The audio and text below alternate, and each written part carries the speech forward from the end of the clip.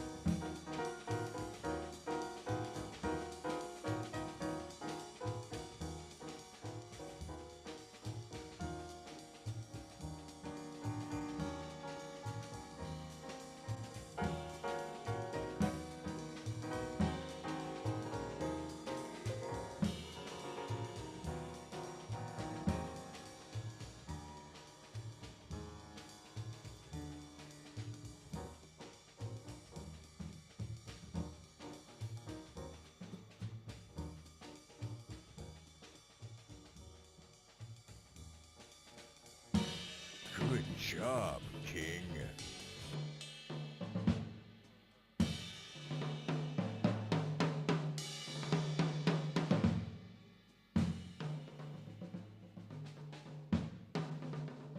Twitch Prime.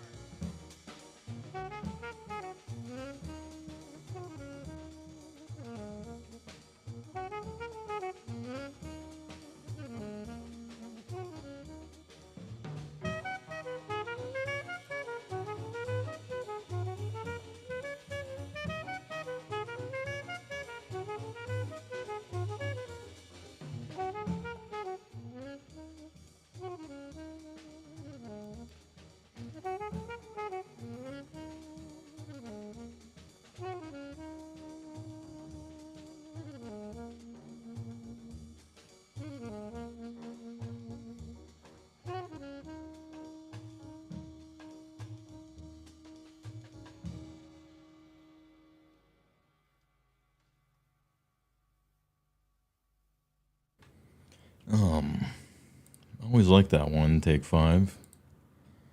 Classic. I think he's doing this fine morning. Super early.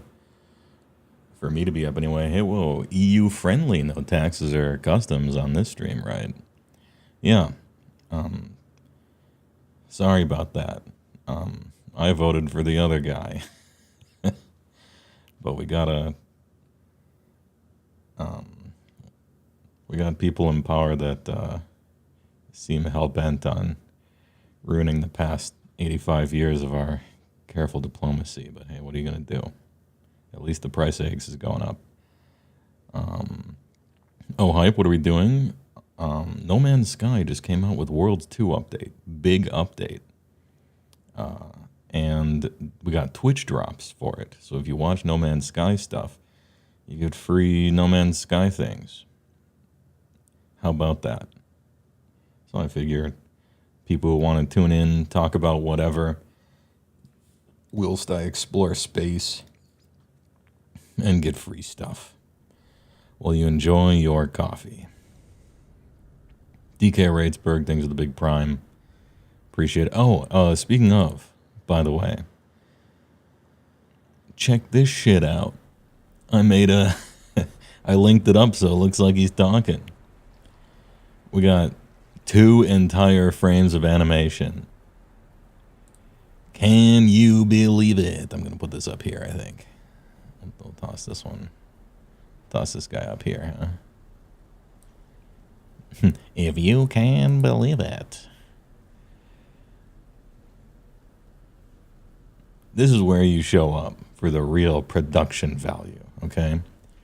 2 times the frame of animation that simply an image provides. Incredible. Anyway, thanks for the 45 months, DK Ratesburg. With Soren, good morning to Texas. It's been a while, but I always appreciate. Thanks for the 53 months, huge. Dude, how's it going? How's it going? The VTuber arc. There it is. There it is. No cam this morning. As you might have guessed, I don't like to use a cam when I'm in pain. Just because it's one other thing to layer on top of everything else. It lets me relax a little bit, but still technically go live. So if that's okay with you, then that's okay with me. He's a little sandwich ogre. He's chilling. I made a chewing animation for him, but he's constantly chewing. He never stops chewing, and I didn't want to fuck with it, and so we're keeping it to two frames here.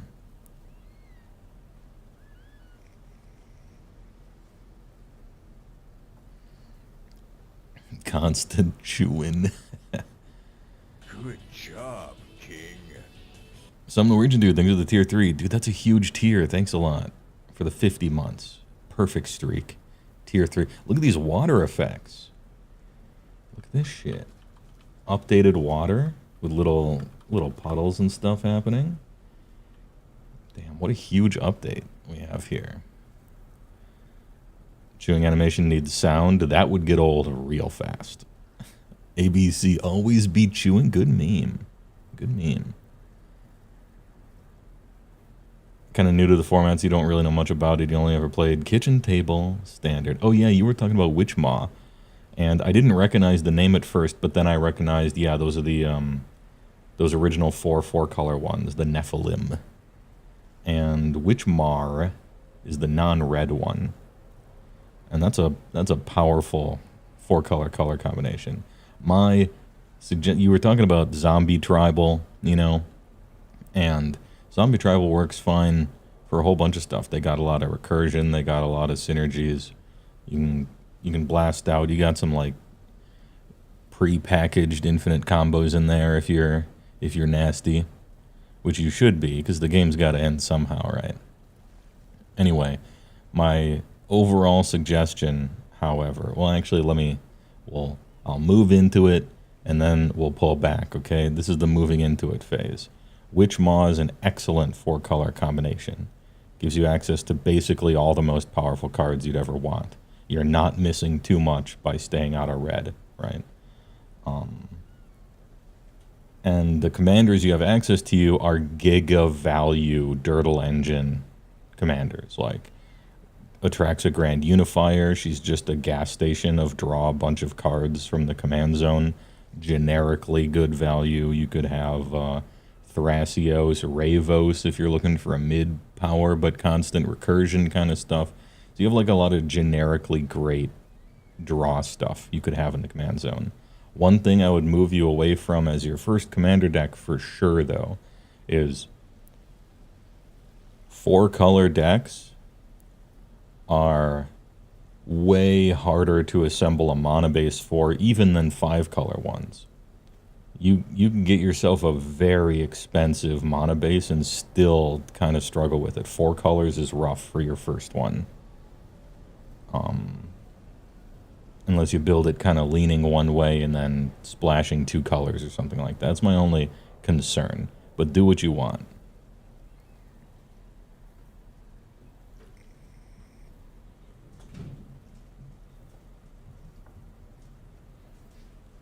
It's not your first, but your only other deck is the Shirokai vehicle deck you were memeing on last stream. Oh, okay, no problem. What's this game? No Man's Sky. This was at first, I thought this was the first game that, they got me, okay? I thought it was the first one where they really got me. I pre-ordered the game. I was feeling good. I like space exploration. I like wasting tons of time. I like just kind of discovering stuff and building stuff, And so I thought No Man's Sky was going to be great. And then it came out, and of course, infamously bad launch. But unlike most companies, who really are just here to scam you. They took responsibility and have put more work into this game in any amount of time than any other game puts into their whole game in the same amount of time. Ridiculous, for free. I bought the game one time, and I've gotten gigantic content updates every 6 months to a year for the past 10 years. And now the game is like huge and great, and everyone likes it, and they keep winning awards for giving players the game that they said they would give them, which is so rare in the video game industry. And I'm just like chilling at this point. I've spent like thousands of hours in this game. I've basically collected everything. I've like done everything. I log in when there's new stuff, and when I just want to cruise around and kind of discover things. We're just chilling, you know. We're just chilling. We're space chilling.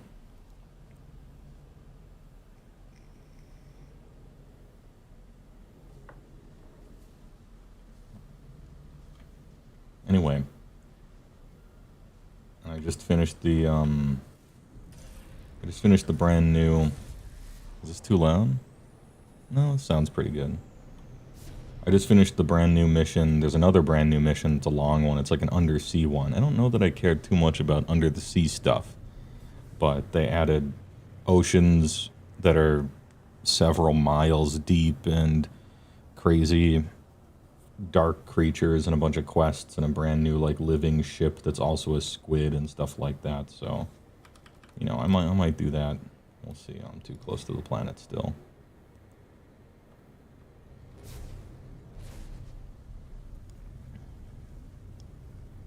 But anyway, I like the HeyWoah color combination.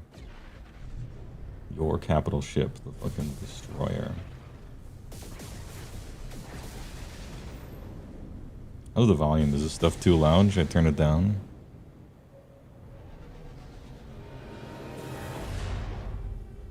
I guess I could give her a touchdown. Right.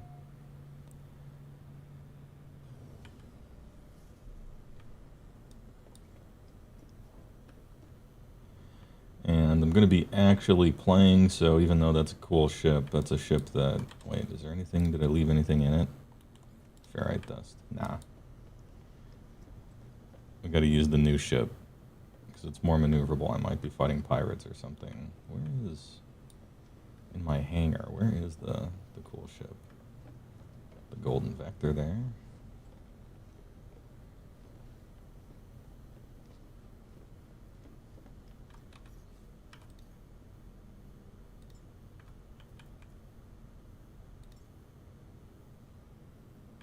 There we go. This guy. Subsidio Busto. There, the Sentinel Transformer.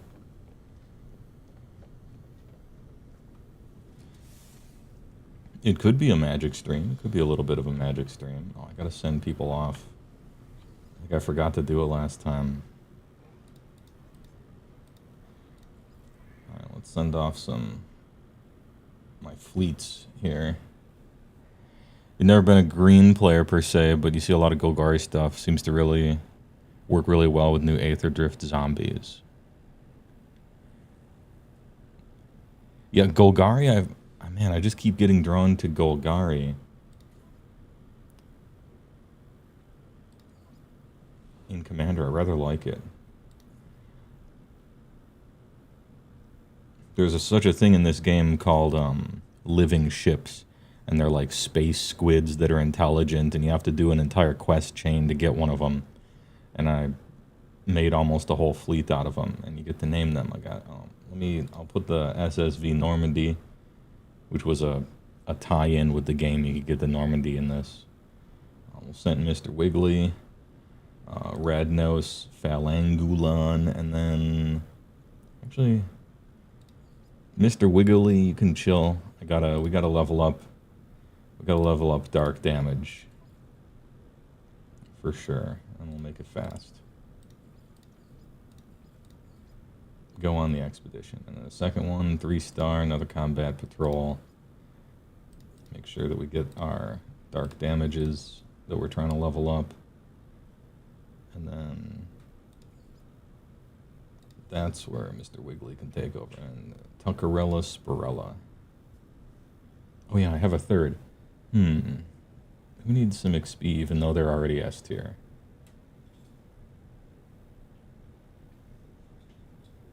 What about Prince Ungulatus? How about that?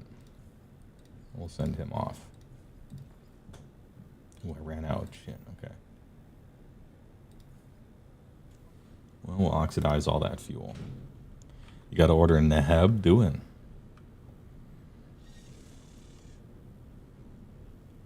Which Diablo is this? Diablo 3.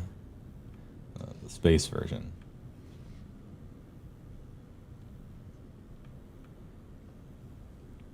Oh, speaking of, let me welcome you guys. Welcome aboard.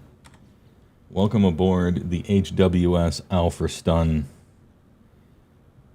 Sentinel Super Destroyer. All you have to do when you come in here, you know, we have a little teleporter that'll go to places, but for guests, okay, you know, we got storage facilities. We got the industrial room, you know. We got the plant areas where we have entire ecosystems of plants to harvest. We got the refinery. But for guests, just hang a left around the Galactic Trade Terminal and come up here to the patio. We're hanging out, you know. We got a little outdoor seating area welcoming all the flats from the Twitch chat and the YouTube chat. We got some barbecue over here. We have some DDR pads for you. A little side-by-side Marvel vs. Capcom. Nice view of space here and all the living ship fleet that will be protecting us. Little bar seating, no big deal. Nice couches. You got a Game Boy there. And anybody wants to play some Age of Sigmar, I set up some tables here, you know. Ooh, look at that. It's Stormcast versus Squigs over here with some terrain. And we got a little 40k game happening over here. And then we got Seraphon. Who could those be? Little Gex. Maybe Seraphon versus... What does a Gek look like? Maybe dwarves, you know? Little outdoor bar.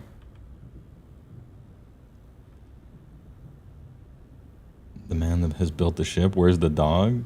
I don't... Oh, actually, I have... If you want to... So you can tame pets in this game. You can find crazy alien species and tame them and have them become your pets. I don't think you can summon them on your ship. You can only summon them on planets, but I'm glad you asked. I have found some weird creatures. Let me warp to a new system really quick. And we can show those off. Let's see. I'm looking for a dissonant. Solar system. F8, water. There's a dissonant. Yahilda, my beloved. Morning. Only great games.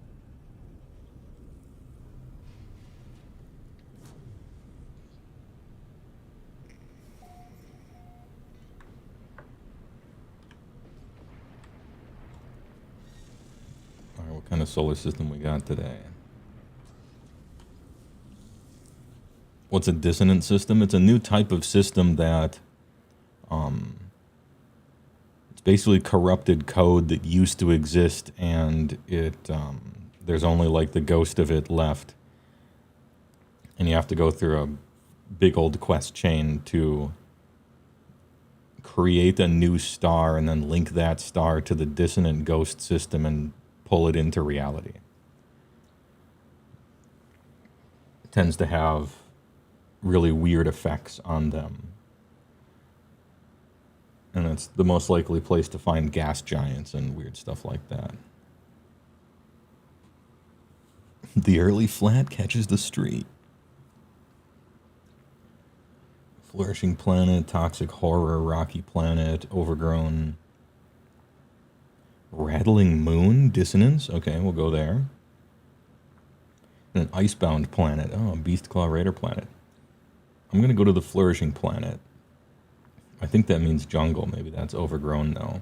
And I want to go to Fefhami for the rattling moon because that's the dissonant area. So we'll do that. Are you more of a Trek or Star Wars guy? I'm actually both because I appreciate both. But I'm also old and I have taste. So I like TNG and I like the original 3 Star Wars trilogies. But basically everything after that, both Trek and Star Wars, is pure trash. Like embarrassing. Both of the series are just awful now and not worth ever watching. Both of the IPs have long since been anything close to good in my IMO.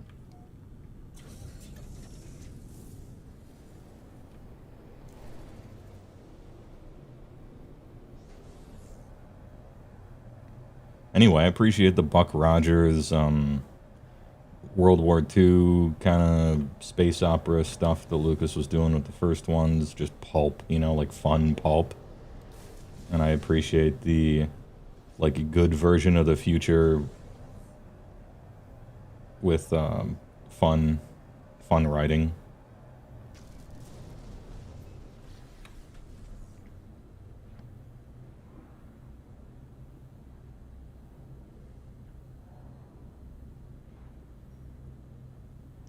Deep Space Nine is alright, I guess.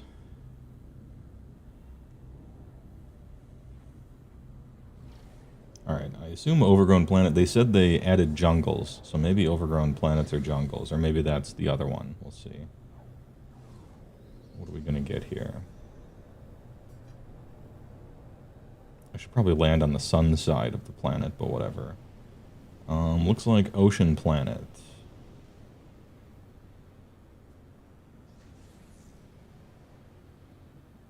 Oh, okay, so overgrown must mean below the sea, then.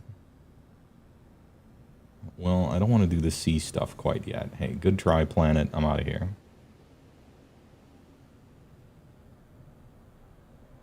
What was the other one that I was looking for? I think it was a small one, right? It was like a moon, I think it's over here. That thing might be a moon. The scary planet, perhaps. You got Cyberpunk back in the fresh SSD, so doing the annual replay. Dude, Cyberpunk. I might pick that one up again, the next big update, if there is ever one. Dude, I like Cyberpunk. Yeah, the Rattling Moon. Fish of the North Star, good name, first time chatter. Yeah, the writing seems like it was way better than for the older stuff. It's probably part nostalgia. It certainly is part nostalgia. But, the writing is definitely worse now, objectively, so there is that too. It can be two things, right? It can be nostalgia and also some stuff is just bad.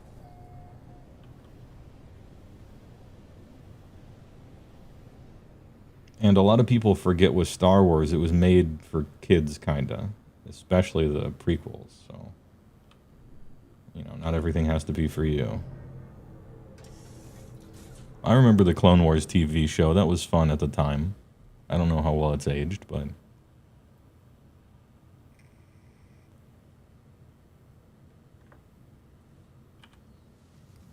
So this is a rattling moon, huh? How's the gravity? Well, gravity's kind of normal, actually, surprisingly. Oh, it's a robot. It's a robot planet. Okay. The life forms are robotic. This used to be crazy rare, but now you can find them in dissonant planets fairly regularly. Local flora and fauna. One of the game mechanics is like scanning stuff, like creatures and minerals on the planet, and you can name everything, upload it to a database, get paid for discovering it.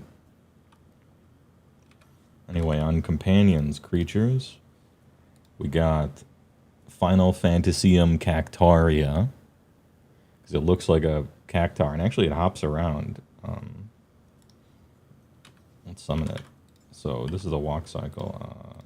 This guy, here you are. He just kind of bounces around, following you around. Hey, buddy. Here, we'll give him some gentle pats and a little treat. There you go.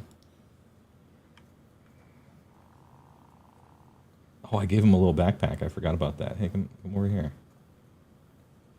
There you go. There you go.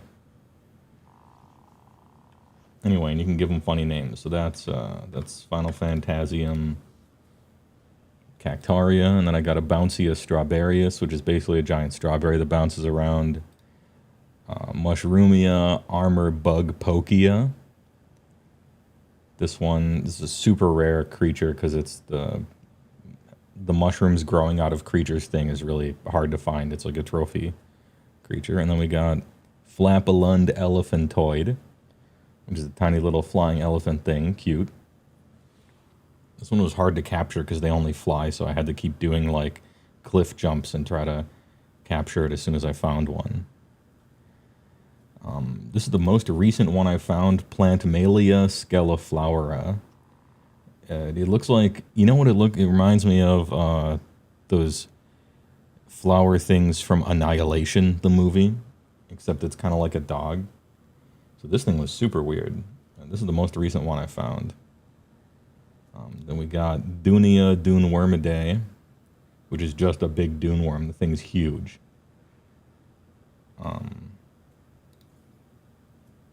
What else?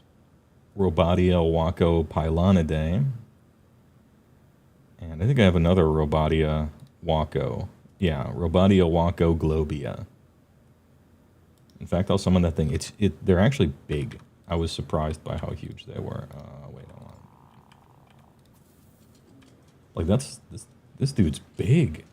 You'd think it'd be a tiny little robot, but it's very nice. And I managed to find colors that match the red, white, black of the color scheme. This is a second most recent guy. He's fun. Let's give him a pat and some treats there.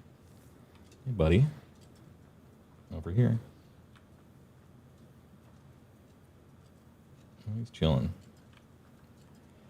Certainly completely terraformed from the first time he played a launch. Yeah, they added just a million things constantly. What else we got? Orbo Zanarcandia, or Zanarcanda. Looks like the orb from Final Fantasy X. Flotillus Gelidae. Robadia Cutalund, just a tiny little thing. These are like the two rarest creatures in the whole game here. This is a Diplo, which are also super rare. They went extinct on a few planets because so many people were trying to find them. Recursivia Pentatubidae. Okay, yeah. This guy just rolls around. He's a roller type. I probably should have called him a roller type, but yeah, this guy, he just rolls around. I think he's like an energy being, and the thing around him is sort of like a coral reef. It's just, it's like bone. And he's just a roller. Feeling introspective, all right? He has pretty advanced emotions for a pet. Feeling introspective and enjoys the treats.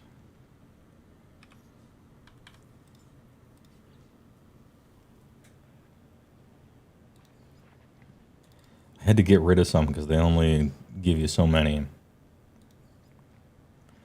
Anyway, who's coming back out?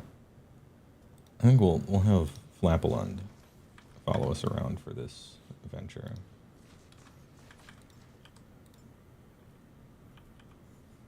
This boy. Hey, buddy. He's nice because he doesn't get too hungry. How are you feeling? Oh, that's right. He has no emotions. He's just a companion.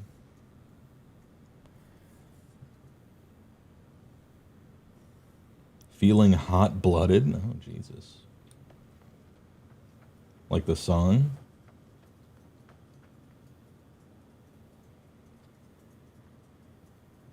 Please tell me these are the official in-game names. No, you're allowed. You can name anything you discover. You can give a name to, and then that's the name of it.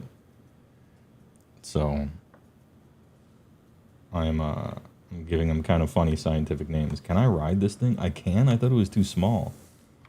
Okay, what does it look like if you ride it? You're just chilling. He is noticeably slowed down. Off we go. Alright. I'll spare him. I'll spare him from that. What about the other ones? Like, what's the huge one?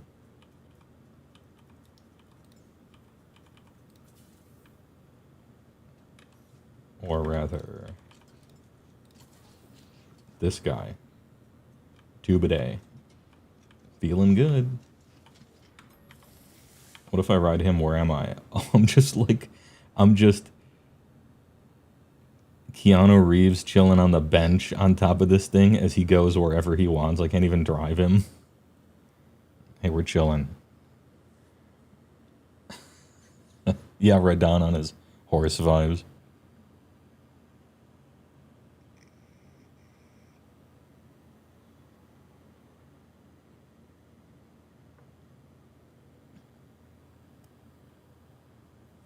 Man, he's actually kind of, yeah, he's kind of moving. Hey, go wherever you want, buddy. I'm just along for the ride. Wish I had a little sandwich up here.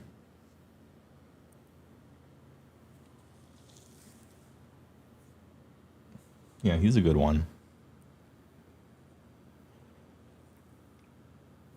So now that you have all of them, do you have to challenge the Elite Four? Is that a Pokemon reference, I think? Maybe? I never played Pokemon, so I'm not sure. You think the OG Star Wars movies were written and created by people who had a good understanding of the craft beyond the insular nerd echo chamber? That is one of the problems, yeah. They're real in touch with the inspiration for the source material, and then the next generation tends to have grown up just fans of the interpretation, and so they tend to churn out kind of inbred stuff, I guess. It doesn't always have to be the case, but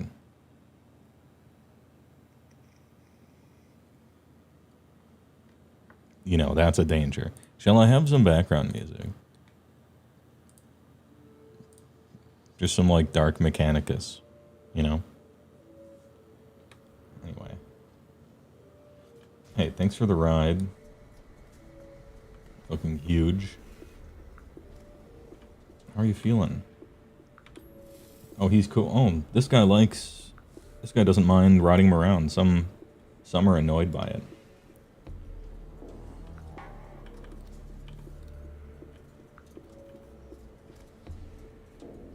What about the plant dog? Plantamalia scaloflowera. Oh, feeling contemplative. Good work. Keep feeling contemplative over there. Alright, we'll scan that guy. Oh, this thing. I can't remember what these are for. I used to be Dissonant Resonator.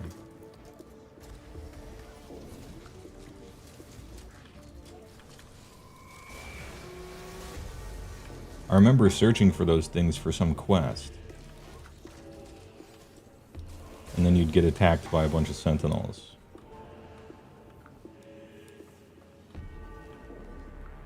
Unidentified plant. What kind of plant?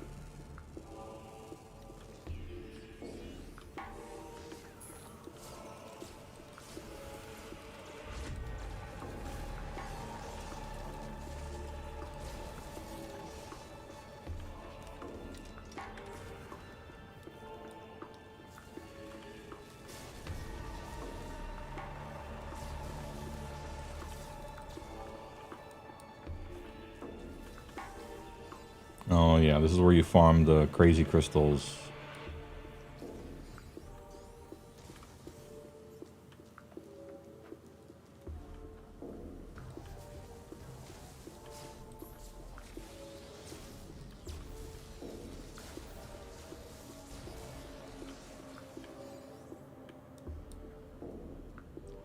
I actually want to put the pet away so he doesn't get hurt during these fights.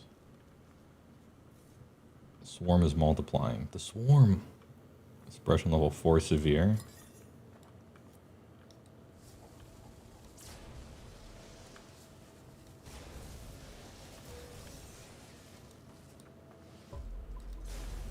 That's where you get the invisible ones.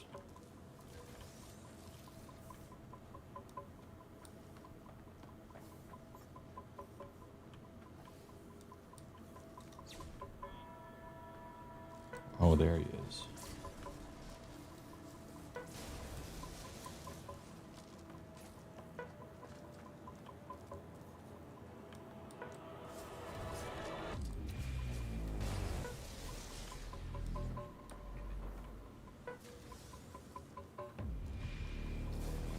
You painting a stone horn, thinking about magic? Is this the closest you'll be to being HeyWoah? Yeah, I'm always thinking about magic. And stone horns and space and all sorts of stuff.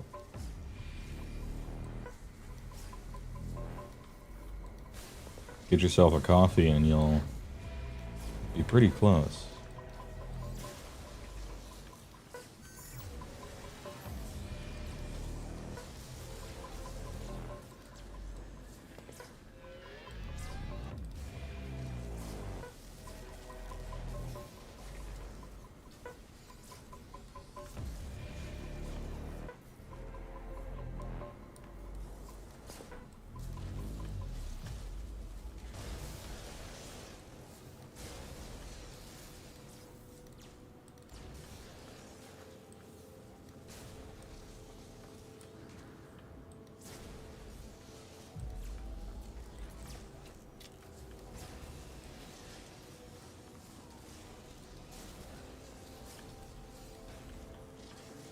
Alright, you gotta chill.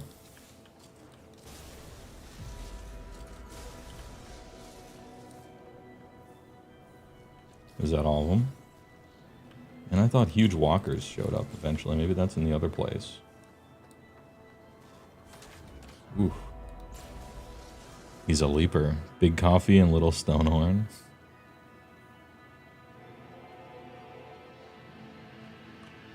Alright, give me that Atlanta DM.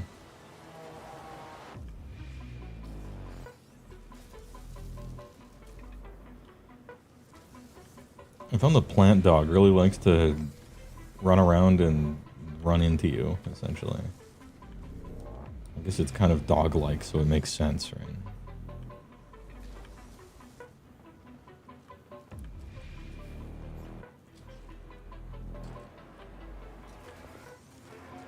Anyway, it's possible this is a touch too loud. What do you think?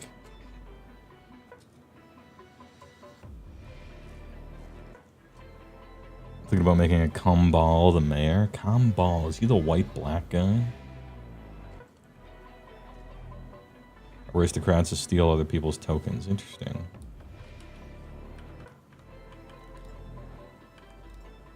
Let's summon the bike.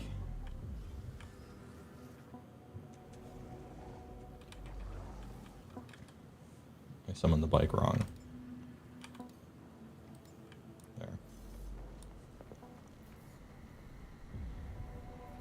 Just because of your guy's outfit and big robot, you get a lot of Mechanicus Scout exploring new planets for tech. Yeah. I keep summoning that thing under the ground for some reason. I wonder what the problem is. Haven't had it before. Yeah, he's under the ground.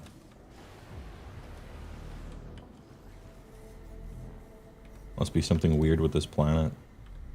Does that happen to all of them? Like the big one? Yeah, this planet is goofy. Look at that. The wheels are spinning and everything. Oh jeez, I hope the ship doesn't do that.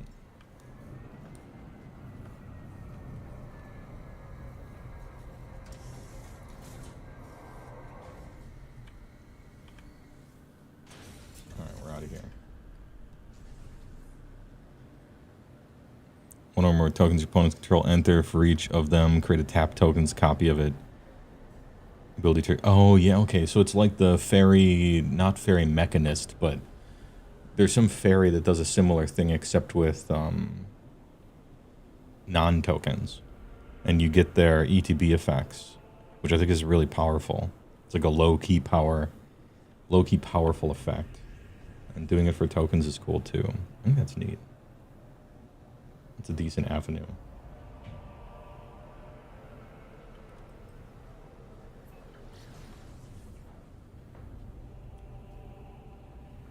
Toby Frost.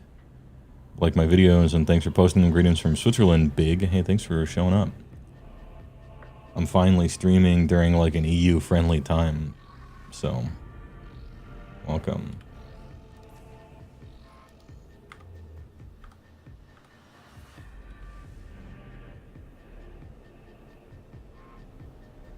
Have I landed on the overgrown planet? I did. That was the ocean one. What about the planet that... There was another word, it was like a synonym for overgrown. That's the icebound planet, don't want that. What about this one? Toxic horror, no thanks. Not today. Got here late, what's this? No Man's Sky. Didn't get here too late. We've just been chilling for a little while. What I'll probably be doing this stream, besides just exploring stuff, is I'm trying to get every language. I'm trying to learn the maximum language for all of the languages in the galaxy. And I'm pretty close. I just got to do a bunch of ritual hopping and ancient relic sites, which I feel like I'll do once I get to a planet that's kind of cool. No rush. We got Twitch drops on, so another water world. Kevin Costner over here. Wait, I think you can land in the ocean now, right? They just let me, because I just built this. All right, let's recharge the luminance engine. They gave me a new thing. I think I put it over here. Yeah, aqua jets. Well, if they let me land in the water now, let's land in the water and see what happens.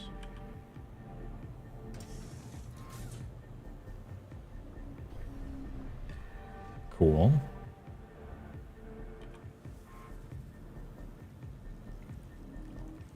All right, are we going diving?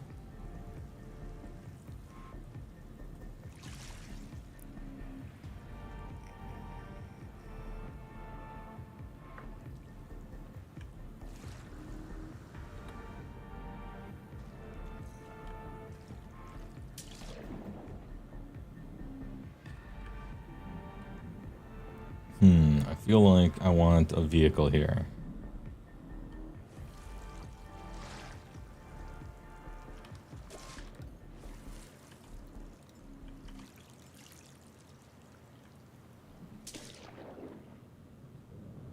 Let's get to it.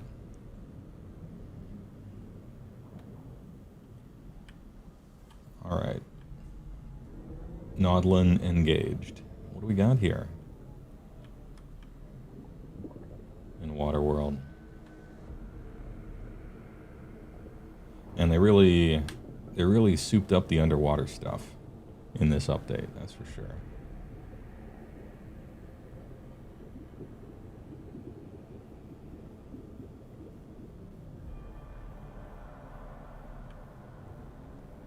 Toby Frost, thanks for becoming a HeyWoah enjoyer.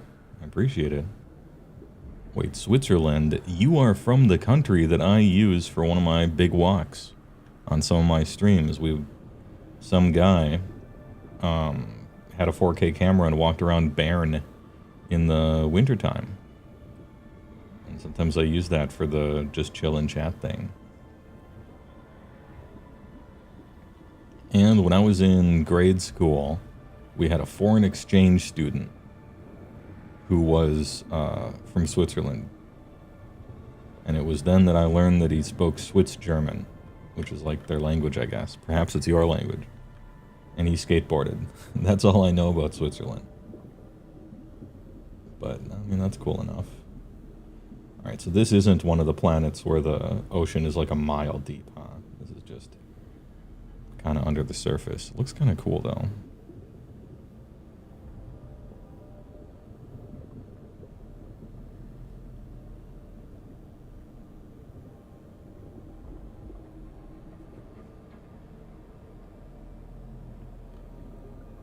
Back then everyone skated? Yeah, kinda.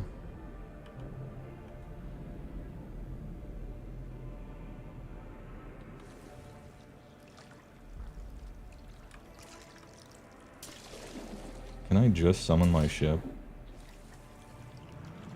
Oh, I can. Perfect. Used to be just trapped out here forever. And so no one ever explored oceans. But being able to just summon your ship and have it kind of land on the water, big. Well, we're going back to the space station. Or the freighter. I'm looking for a planet that's just kind of nice, and then I'm gonna spam relics. So we'll see about it.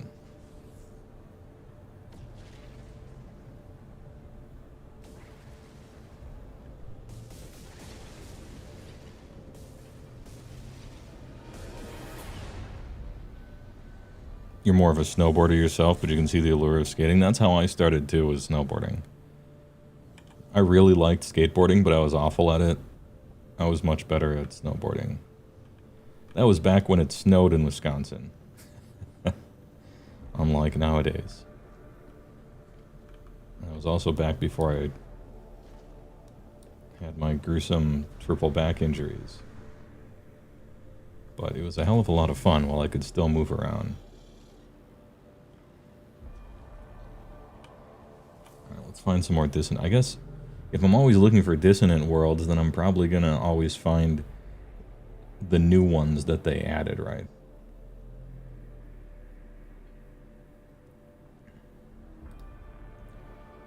Let's go to Balber. Balber 2. As an aside, you feel compelled the idea of the year's 1993 video was astonishing. Well, thank you. I appreciate it. It was a video that very early on, I'm like, I'm not going to make any money off of this video because I'm using a very DMCA song, and I'm just going to... Who cares? I'm just going to get creative and have fun with it. Sourcing the images and clips and stuff was also a lot of fun, although time-consuming. I had to make it all in chronological order and be from the same years and stuff. It was fun. It was like I got to do some editing, but for me and instead of somebody else for once.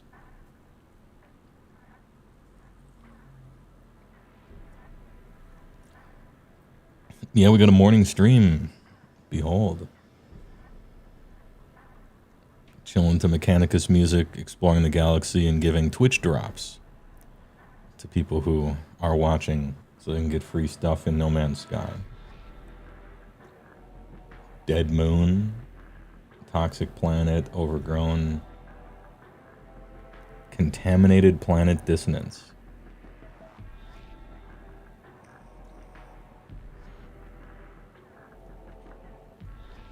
Pomon Gamma. That sounds scary. Let's do it. I still haven't found a gas giant yet. They said they added gas giants to the game. And I kind of want to see one, even though it might be terrifying.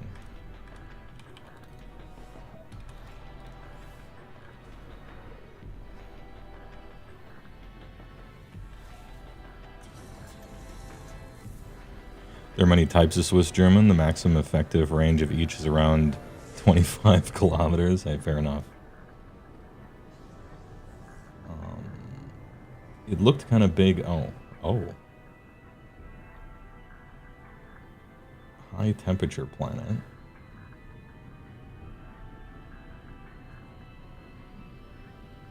It looked kind of big on the thing, but I don't know if that is how big it really is or not.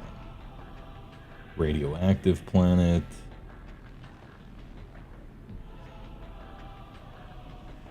Could it be this one? I don't know if the size of it on... Yeah, contaminated planet, okay.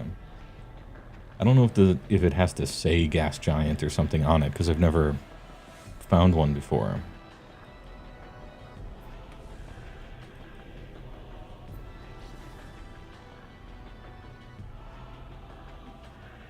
I actually don't know if I'm saying it correctly. Is it burn or bairn? Or some other thing that's way different than what I'm saying? I guess I don't know.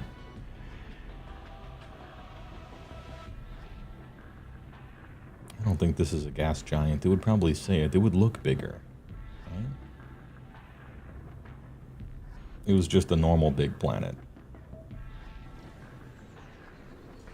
Oh yeah, I can see the ground already. No big deal.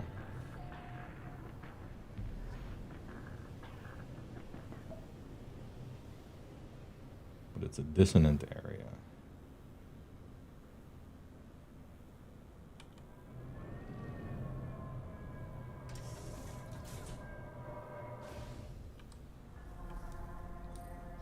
Radioactive dust storms, deharmonized sentinels. Lots of creatures. Oh, what are you? You're like a swirly. Hold on. What's this creature? They burrow through the ground. They're like bullets. They got land sharks. I want to see one.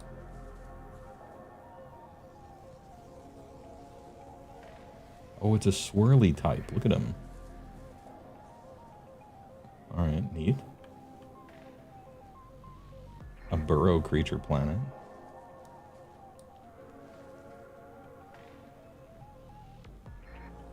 .1 rads, that's not so bad. Look at this thing. You like the animation? I made it myself in Photoshop. 2 frames of animation. Behold the quality.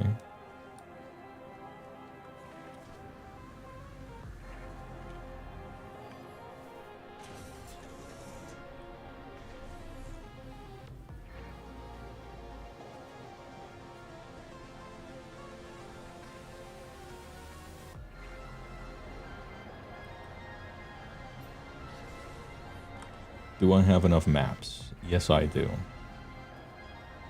12 of those. I think I have some in my suit as well. 40? Okay, we're good.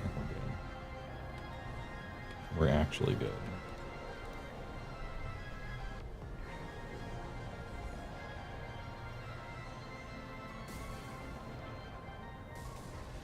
Alright, I think it's time to just go to a normal solar system, and then I can do these quests.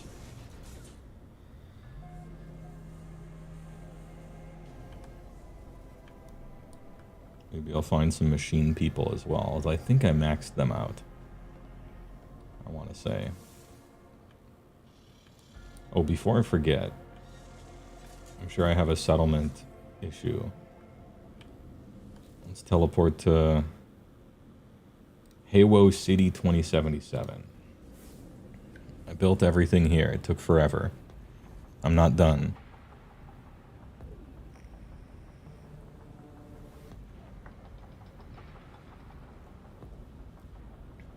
I guess I could give a tour as well. How about a tour? I don't play No Man's Sky a lot. On stream. So everything here in the whole city is placeable. You can run through all the different parts of buildings and items and just everything. And so you can build it and place it.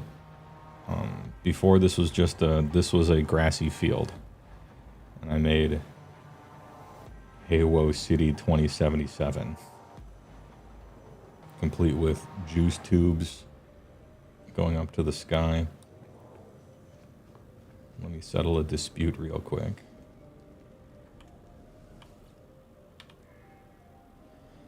Technical entity Neko humbly requests your assistance. They claim to have lost their memory and ask for help discovering their identity.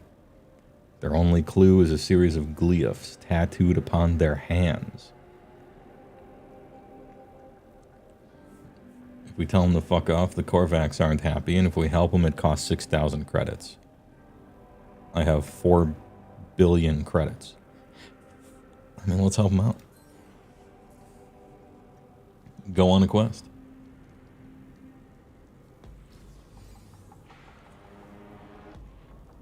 In HeyWoah City, you can be.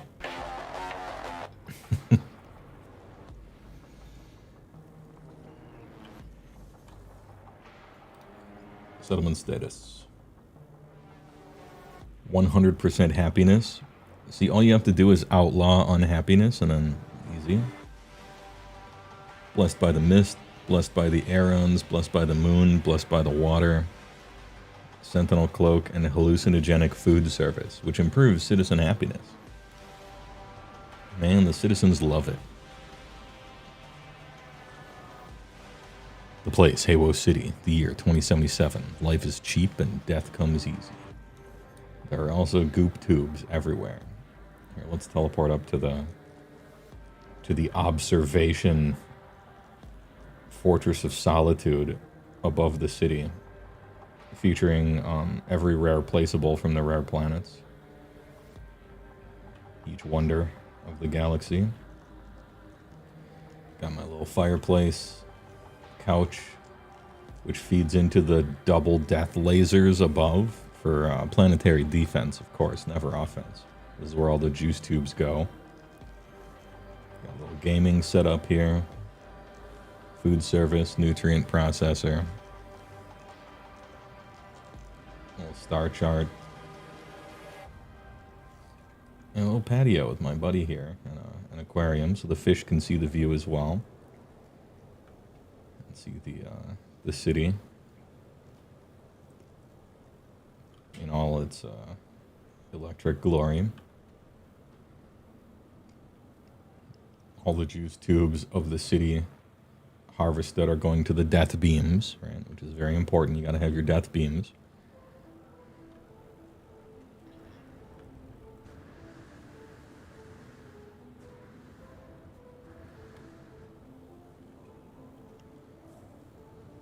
And there are sentinels here, but I can summon my my friendly robot, who you can go on a quest to build. Can I turn on his AI?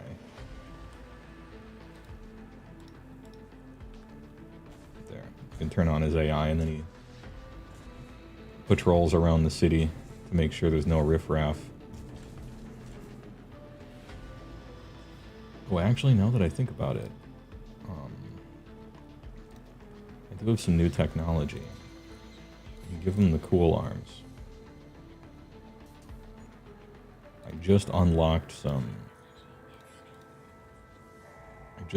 new upgrades for him, so he can be more combat ready. HeyWoah may be the omnipotent god emperor of HeyWoah City, but does he know why kids love Cinnamon Toast Crunch? Because there's lots of sugar in it. Kids love sugar. Also, Cinnamon Toast Crunch pretty good. I'm a fan. There we go. Now you're more combat prepared.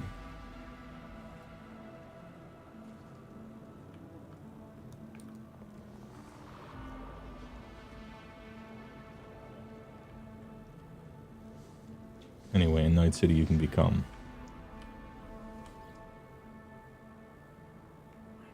Back to the ship.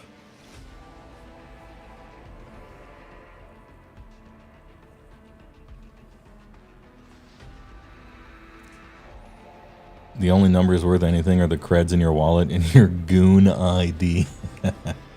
Yeah. Mm-hmm.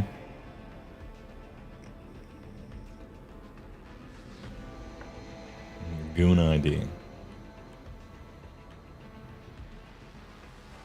I'm gonna need to see some ID. Oh, pardon me. I didn't realize you were a VIP.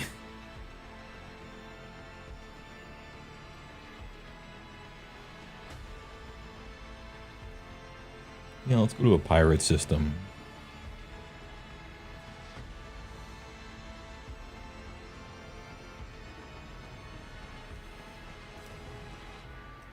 You think it's ever worth it to take Tyrant Hunter combo for the extra 2 move? It feels very expensive.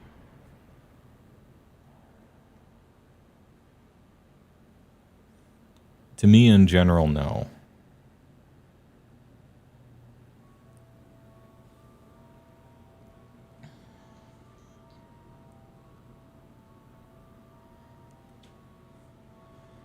You know, an extra move is kind of like run and charge, and you get that from a butcher. And he can give you, you know, he does things besides that, right, as well.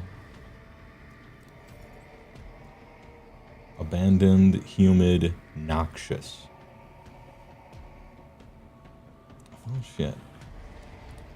I want a planet that might possibly have... Well, I guess it's abandoned, right? If it's an abandoned planet, does it have relics? Let's find out.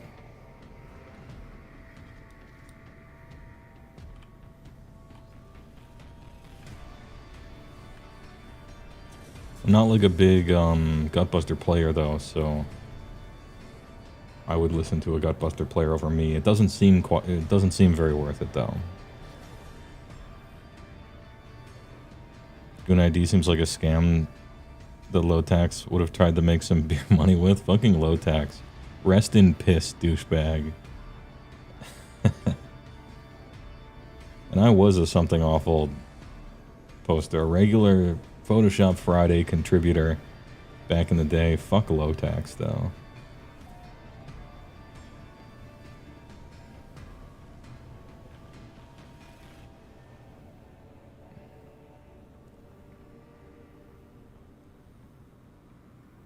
An abandoned moon? I just don't know if we'll find anything here. We might.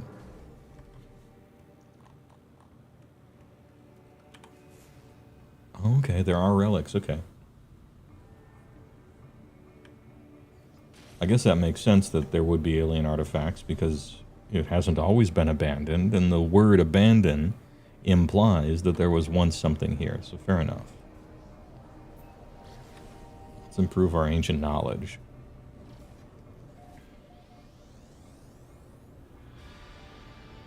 Nostalgic reference right there, and on Cataday no less, yeah. This ain't no worth 1,000 or whatever that the people they hated were.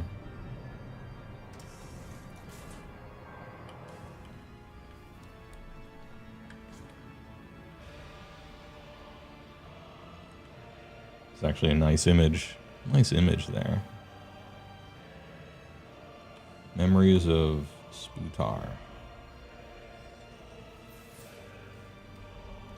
Give me a language. You learn the Viking word for explosion. That's a useful word. Good work.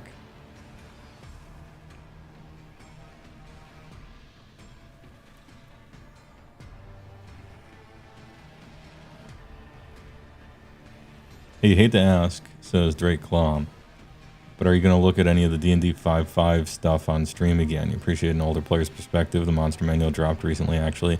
I might do it. My problem is that I was very much looking for a new edition. And we got a patch. But I can get over that, you know.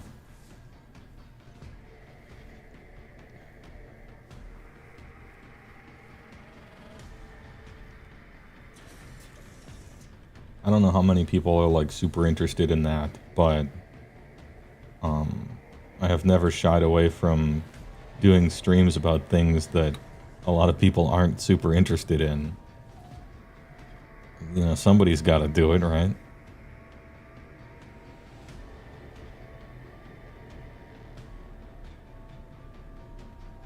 And I'd like to look over it. It's going to take forever and stuff, but yeah, I would like to do it. I liked 5th edition fine. It was just like crazy shallow.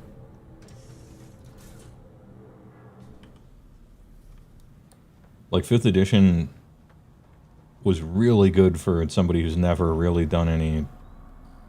Ooh, low gravity. Ooh.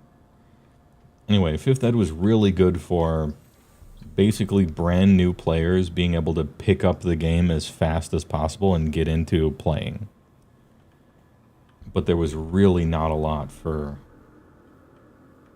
what I felt to be like current players after playing like 2 games, you know?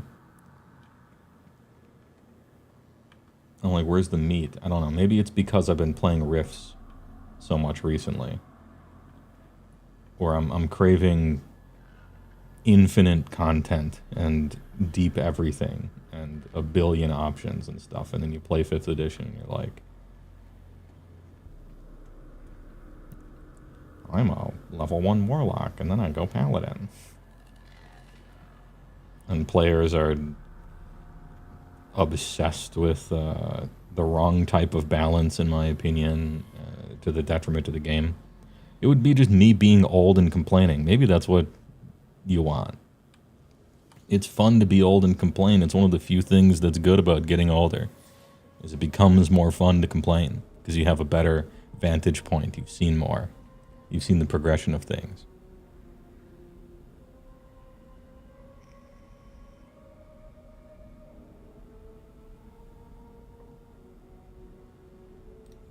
Language, always language. I'm trying to learn actually every word.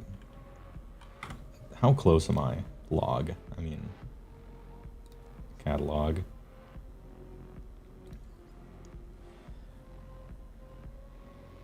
Language records.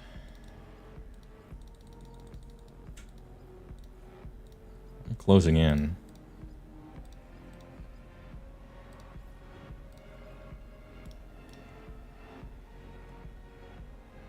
I got about 100 more words or so. I think there's another, man, really low gravity here. Oh, but it still damages me when I fall? Come on. Is there another bin to click on around here? You like old complaining? Well, maybe I'll lean into it. Are there any secret phages here?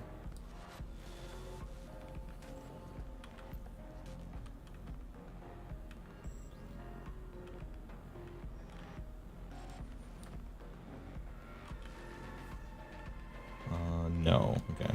No secret robot people. Where's my ship again? Oh yeah, here.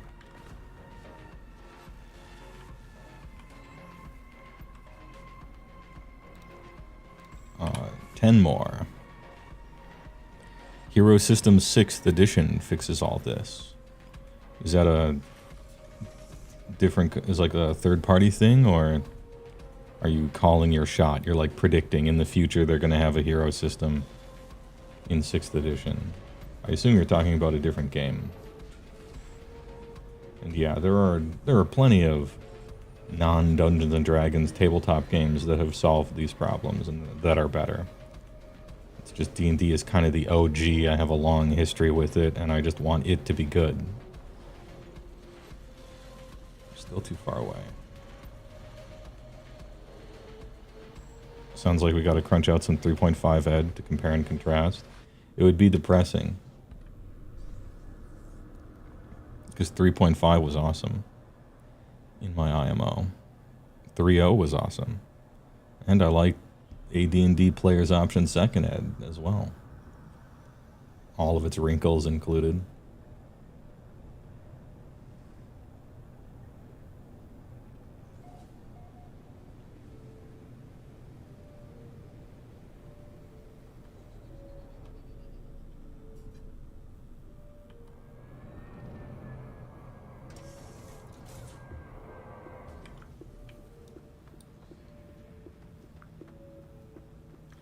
They actually caused you to try D&D 2nd ed for the first time, which is very interesting because you basically get your character assigned to you based on your stat rolls. Yeah, you had to qualify. Any secret guys? No secret guys. The old 3d6 right down the line. Very deadly, very dangerous.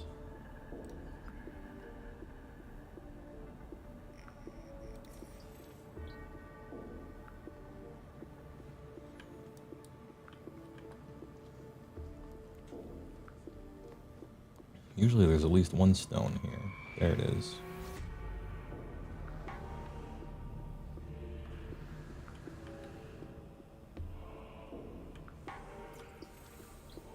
The Viking word for proud.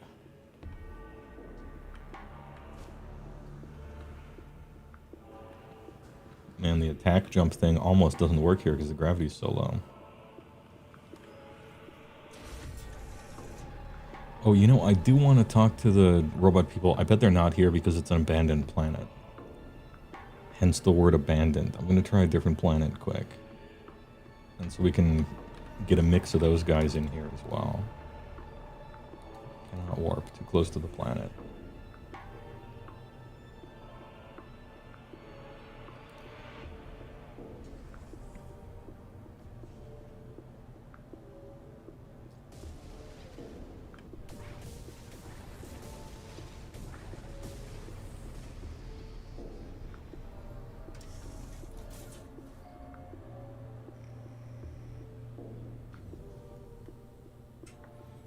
We carried around 2 big duffel bags of books to play second ed.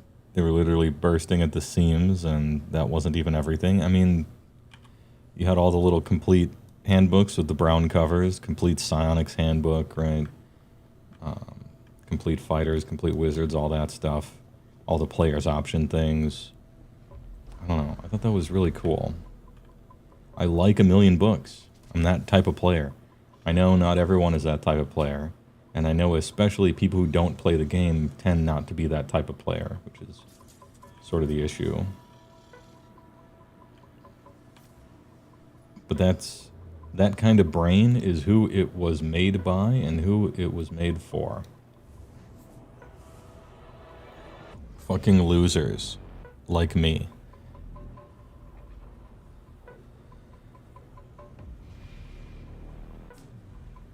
And so I like having 1,000,000 books and 1,000,000 options and everything like that. And nowadays it's easier to do that than ever because you could just digitize all of it.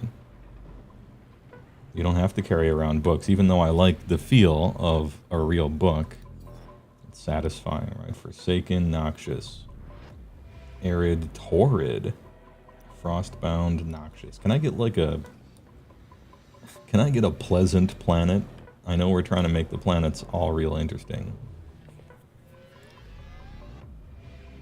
Resonance matrix.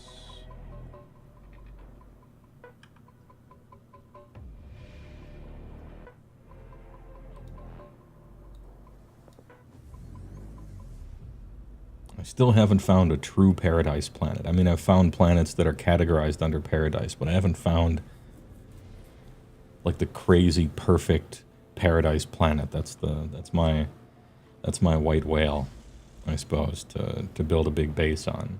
I found some cool planets, but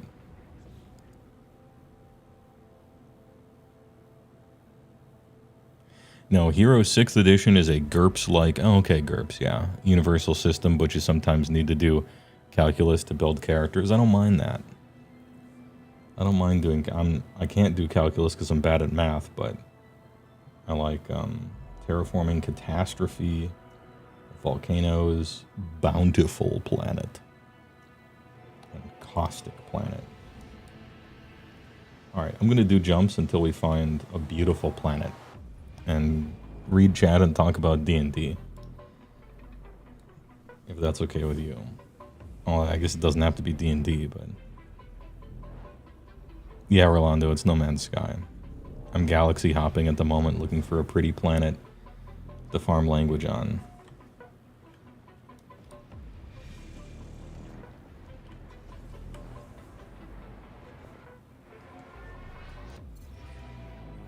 Dusty. Haunted Emerald Planet? Okay, I kind of have to explore that. Ooh, Lost Green Planet. I don't know. Does Lost Green, could that be a pretty planet? Anyway, I just said we're looking for a pretty planet, and I found potentially the ugliest one. But I kind of want to see it for myself.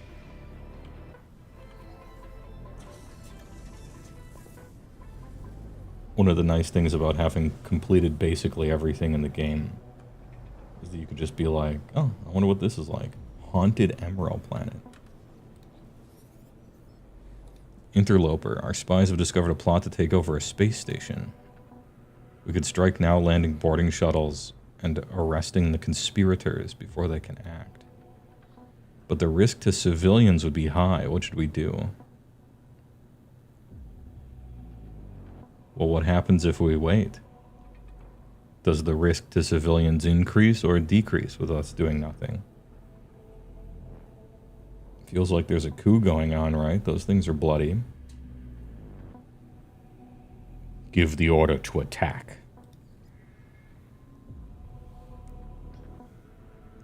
The risk of the civilians would be even higher should the pirates take control of the space station. That's what I'm thinking. That's what I'm thinking. Anyway, thank you, First Mate Kilotron. Now, I'm going to explore the haunted Emerald Planet and see what that means.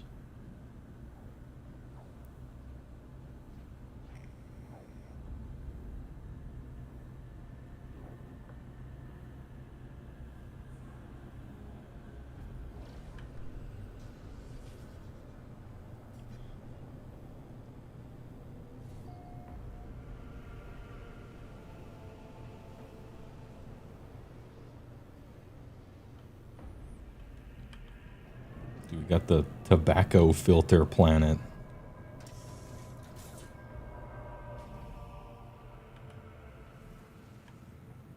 Oh no, it's blue-orange. We got the DVD color planet. Okay. Cool, it's got knowledge stones, I dig it. It's got little swirly land sharks. Oh, pardon me. I think I saw a pyramid over here when we landed. Did you? I think I saw one.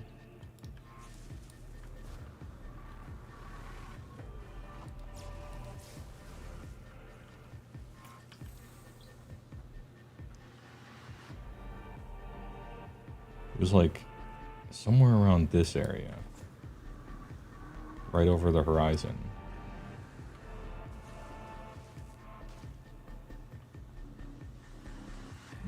I lost track of it. I'm going to go back to the ship and retrace my steps.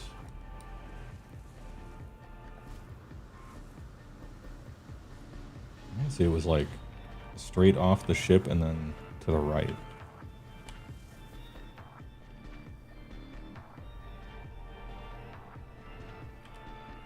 I think it was this direction.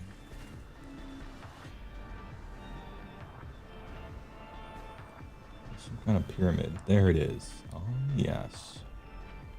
I saw it when I was landing.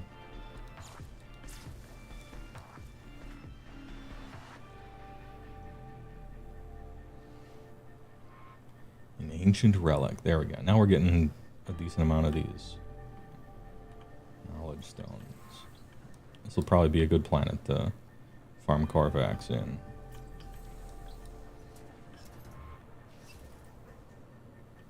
Alright, I'll wait on that until we get to the other ones.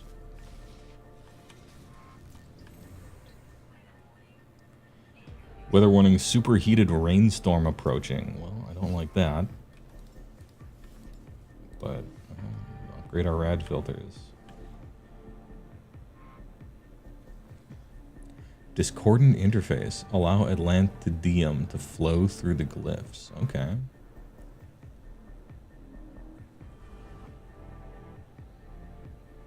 You just got into No Man's Sky this past week and you didn't even know about the big update? Dude, the world's update is like 7 pages long. I watched a video of someone who just read all the changes and it was like an hour and a half long.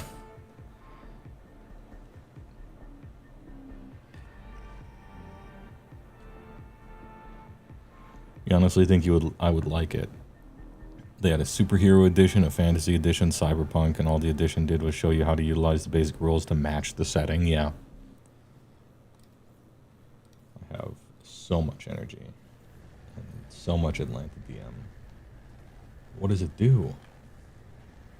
Oh, it turns purple. It unlocks the ruins of Kuch Nidfa. As the Atlantidium floods through the monolith, images flood into my head, seizing my mind as their own. I find myself floating across the surface of the world. I see it all. Every rock, every tree, every creature. They are safe. I am safe. Destroy the Vandal. Warn the Vandal. Or scream for aid. I don't know the correct answer here. What do you guys think? It hasn't given me enough information, really. But it never kind of does. I don't know what the Vandal is. Shall we destroy the Vandal, warn it, or shout for aid? What do you think? I'm going to leave this open to the floor.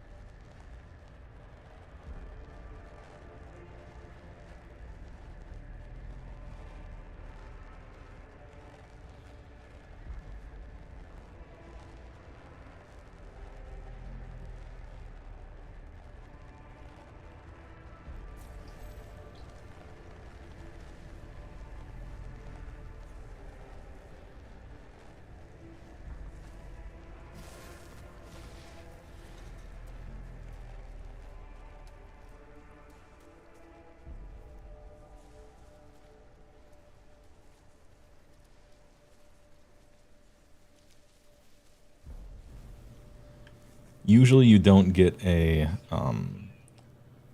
present if you were wrong, so I think that was correct.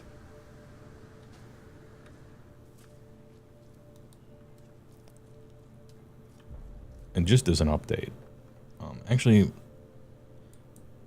boy can probably go over here, right?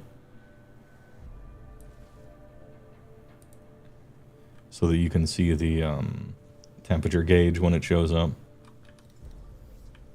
It was 209 degrees Fahrenheit on the planet's surface.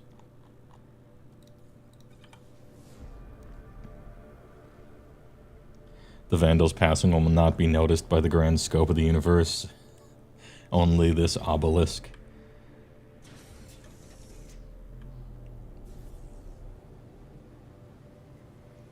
Yeah, that thing's actually kind of close. Could it be that it found the one that it... No, okay, it's far enough away. You just realized this is what you miss. You want a narrator for all the dialogue, not voice actors for each NPC. Just somebody to fill the space, yeah.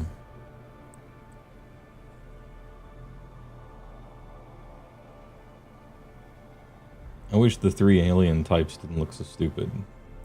Like they got this cartoony thing going on that I don't appreciate. That's like a complaint of the game, I suppose, for me.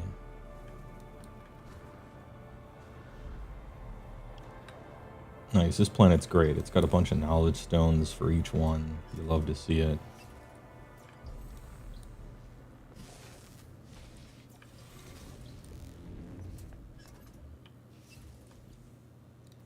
Infinite energy.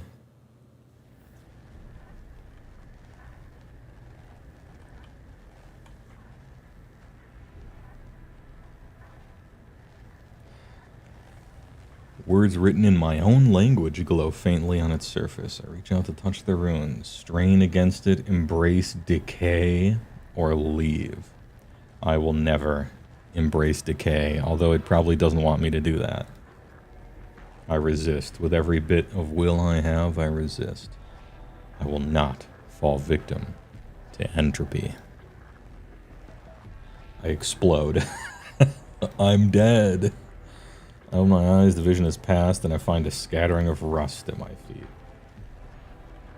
Well, I learned the word for decay, I guess.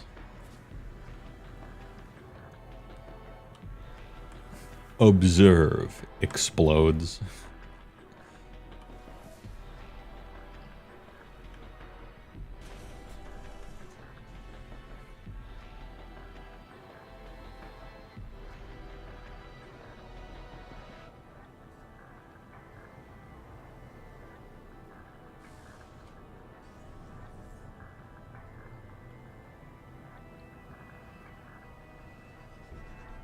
Ancient plaque.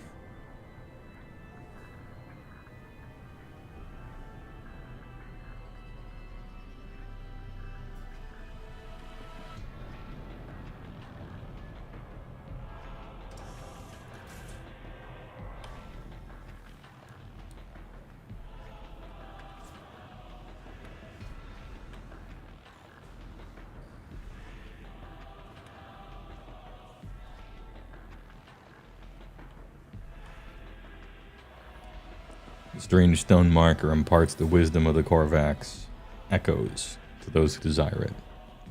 I do not know what dialect it speaks, yet somehow understand the story of those who once worshipped here. Give me the Lango Ledge.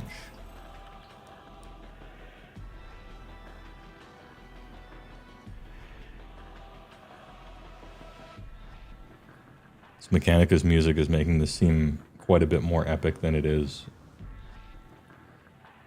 Just studying galactic language over here. Cave system.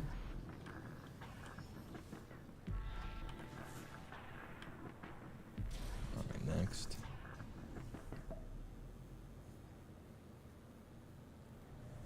Alien artifact.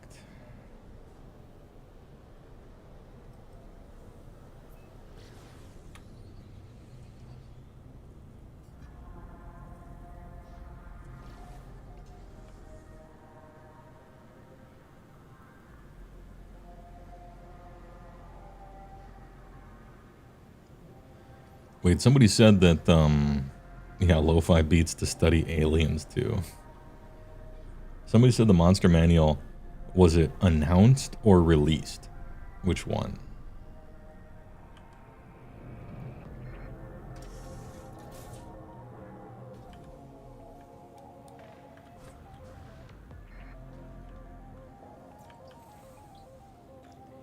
Understanding. It's kind of appropriate. Vital. I think there's like 500 words or something you can learn in each of the 3 alien languages, plus the autophages, plus the Atlas language.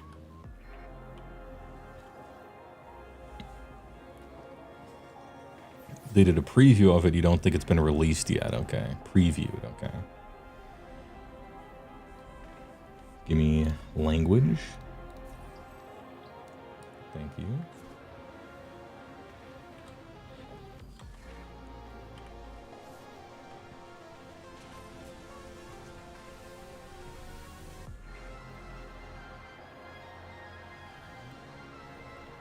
How big is it? How big it is? Where are we?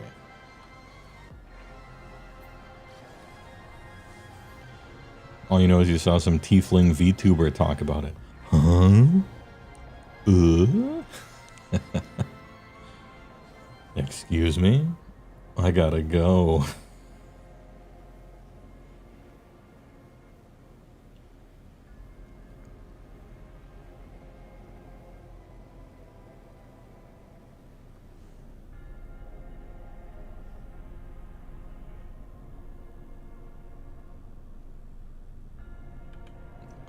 Look at that. There's 2 places here. Nice.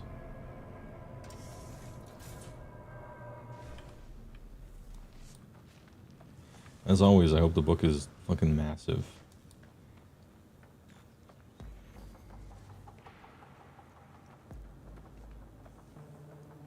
I guess since it's so tailored to new players, they probably have to solve the challenge rating problem. It's not really a problem, you know, for veteran players, but it really is for new players. The whole CR system. I wonder if there's a lot of help with that.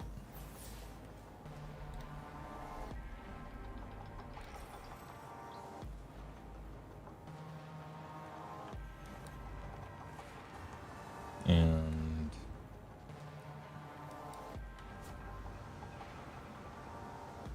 wasn't there... Is there like a house somewhere close to here? Off to the right, I want to say. What a strange structure this is. Look at this thing. A cube with a pyramid on top. I think it might be a natural land formation.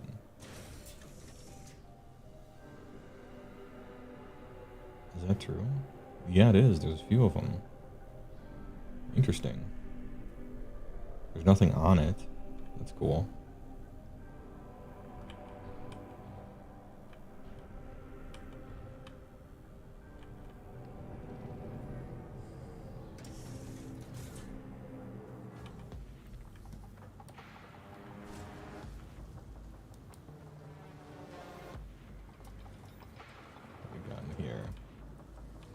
Take some nanodes.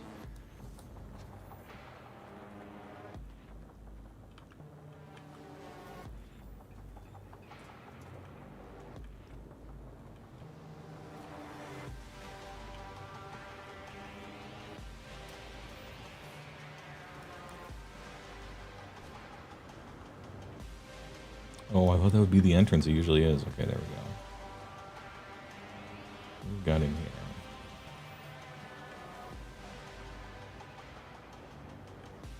Is that it? Is it just you, or is this a door? It's not a door. Okay. One room. I'll take the navigation data, thanks. Divine Atlas Entity OM. Busy on their datapad, tapping frustratedly at a long equation, they turn to me and reveal the screen. Tap the datapad, offer additional microchips. Say 16. I don't know if I want to say 16. I'm going to give them a microchip. Hoping to be of assistance. They use the fresh silicone to boost the processing power. It appears to have worked, at least in part. They managed to decode some navigation data from the signal. They share the coordinates with me. Oh, nice. Planetary chart. Let's go. Big. Battle station for the Korvax, coordinating defensive craft across a dozen systems. Sensors marked the arrival of Gek fighter ships in the atmosphere many years ago. The station has been unmanned since that day. Nothing remains but a beacon blinking upon the screen, a code needed to decipher its point of origin. And this used to show something, but it doesn't. I don't know if it's because of the update or not. This used to be a puzzle where it showed a sequence, and then you would choose the right one in the sequence, but right now it's not showing it. So I don't know if this is a bug with the new update or what. Or if it just gives you a success every time.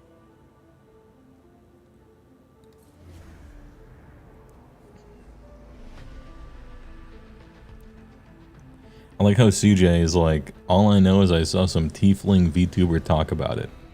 And then he doesn't say anything that she said. Which is like a window into what he got out of watching. It was not exactly for the information.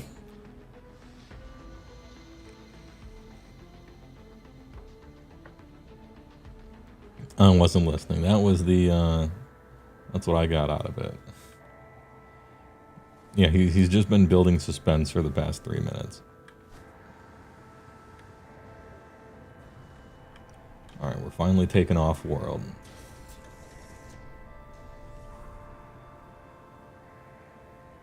Ancient ruin off planet. I wasn't listening.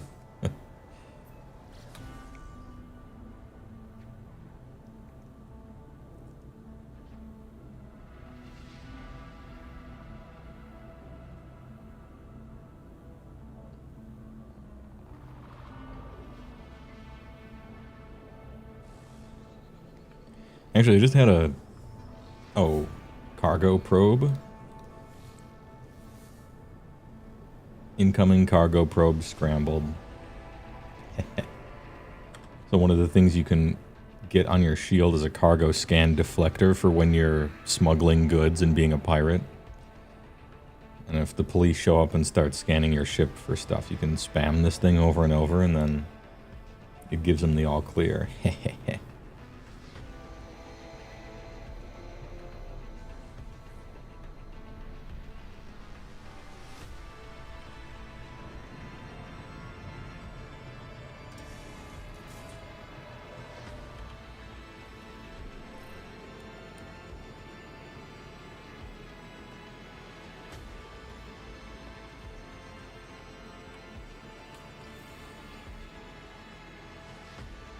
I got some of that Drivigo Ume cargo.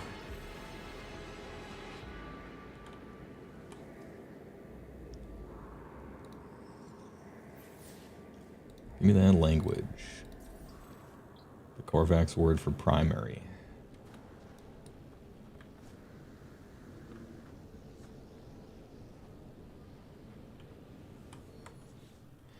Anyway, I just had a scary thought. Because remember, one of the things I didn't like about 5.5, and indeed 5.0 a little bit, but they're going crazy with it in 5.5, is the, like, the vampiric flavor slurp of everything interesting, almost, as it pertains to the different races. Like, there's some crazy homogenization going on, and I don't care for it. Like, everybody's just humans, which is super boring.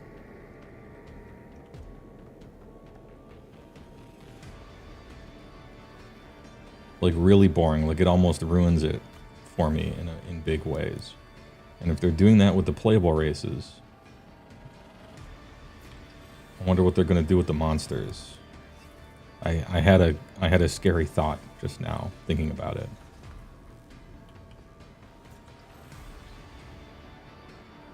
Where it's like, orcs, they're just humans. Don't worry about it. Tieflings, they're just humans. Don't worry about it. Drow elves, they're not evil. They're just humans. Don't worry about it.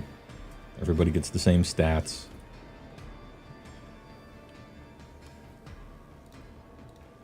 Like, can you come up with something more boring?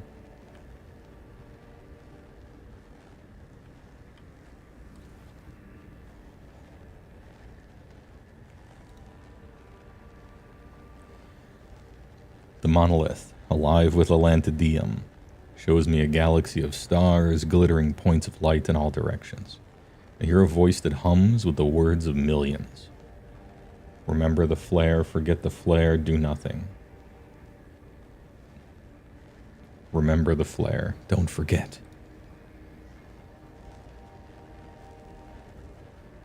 I scrabble at the memory of the distant star, but my mind will not hold on to it. The galaxy is a multitude, and no lone star can be perceived when your sight extends so far.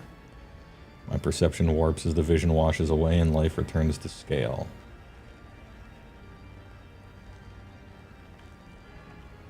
Was what just happened there like a microcosm for my complaints in D&D? All will be consumed, all will be the same. No one detail matters.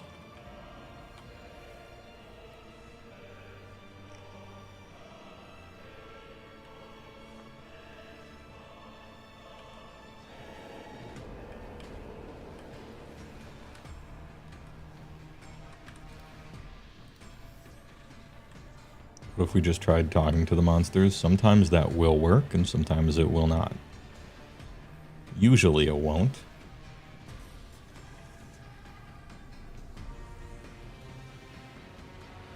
One of the cool things about monster manuals of the past were, like, a ton of extra races that you could potentially play under special rules.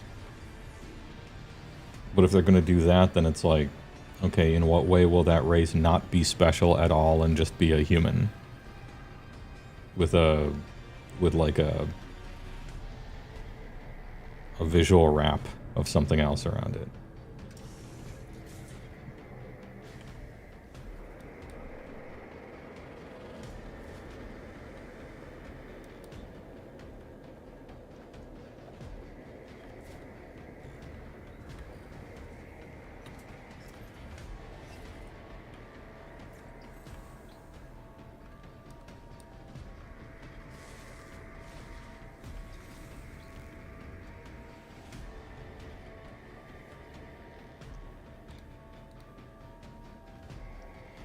As I study the ancient ruins, they begin to glow with an ethereal light.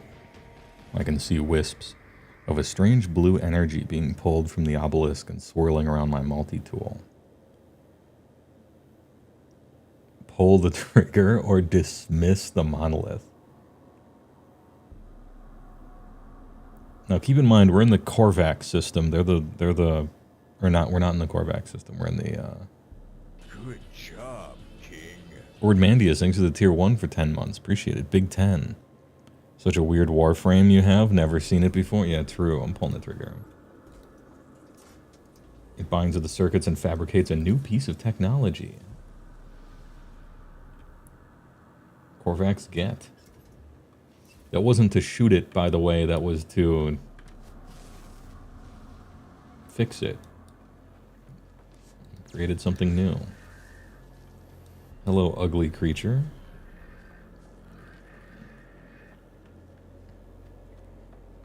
Where was my ship again? Oh, here we go.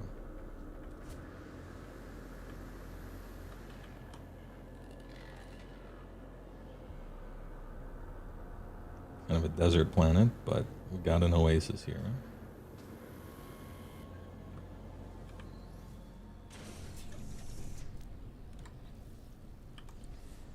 Three left.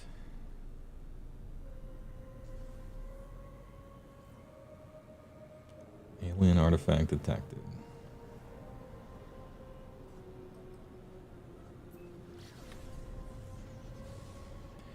Thanks for being EU friendly. Now EU has to take care. Hope you're feeling better soon. We want a face reveal. Yeah.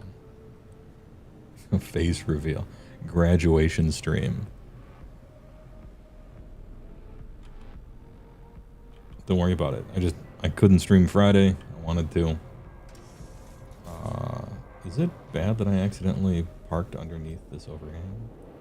I mean, that's fine for being protected from the elements, I guess, but...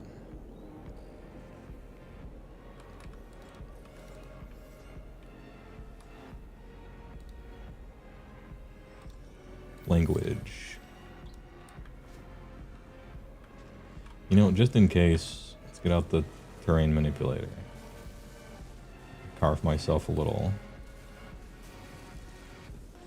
area to take off, just in case.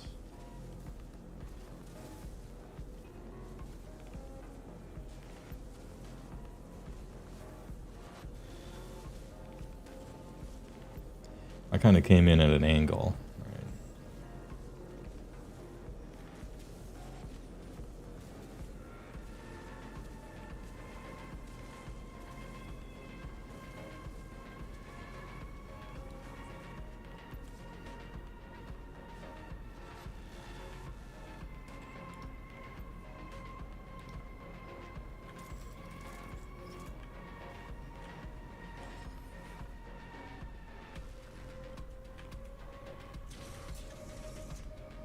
Okay, I should have kept going.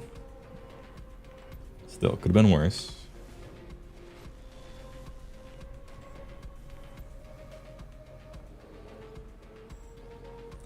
Alien artifact. But where?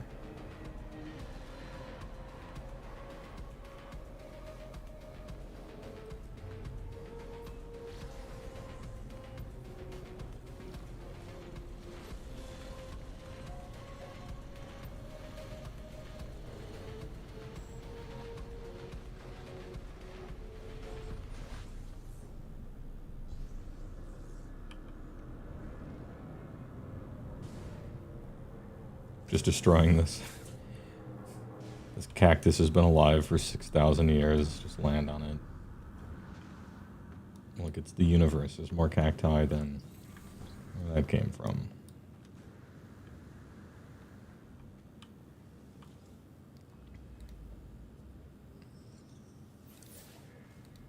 Language, please. The Korvax word for progress.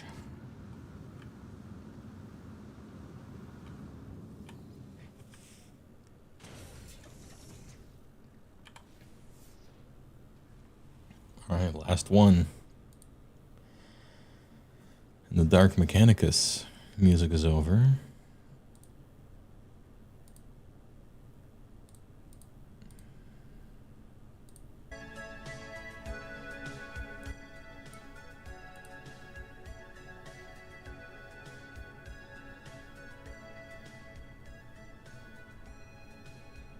There we go.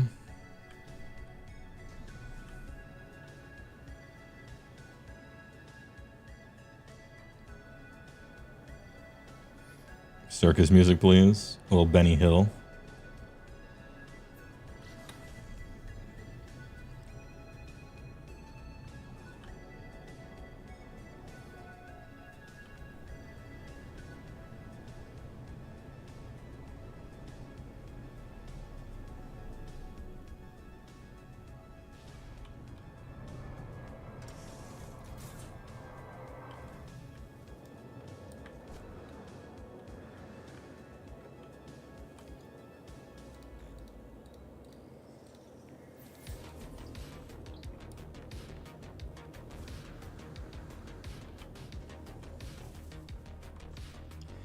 That's it. I guess I could go find some more.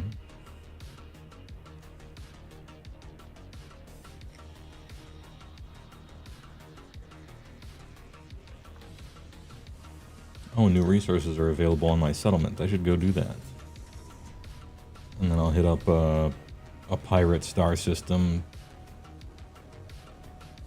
Maybe get a pirate quest.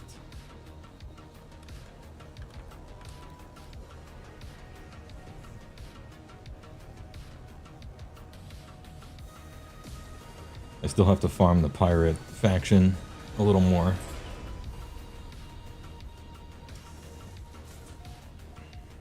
But I finally got all my faction back, so I have to only choose missions that involve killing pirates, and not so much raiding freighters and capital ships and stuff. Even though those are fun. I guess there are pirate freighters, and those are kind of nice.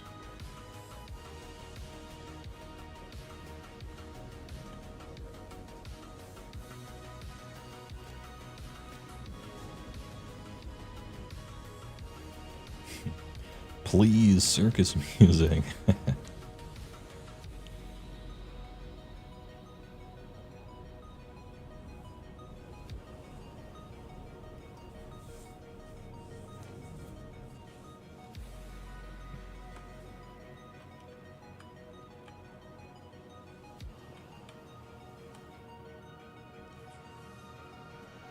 What a disgusting, perfect, gross city we have here. Give me the handful of cogs, please, and some instability injectors. Thank you for your tribute.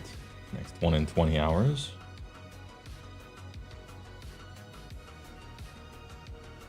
Look at that productivity. 1,000,000 credits a day, 100% happiness, no maintenance cost. Blessed by 7 gods. The power. Someone shoot that circus guy.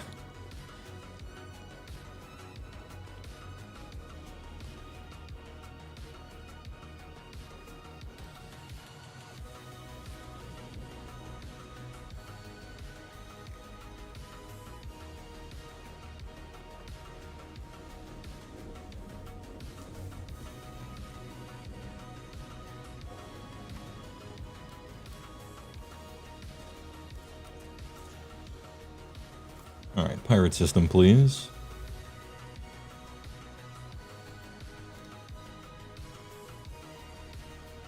Wasn't I just out of pirate system? Yeah. Siphon Teh. Like you typoed the.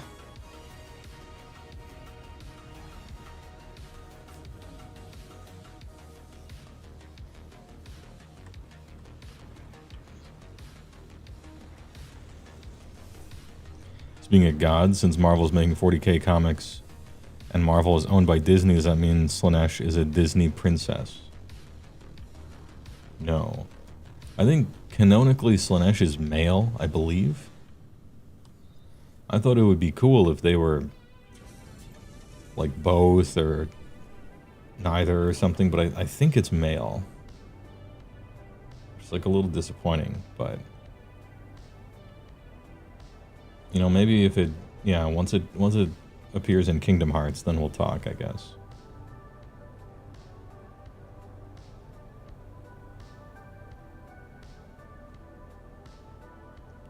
Outlaw Station, Candy Blue.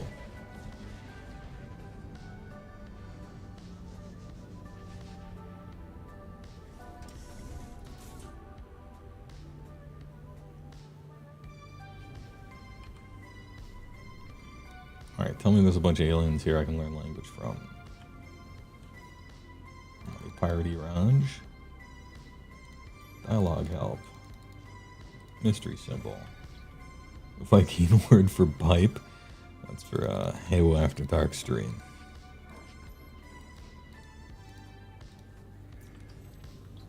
Processing.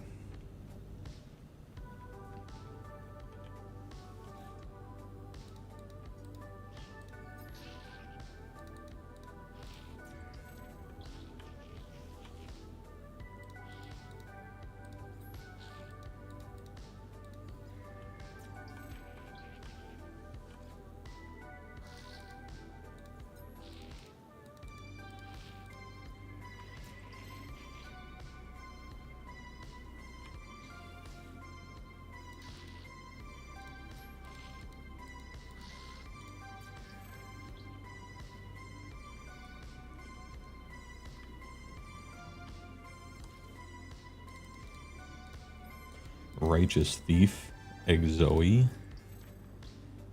Sounds like a Yu-Gi-Oh card.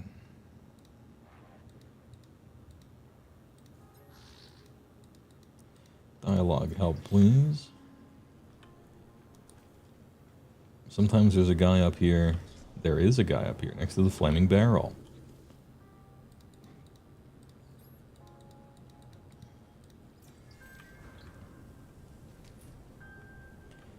Yo, this ship is sick. Hold on. Ooh. The wrong color. But it's a cool one. It's a cool one.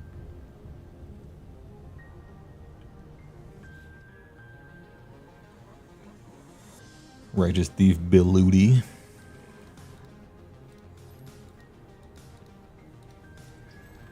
And I'm down to just mystery symbols as of a while ago. Normally you have to choose between 4 different, but I ran out of all the other ones because I'm closing in. Do you own this ship or are you a dialogue help guy? You're a dialogue help guy. Hey, alright. Learn the word for pity. There is none.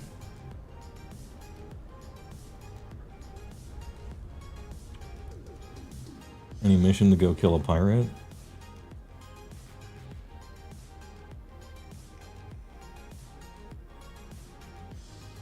Hunt and destroy a pirate. Blood salt, sure. Yeah. Let's take this pirate out.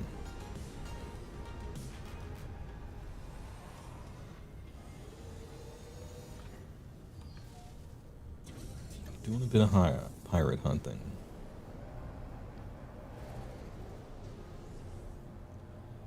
Is this in space or?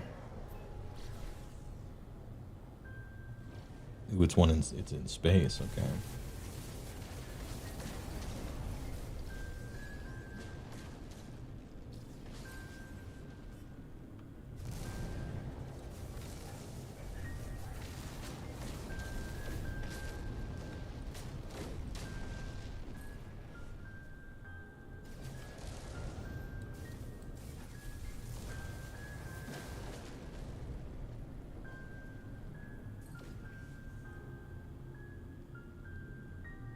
Easy.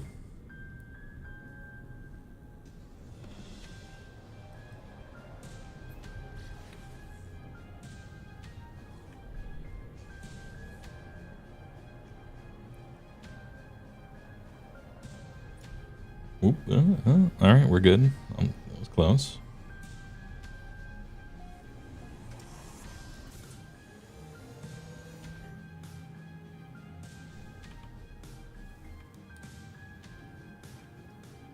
The amount of roulette casino farming for the best possible Starship weapon upgrades, X quality, with random stats, 50 hours of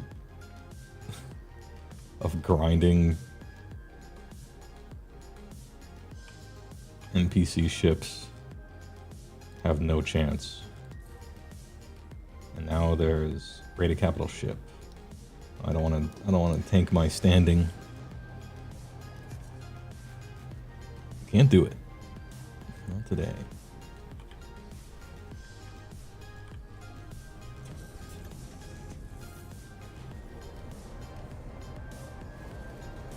The X quality one, there's like there's ranks, right? So there's, you know, S quality is the best, A, B, C, D, and then there's X ones which are illegal. And you can only get from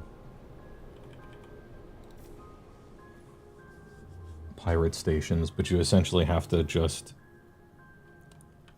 like spin the wheel of value on them. Like the chances you get a good one are super low. And so a ton of grinding went into it. It does mean that if police show up, they'll just arrest you because all the modifications are illegal, but we got ourselves a contraband counter scanner, so we're good. What game? No Man's Sky. Doing the they just had a big update like 2 days ago. And by big update, I mean like a fucking massive update.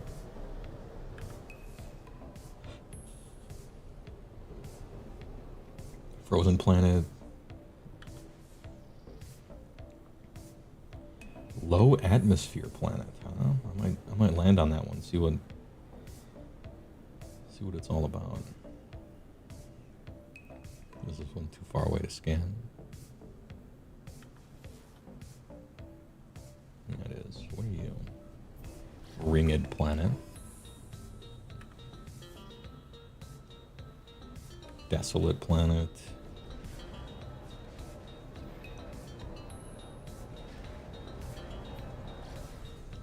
I still haven't found a gas giant. The planet to the left of me is quite big. So there's that. Gassy moon. Oh, grassy moon. Okay, chill. Low atmosphere planet. Sure. Is this Big Space Game 2? It's Big Space Game 1. Which was once No Man's By. And now it's good, so here you go. Low atmosphere planet, that must mean that the gravity is pretty low as well. Was that an asteroid I just saw? So it's kind of like a moon, except it's a massive planet. Just fly to Jupiter, bing bong. So simple. Oh yeah, low gravity for sure.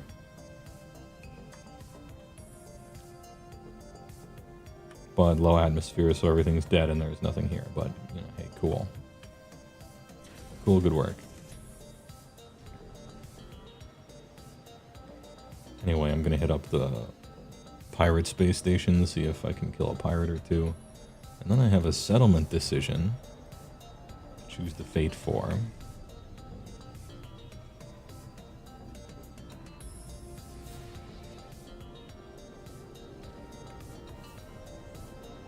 Squiggly ship, I don't want to talk to you right now. I thought you couldn't appear if I put you in the storage, but I guess you can.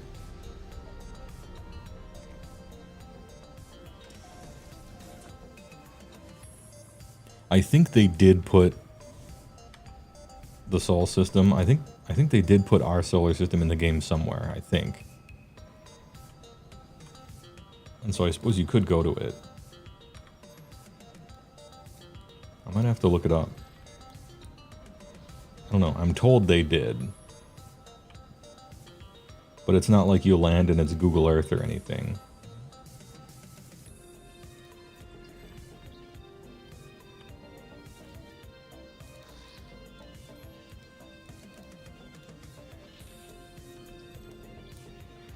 Must learn every language.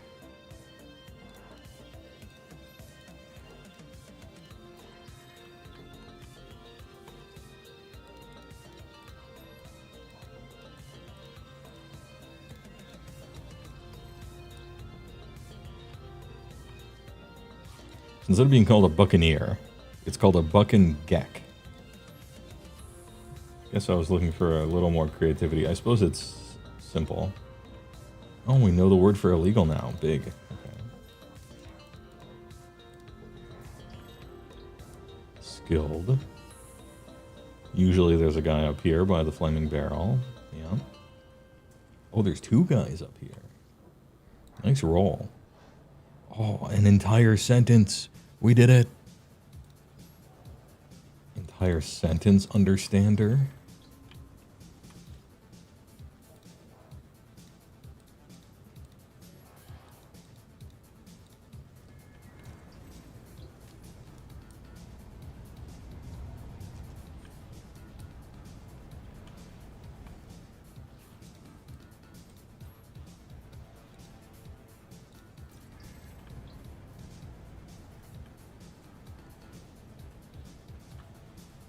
Lootgek Soko. Lootgek. Hey, alright.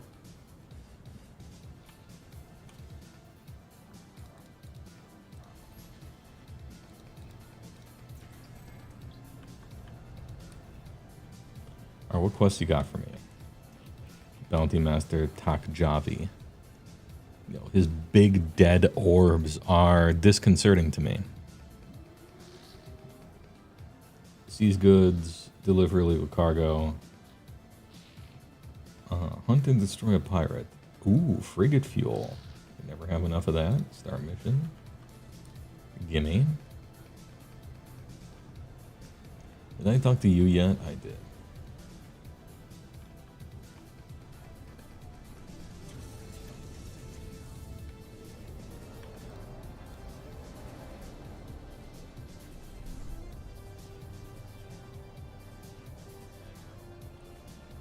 What planet is this while I'm here? Oh, it's the frozen planet, yeah. Okay. Pirate hideout just in space. Sometimes it sends you to a planet. Usually it's a space battle, which I prefer because my ship is ridiculous.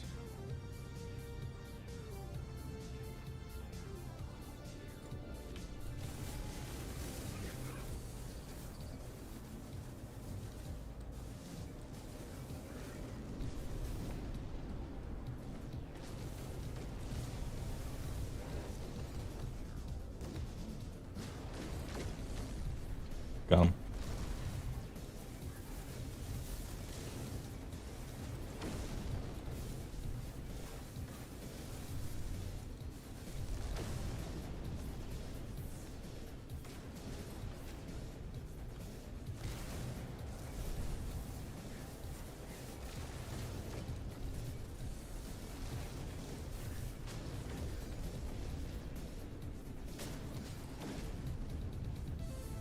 Easy.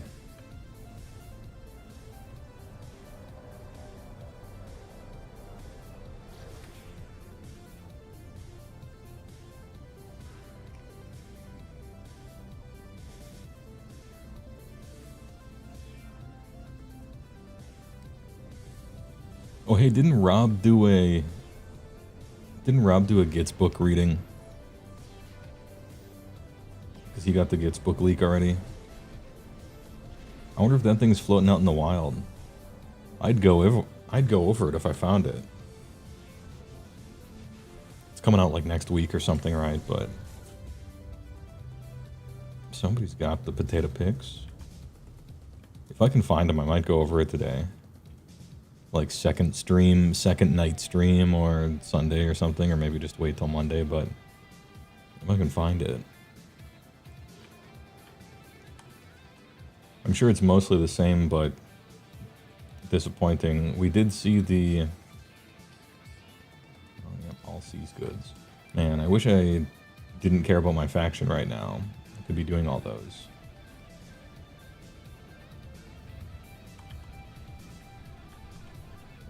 At least we saw that the bad moon isn't quite so random anymore. Although you do still have to keep resetting the clock, as it were, by casting that spell. But at least it's not, you know, roll a die, nothing, like, roll a die, you lose your battle trait forever, right? Or stand in stupid squares, wholly within some box, you know, on the table. Like, that was stupid. I wish they made the bonuses good, because they sure didn't. Again, the Trog one is worse, but not... It's not, like, crazy worse, but it is definitely worse. Which is unfortunate. And they didn't make the Moon Clan one good. That's a bit disappointing. It's like, who wants another 5 control score when your units come in 20s and 40s? Like, what is this?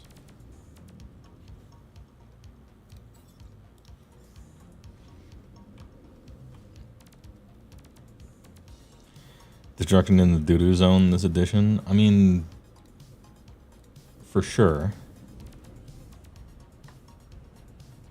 I was about to say not more than usual, but I guess now that I'm kind of thinking about it. I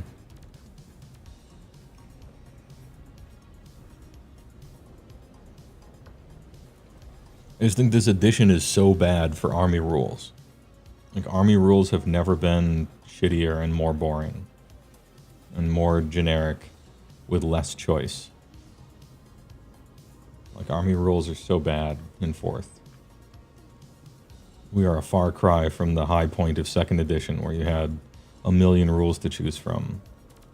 And building lists was actually like a fun thing you could do. Johnny is Johnny is dying of thirst in the middle of a desert.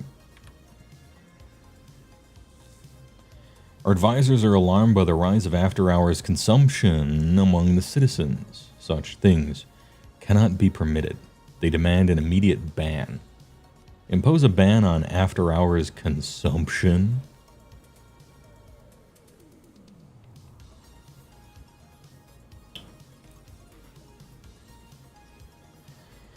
Absolutely not.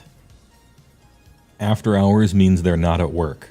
When you're not at work, that's your fucking time. Okay, you can do whatever the fuck you want. This is Freedom City. This is HeyWoah Freedom City, okay? If you're not at work, that's your time. Do not ban. If it doesn't interfere with your job, then whatever. This is HeyWoah Freedom City Paradise. Just produce 1 million credits of productivity a day, and I don't give a fuck.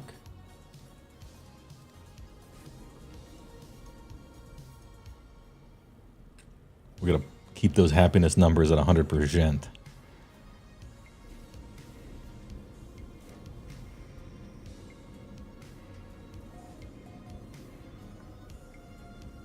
The halcyon days of second. Good word. Good word, good word.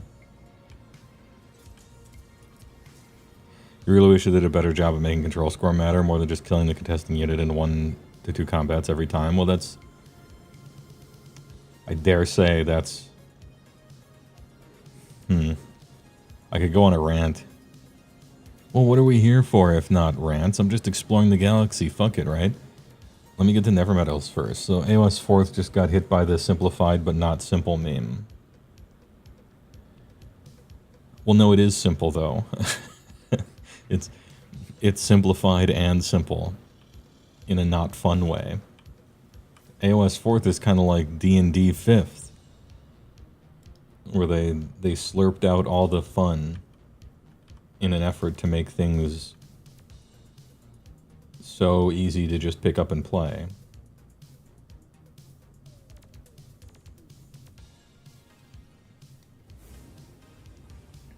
I don't know. Sometimes I think that companies confuse new player with simpleton who's never played a game or used their brain their whole life ever, right? Like, I don't...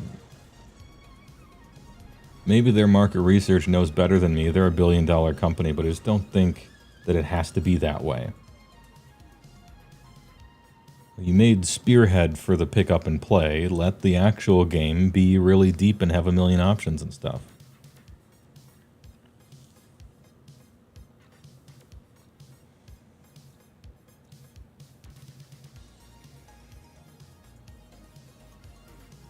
Oh, Planets of Light are always fun.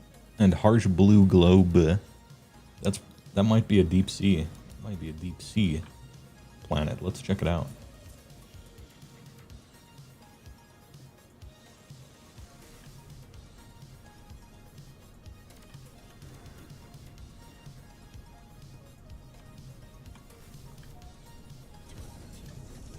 You know the thing where it's like,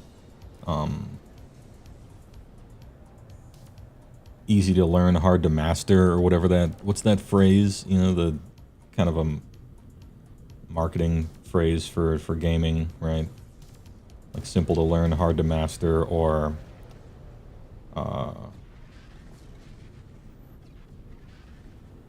Anyway, that thing. I feel like you could turn that thing a little bit to the right. And it becomes fast to pick up, but really deep if you want it to be. And that's kind of what I'm looking for.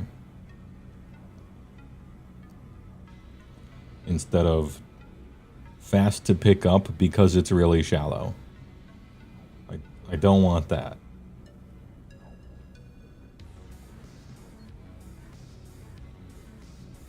They just need to have the faction design guys actually talk to each other rather than keeping them locked in rooms. I mean, obviously, yes.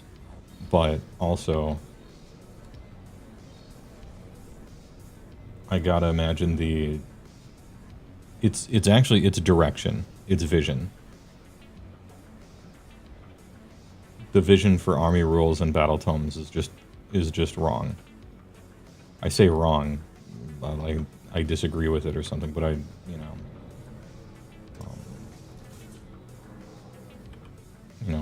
you do have to have a strong vision to design a game, steer the ship and stuff like that. I just think it's super incorrect. It feels video gamey in the way where it's like, okay, every army has basically one list that you're supposed to play, and we didn't spend any time coming up with the alternatives because you're not supposed to choose those. And then we'll do balance updates constantly to make sure everybody's in 50%. And they forgot the creativity part, the custom part, the army building part is way more important than who the fuck is winning tournaments.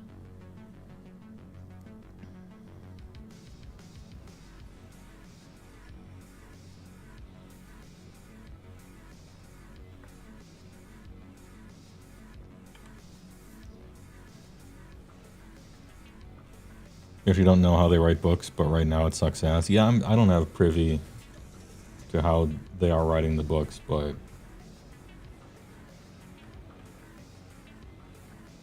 it ain't good. Whatever, something is wrong because they're awful.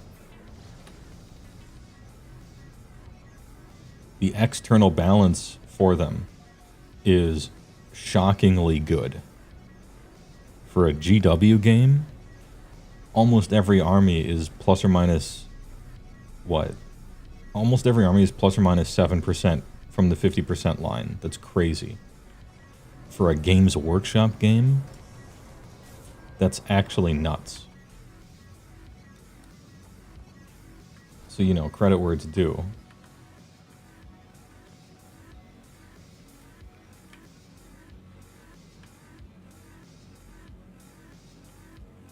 Artifact fragment. Destination reached.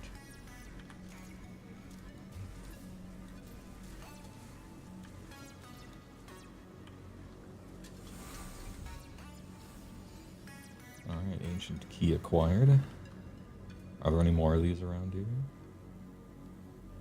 Nope, just that one.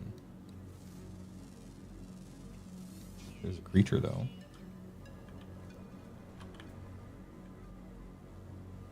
Gravitino ball, no thanks, don't need it. It's an early game thing.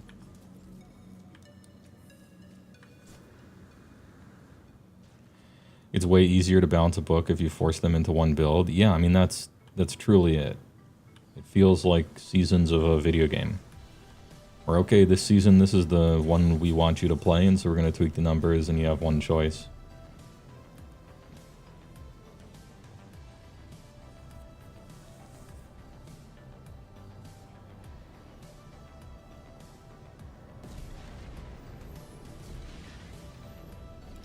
Oh wait, was I gonna look at another planet here? Was there a second planet I was...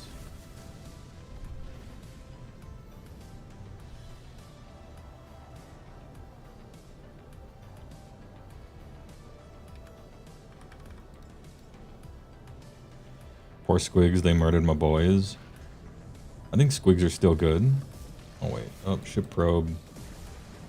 Incoming cargo probe scrambled. Cleared to proceed. Yep, I don't have 700 million credits worth of illegal modifications to my ship, Senator. Just a law-abiding citizen.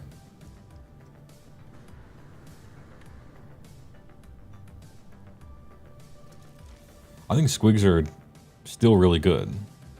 Although I haven't seen the new book, so I guess who knows. Obviously, Trogs are probably the best, but...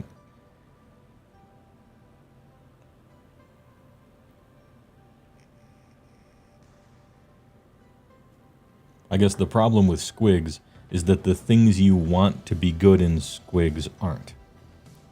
like the double meatballs and the fun stuff. The stuff that's good in squigs are massive carpets of dudes who explode when they die. Various things like that. Oh, mission came back. Let's see it. Fleet Command Online. Calibrating to SSV Normandy SR1.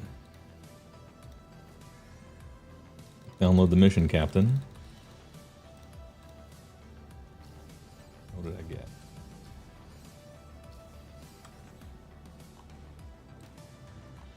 Any...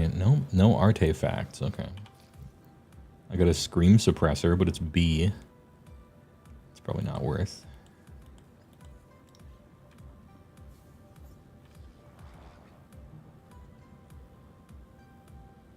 What about this one?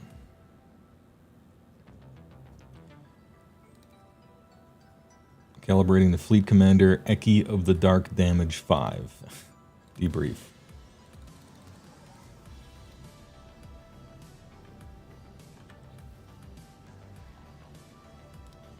Nothing. I guess it was just a kill mission to give me a few million credits.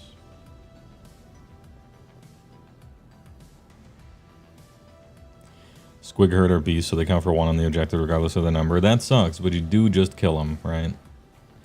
I mean,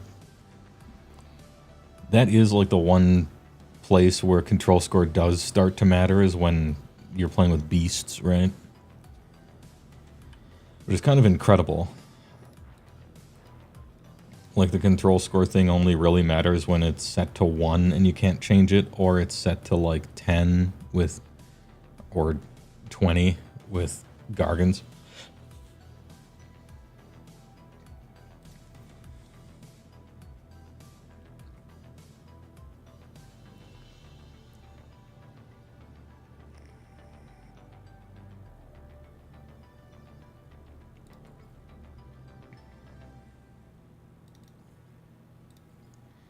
Ooh, dark damage 1 leveled up. Alright, we got another S tier. Good work.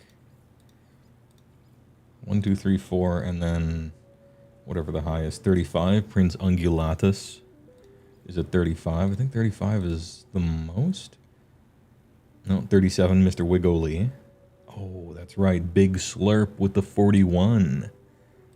Alright, kid, you're in. Big Slurp with the 41. Launch mission. Give me that XP. Train them well, Big Slurp. I know you're good for it.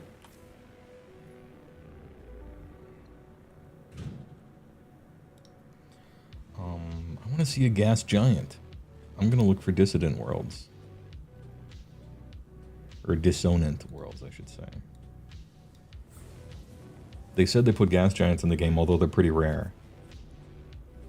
And they only appear, I think, in dissonant systems. I wonder how they dealt with it, because as it happens, we're currently we kind of don't know if there's a solid core or not to gas giants. I imagine there will be in this game. Obsidian bead. Overgrown, breached.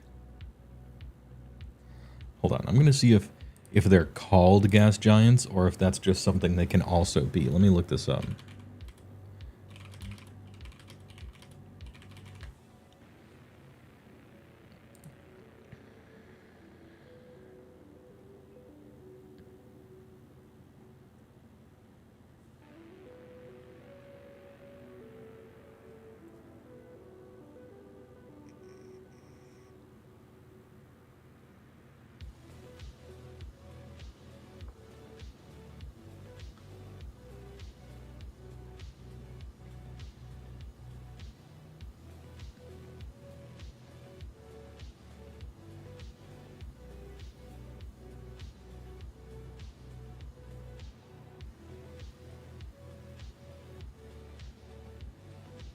Search each purple star in the galaxy map until you find a system with one huge planet and like 6 moons orbiting it. Okay, well, you know what? That makes sense. It makes sense to me.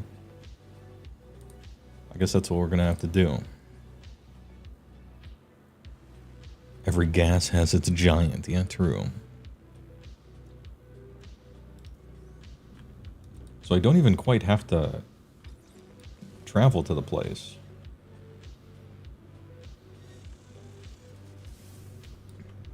My ship can actually fly farther than the freighter can.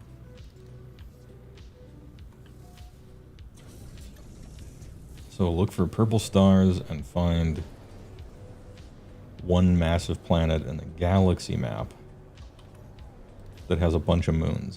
You know, that just makes sense, doesn't it? Oh, wait, hey, look at that. The first one. It says gas giant. The first one. Well, look at that. A gas desires a giant, and a giant desires truth, yeah. Okay, that's big. The HeyWoah Foray system. Unknown giant, OGD. Activated quartzite, crystallized helium, magnetized ferrite, and high sentinel activity. And then it's got a bunch of moons. Okay. Big. First things first. First things first. Let's summon the freighter. Oh, I can't. Okay. Yeah, the freighter doesn't have enough juice to enter the system.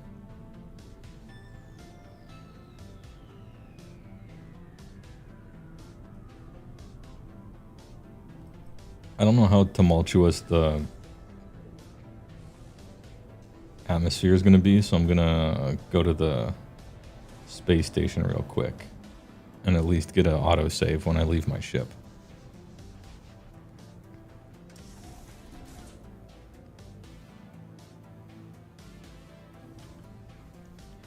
Wait, is this the super rare type of space station? Where there's nothing in it but ancient flickering relics? Oh, cool, hold on. Truly an interesting star system. Normally there's vendors and merchants and stuff. Halo 6800, this is No Man's Sky. We just had a massive update. And so I'm exploring the new content. Turn on the lantern here.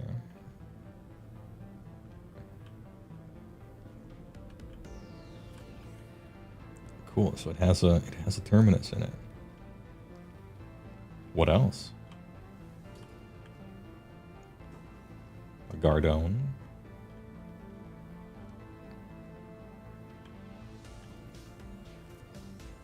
Pick up some carbon.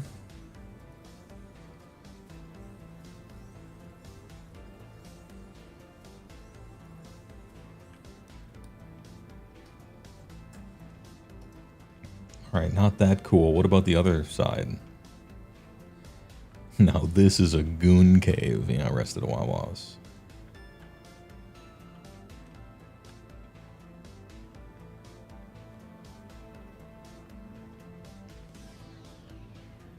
I've only found a few of these before. I don't know if there's anything special in them. Oh, there is still a galactic trade terminal. Cool. Connection lost. Interesting. Data missing. Solar. Cool.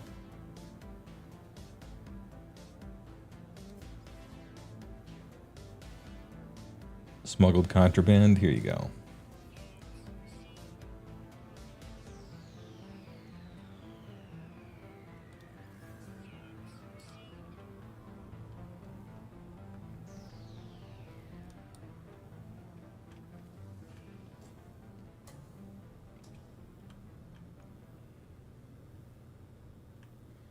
Alright, just normal boxes then. Fair enough. Alright, into the gas giant we go. Who built all these space stations? It depends. Really ancient versions of the three races. Some Sentinel stuff, some Atlas stuff, some autophage stuff. Mysterious ancient ones. It's kind of a big mixture of all that. I used to remember more of the story, so apologies for the bad answer. Dude, look at this thing. All right. Big lander. Oh, look, you can see on the surface of it the watery atmosphere of condensed gas. That's cool. It kind of looks like what you'd expect it to look like. Man, this is a big planet.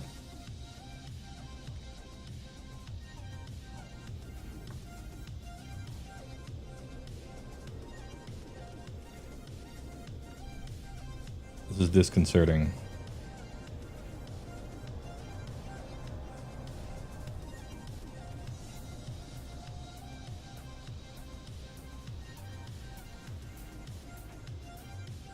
So there is terrain.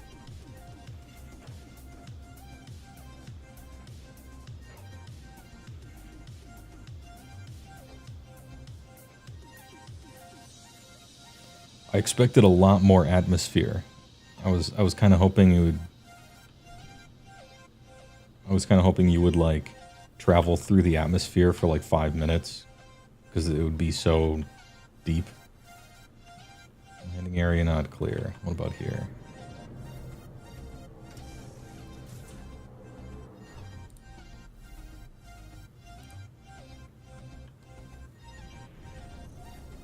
Agdi.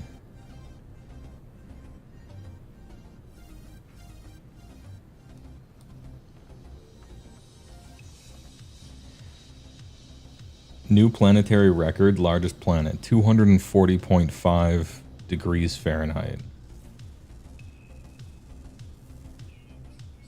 Out a little fight.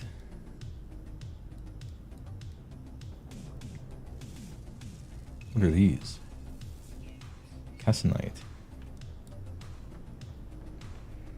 Extreme heat detected. Oh, it's salt. Okay, interesting. And there are sentinels here. Are these rocks something I can look at? No.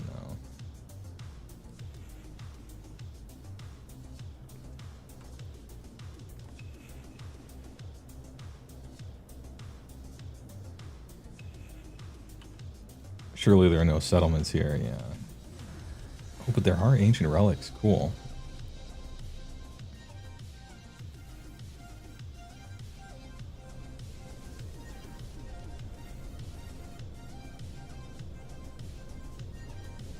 I don't see any life yet.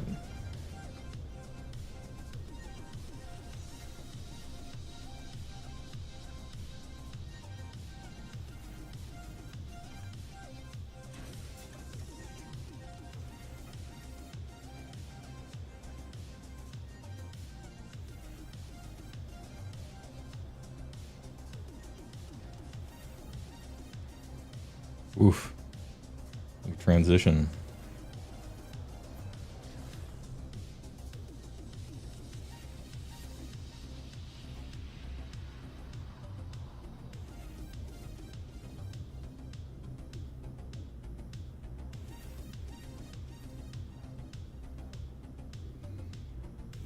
This is a long travel time. Big planet.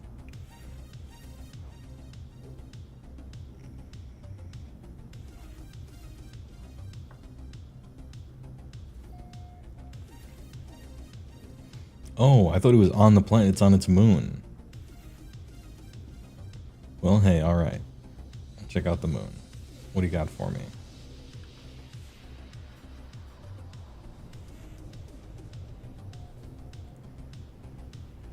Dozoavi Major.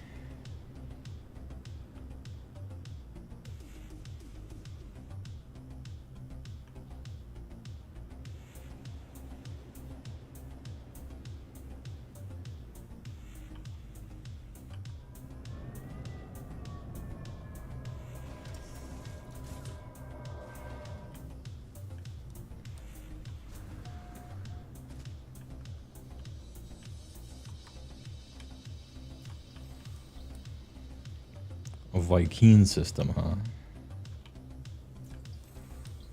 Well, I need the words. I gotta learn all the words. Viking word for beta. We won't be needing that word. My fingers rest on the cool stone of the monolith. Suddenly, I am seized. An ancient vision floods through me. Remove the eyes, bow, or leave. Well, the Vikings are a violent race, right?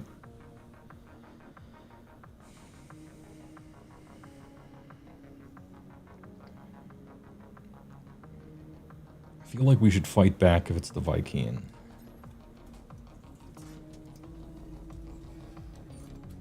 I pluck the crystals from the bird's eye sockets. They glow a horrific crimson, then crack open, and I spill forth. The monolith howls with rage at my transgression. Okay, that was wrong. He didn't like that. All right. It takes forever to get standings, so we'll get that autosave point back.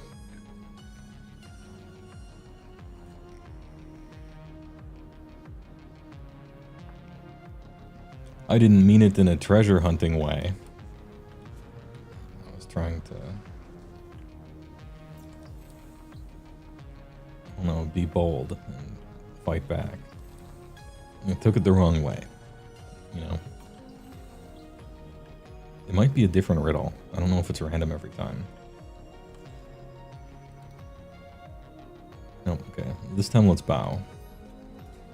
The ancients that dwell here smile on my show of respect.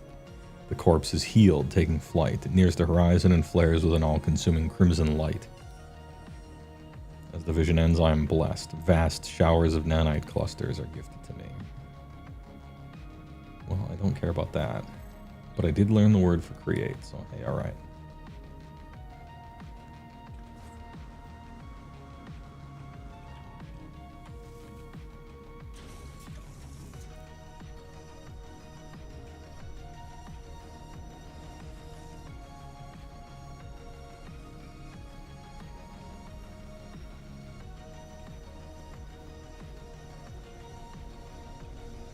Is that a meteor? Oh, it was a meteorite.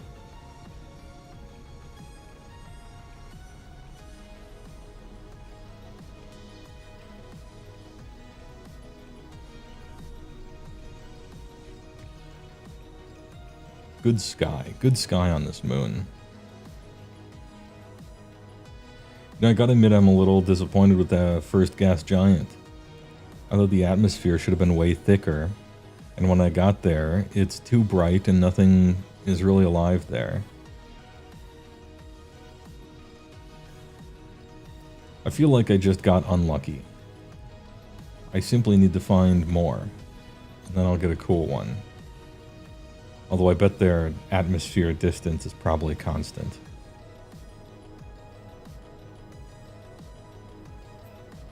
I mean, I will explore the moons.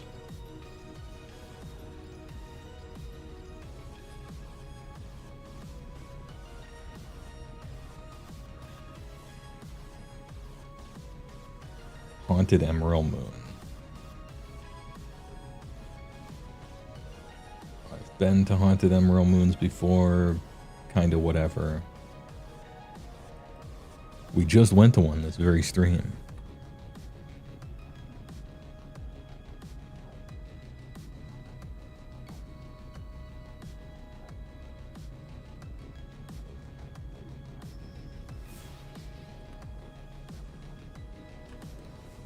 What do you got for me? Yeah, the bad moon. Crushed pirates harvested cargo available to interloper now. Alright, what do you got for me?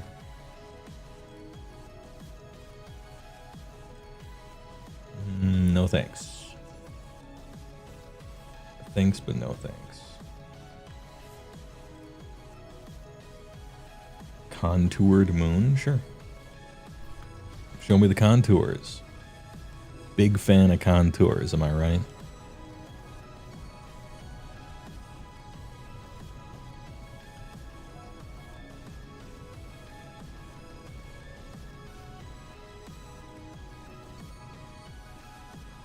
Oh, cool.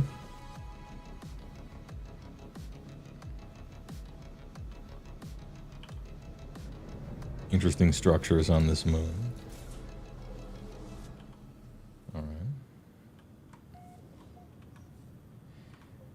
Was that bike problem just the other thing, or is it all of them? It looks like it's all of them.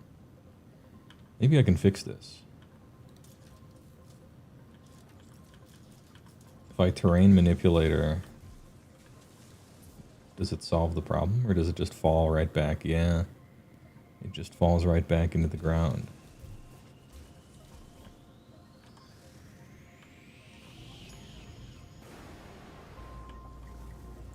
Unfortunate.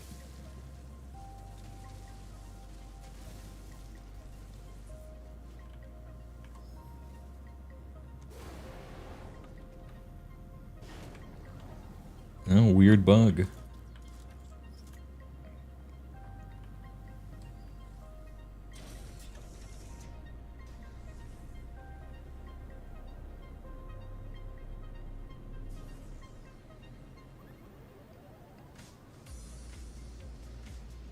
Anyway, surely the next one will be cool, right?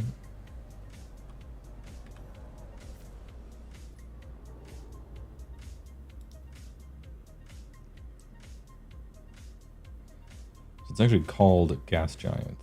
I thought I was going to have to look for dissonance and then click on them.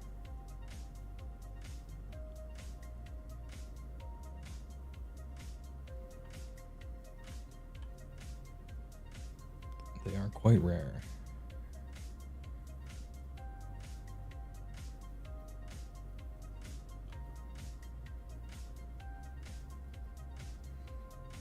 It was like truly the first one that I've seen so far.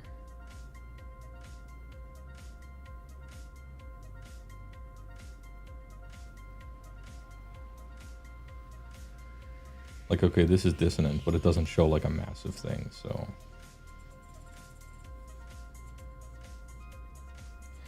Oh, I wonder if there's a way to...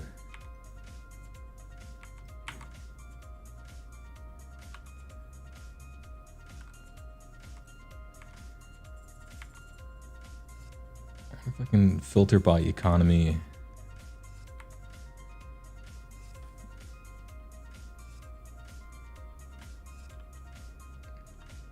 And then where was the last place I was at? There.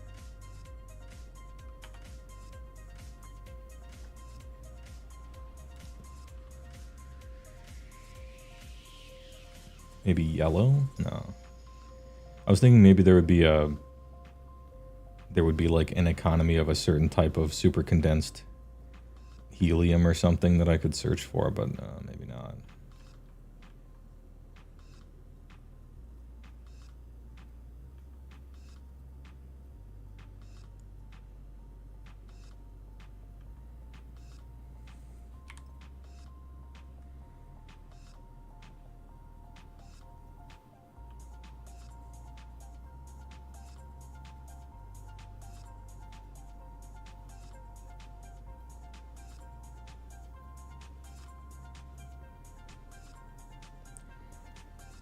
Showing instability.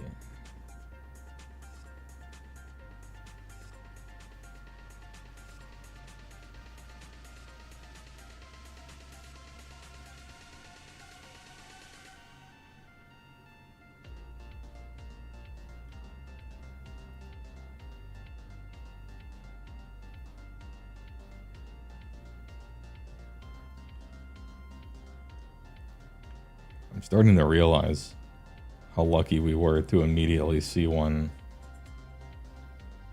right there. I also don't want to get too far away.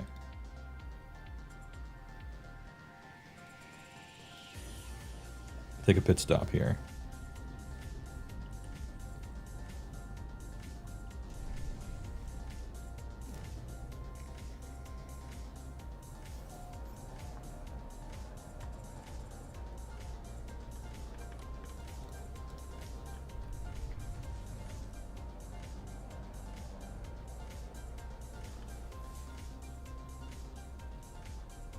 Molten planet. That's one of the new planets that are kind of on fire, I think.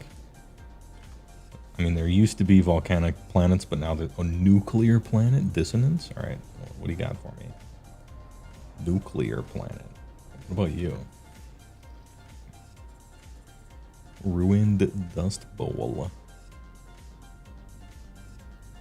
looked at you already, I think, right? Yeah.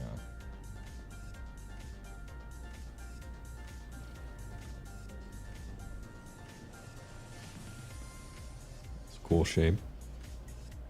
They added a bunch of new space station shapes in one of the previous updates.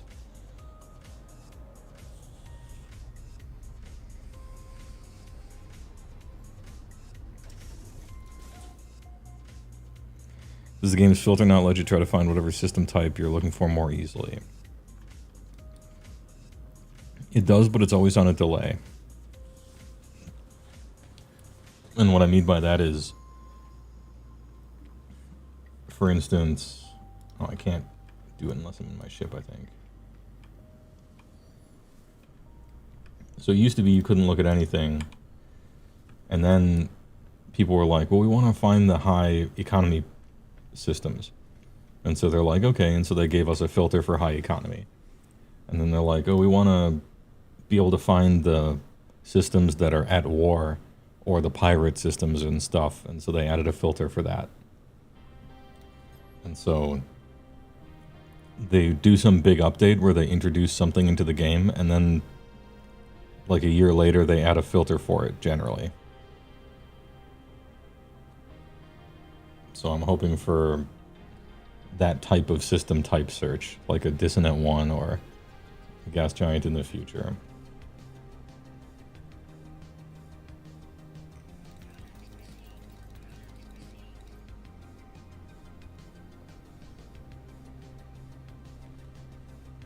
I don't actually need... Oh yeah, and also there's the shipbuilding that they added too, where you can fabricate your own ship out of pieces of ships that you found. It's like, ooh, I have a certain... they're all in the freighter, so I don't have them on me right now, but you can find ships and disassemble them and take pieces of them so you can build your own gummy ship. I haven't done too much with that, because I like ship hunting more than I like ship crafting. I like finding the super rare type of ship, and then finding the super rare type of the super rare type of ship, and getting it in the colors that are nice. I like that a little more than salvaging a bunch of stuff and building my own. This is the radioactive, the nuclear planet, right? Usually everything's dead on nuclear planets, but we'll see. Jita.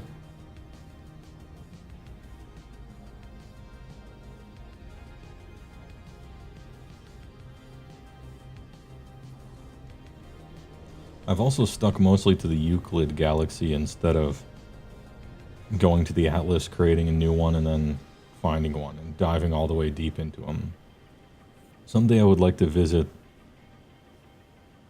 number whatever it is, the 256th galaxy or something, and then find the one guy who, during a really early update, got into the one you're not supposed to get into, the final one, that you can't just normally get to, and like go to his base and see it. Just so like my character has been there. Try to do like the rarest things, you know?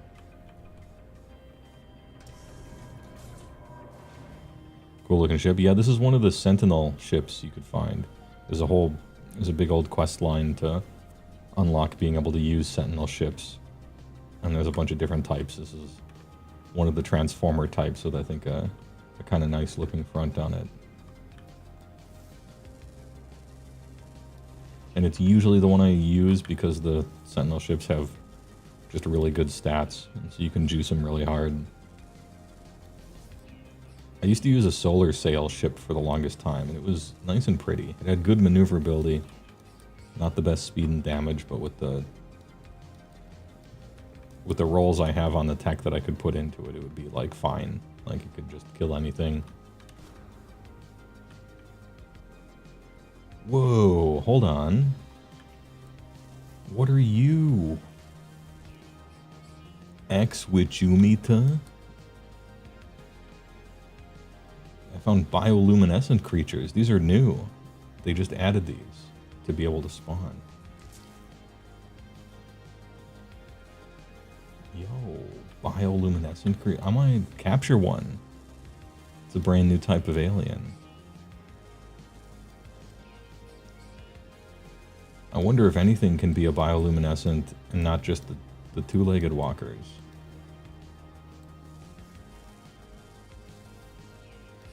Yo, look at that thing, the swirly whirlies. What are you?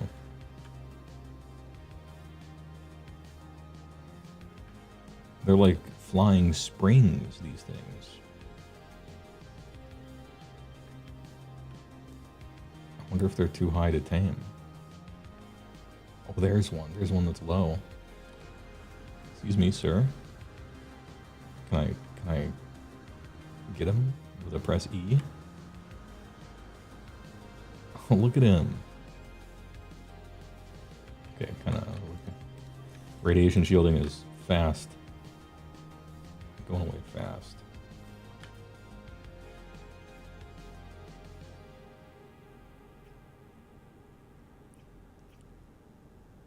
Cannot digest starch is one of the notes for that creature. Hey, alright, thanks for letting me know.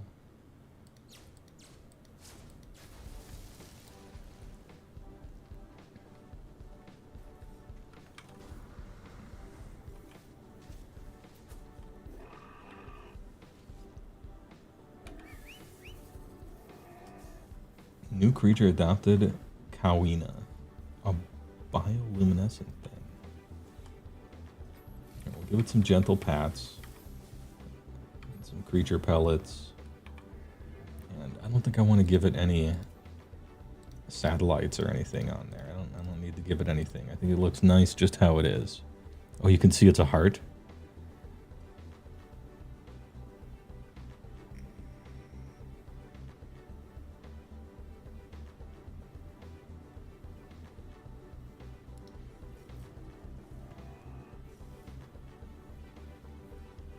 Hey, buddy.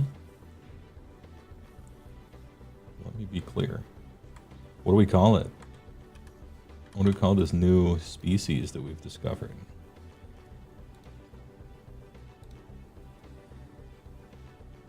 Native climate radioactive. Trust 65. Current mood is adoring. Its gender is irrational.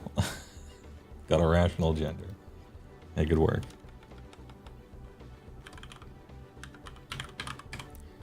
Biolumine, Wako, Storklegia. Nice, there it is. Biolumine, Wako, Storklegia.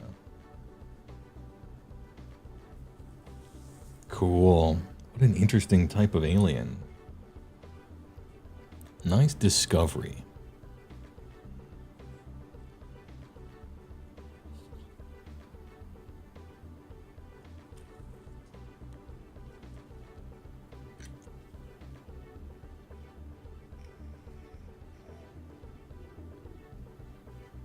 It's hard to believe how many updates this game has received since its tragically disappointing launch. Yeah, they made so much money from the pre-orders because they were a small team and not like giga-funded by any super controlling asset, right? That basically everybody there is set for life from just the pre-orders, and so they're like, we'll just make the game good over the next 10 years. We'll just keep working on it.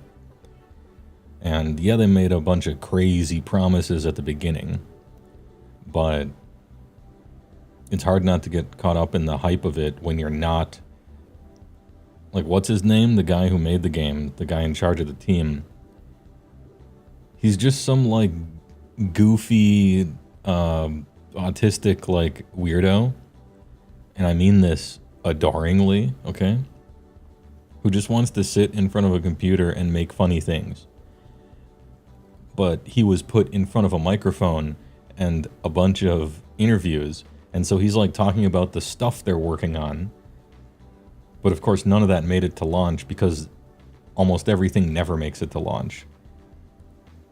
And this is why you need PR people. And it's frustrating when you ask the PR person something and they give you non-answers, but the reason for that is if it's not a non-answer, then people take it as a promise.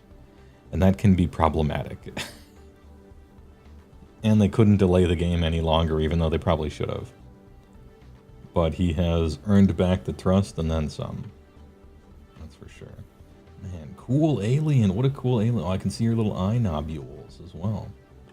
And the beating heart. Sweet. All right, man. I'm happy that I randomly decided to land on this planet. What a cool thing. What a buddy. Oh, they go through food quick, don't they? Okay. Good to know on this radioactive. So maybe radioactive planets are the type to have creatures like that. I wonder if there are more creatures like that. Kind of low gravity here. Pretty low gravity here.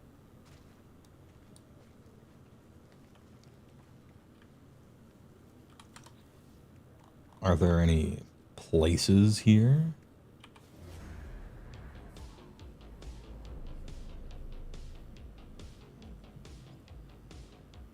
Yes, there are.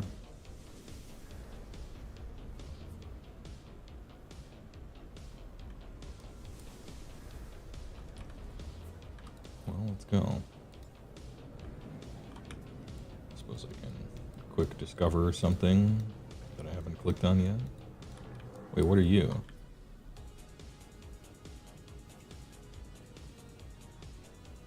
What's that?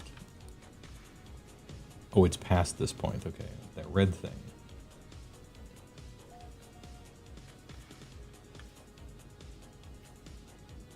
Look at the swirly guy. Hold on.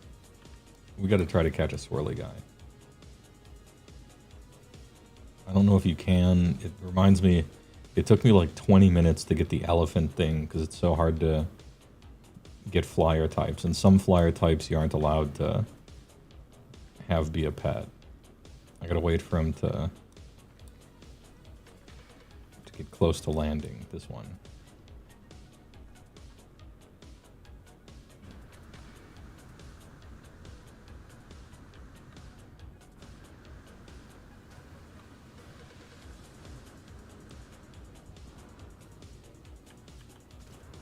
Oh, kind of close, kind of close.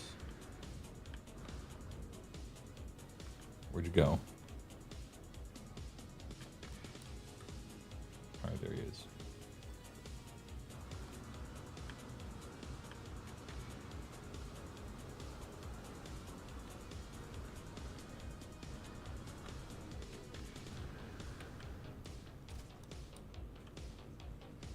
Look, it'll all be worth it when I get close to one. They seem to like bob down and then come back up, so I gotta wait for one that's gonna bob down. This guy. It's you.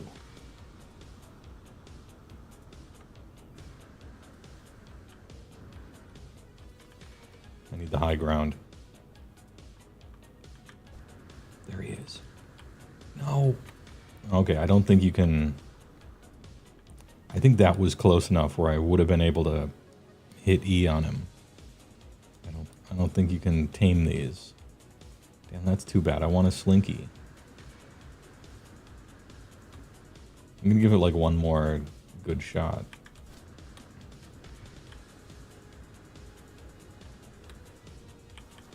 Yeah, that was definitely close enough to have hit E. Okay. Not tameable. That's too bad.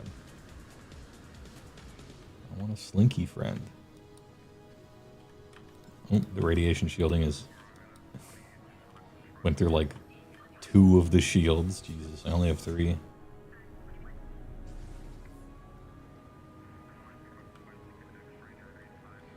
Hammerman 40k, big. True. I found my first gas giant. It was actually kind of disappointing. But I think it was just a not interesting gas giant. And so I'm kind of looking for another one, but it's so random to find that I feel like it would just be me looking at a star chart for a real long time. So I'll do it every once in a while. And it was good that I took a break from that, because we found a cool planet with a bioluminescent see-through skeleton creature made of radioactive glowing light. I will add it to my collection. Hello, Corrupted Sentinel. I'm just here to learn some language.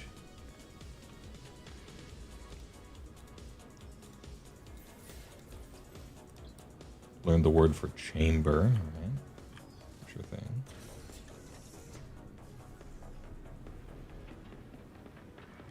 All right, what else could I find here? I could do a sentinel thing. Navigation. Do you just have like an outpost, maybe? Yeah, like that. Like that one.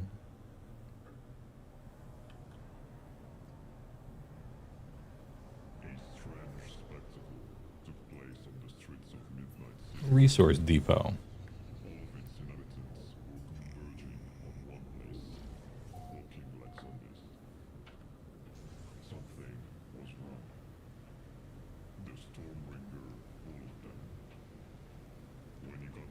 Oh, people who randomly showed up for the No Man's Sky radio and chill stream, where you didn't think any interesting information would get dropped.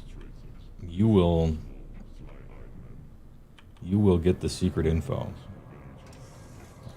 The privilege of people just tuning in Saturday. I was gonna stream a few more times this week, but I didn't. And one of the reasons why is that Thursday I was recording with Poor Hammer.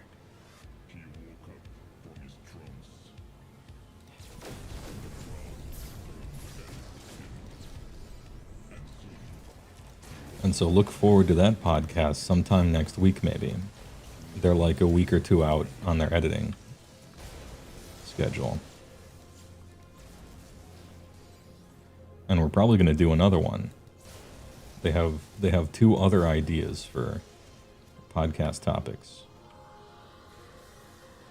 beyond just that first one that we did yesterday.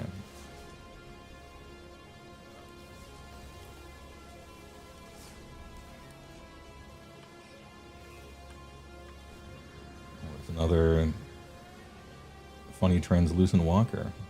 I already got one. The swarm is hunting.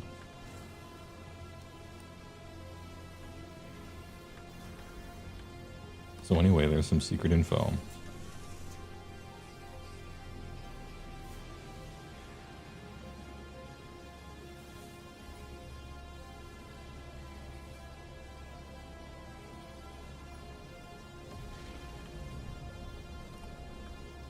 Sentinel interceptors, did I escape them or no? Are you guys still around?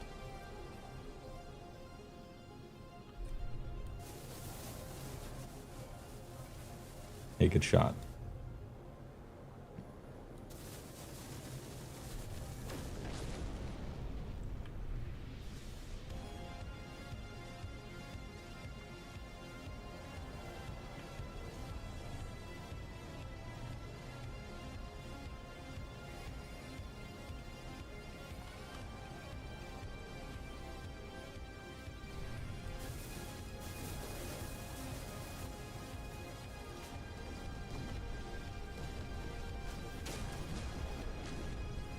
This is like GTA, the stars in the corner keep increasing. And if you keep fighting them, which I plan to here because it'll be fun, if you keep fighting them, eventually like a massive fleet shows up in a big Sentinel frigate.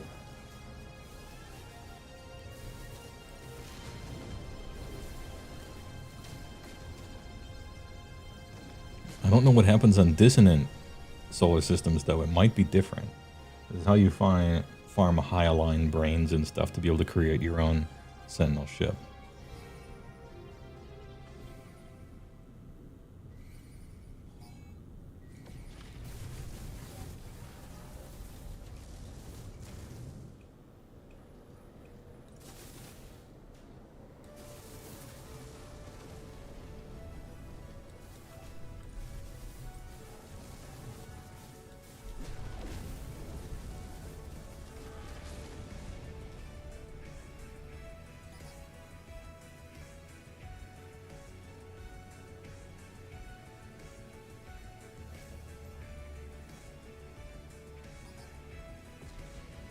The Sentinel Interceptor. Alright. First things first.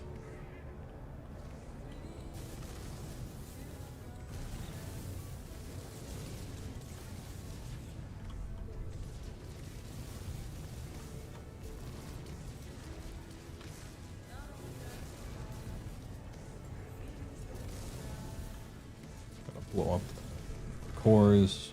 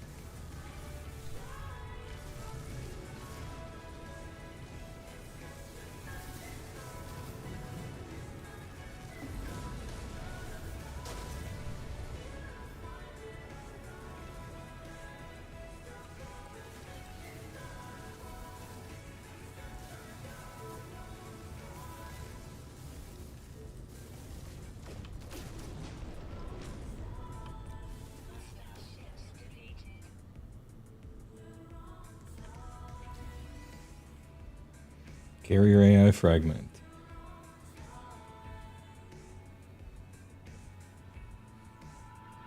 Nice.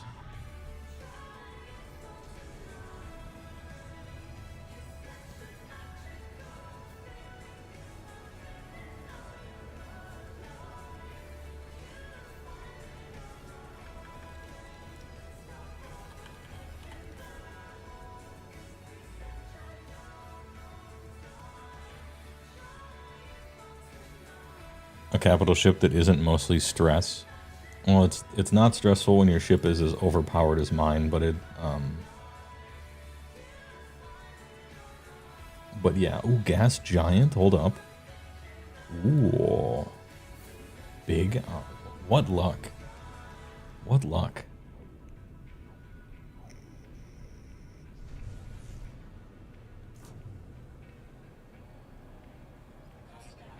Nearby freighter is under attack by pirates. Oh, hey, I can help out. I can help out killing those pirates, man.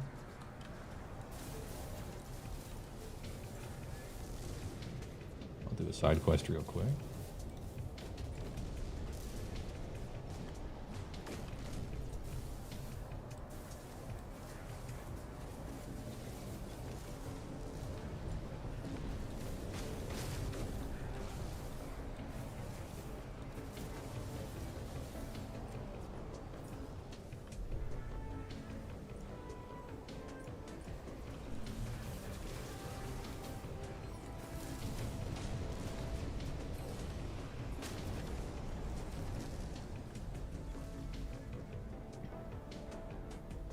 Oh no, I accidentally shot one of the ships, which means it has engaged me in combat with the merchant freighter. Like it thinks I want to blow that thing up. I don't. Hey, I'm sorry, I'm out of here.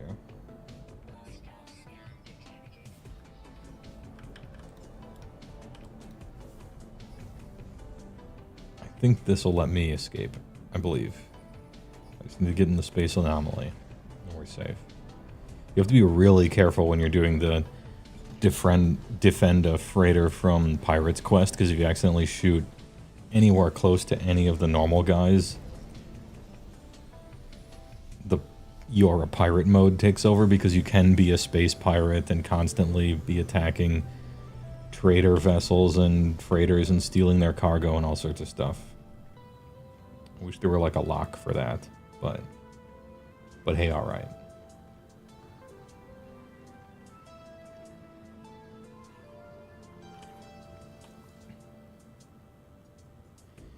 Kill monstrosities. I really don't want to. I hate monstrosities.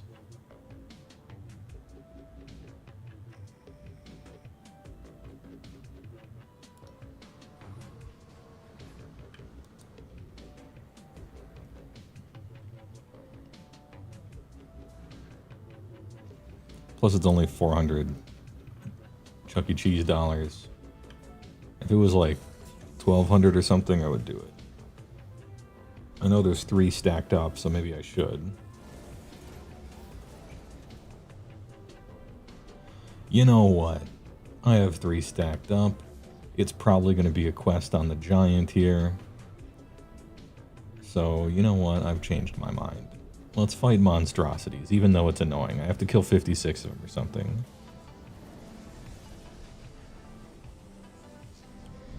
Game looks to have changed since you last played. That's No Man's Sky every year and a half forever. They just keep adding stuff to it. Every other update is the equivalent of like an expansion pack any other game would have you buy. But these are all free. Actually, respect.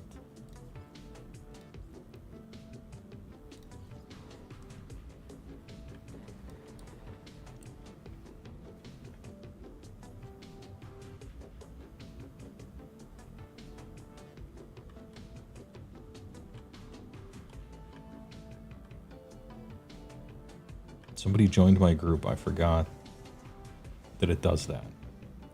I thought I had multiplayer mode turned off. I don't want any other people in my universe. How did they make it worthwhile for them financially? It was a small team, and this isn't a quote exactly, but the small team made enough money from just the pre-orders to be set for life. Like, that's it.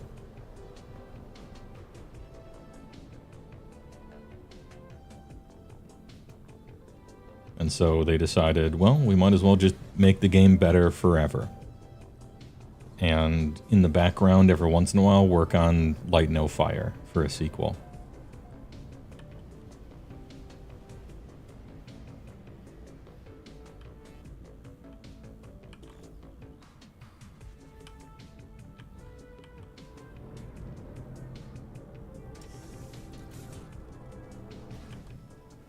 Yeah, it's No Man's Sky.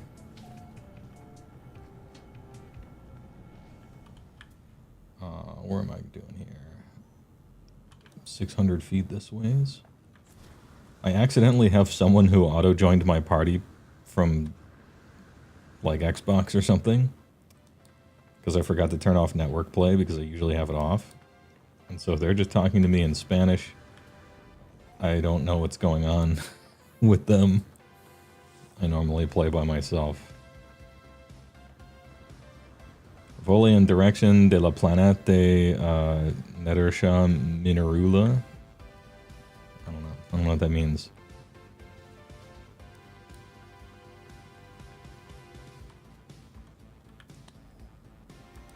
This or way. Ah, yeah. So it's this base here.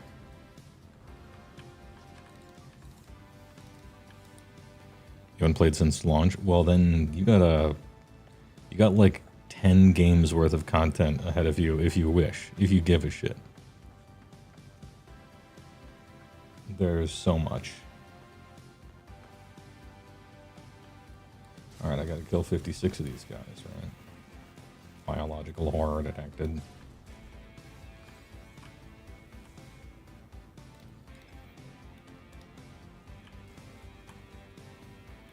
Kill the goop.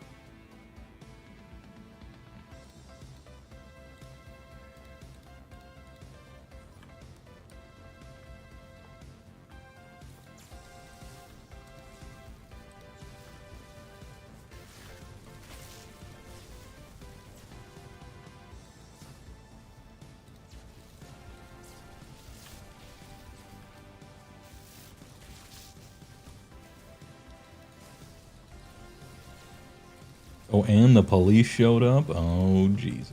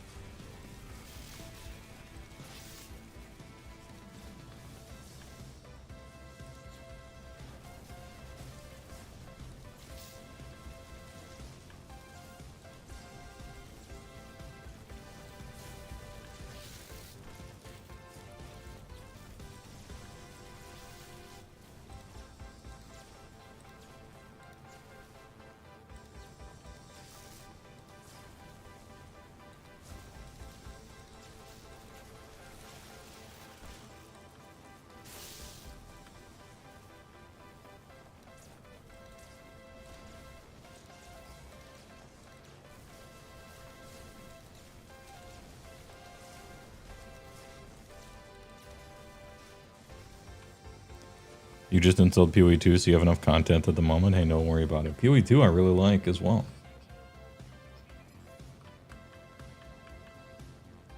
There's my little foreign buddy.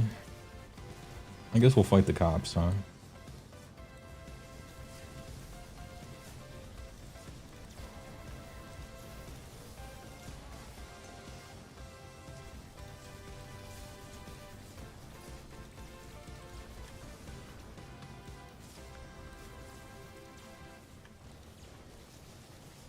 Yeah, PoE 2 is great. I haven't played it in a few days. I don't want to like do everything, you know. I got to level 90. I got another character to like 80 something, and I haven't done any of the like super end bosses or anything because I'm probably gonna save that kind of stuff for release. I just wanted to see how the game was. If they come out with a new season for early access and it's got like the druid in it, I'm gonna play that shit for like a week straight. But I'm kind of waiting for more classes and or whenever they release the game in like a year.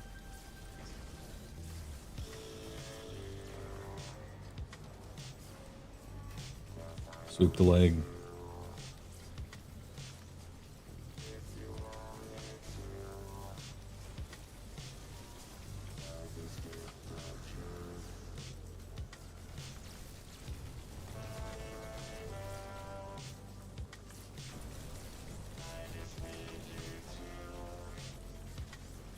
Actually, my shit's AoE. He can single target that thing. I'll work on these.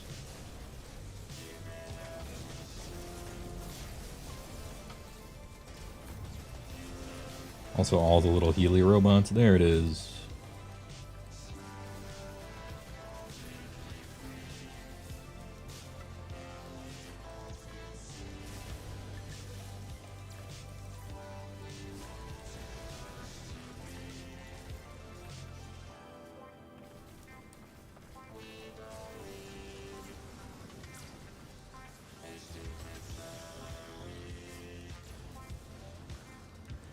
Is that it? I think there's one more.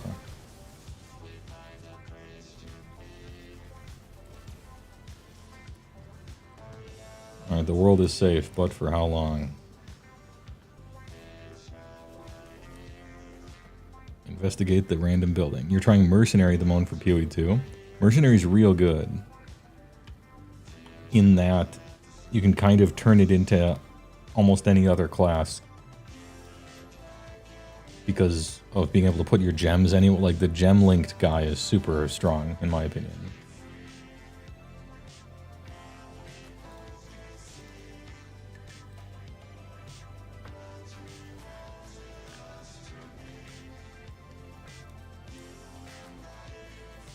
It's a little rough starting out with it for gemling.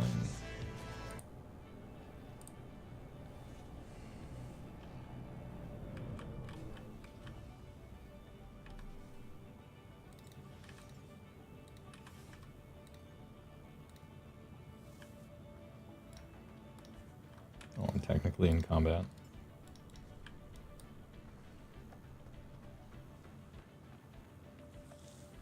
The mercenary has two right now. One of them is Gemling guy, and that thing is awesome. Just the flat bonuses you get from it are so sick. And being able to use two of the same support gems is so good. The other mercenary guy, the shoot guy, I don't know too much about him. I know he uses a bunch of grenades and stuff. But that's about all I'm aware of. Okay, I think I've dodged the sentinels for now. Yeah, alright.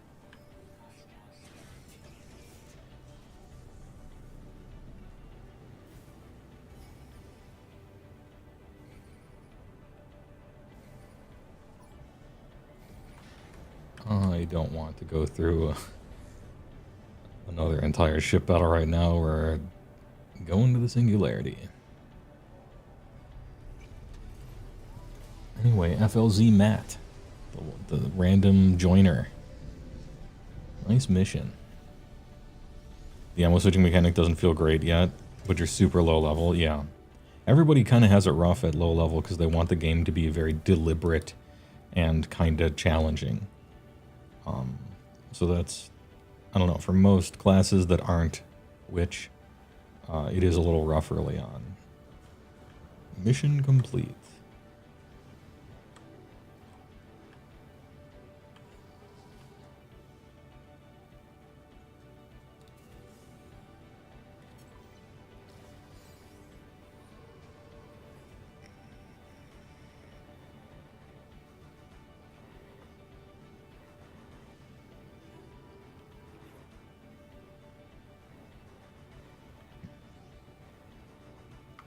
I don't know how to leave a party.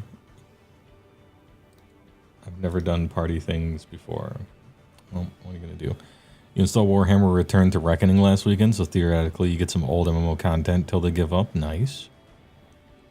Hey, well, have you read the new Gloomspite yet? No, I've only seen 1 or 2 pages of it. I know Rob had the whole thing up. But I'm always annoyed when Rob gets stuff because he never shares it. He does a video on it, but he never, like, puts the PDFs out for the community or something.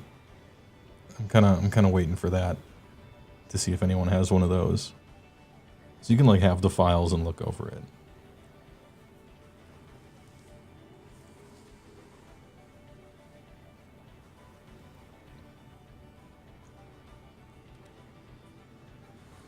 Spanish is full of cognates. Yeah, probably true. Catch fish? No, thank you.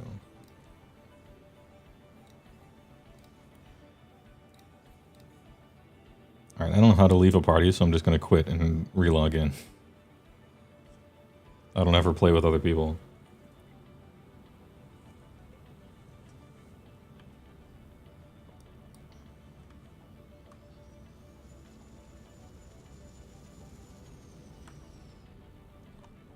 Oh, I should sell this stuff. I forgot I got the tribute from my city. From my city.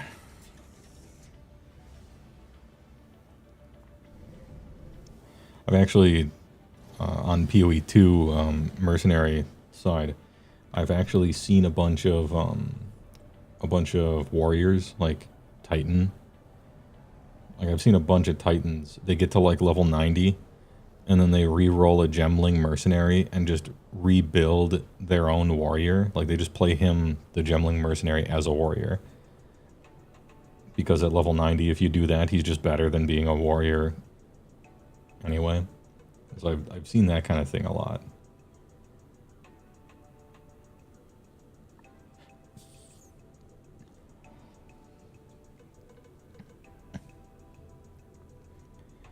But I'm really excited to see what they do with Gloomspite.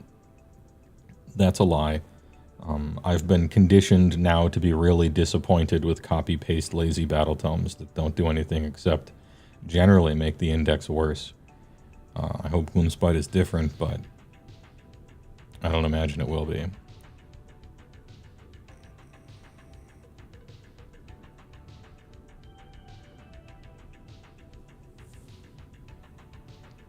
The wolves seem like an afterthought and the synergies are all over the place. Yep.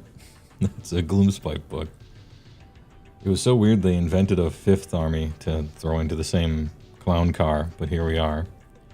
Especially ones that look so much like they should have been in TOW or something. They're just like very classic goblins riding wolves. It's like you already have funny mounts. Make them riding squigs instead if you're going to make new stuff, but I guess this is what happens when the creative team does whatever it feels like. And then the rules team has 7 seconds to come up with anything for them to... any reason for them to exist.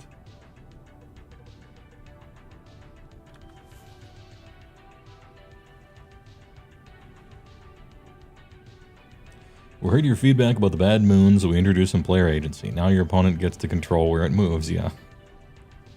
No, they made the bad moon a lot less random, although you do have to cast a spell which is random to keep getting the bonus back, but they forgot to make any of the bonuses good except the Trog one again.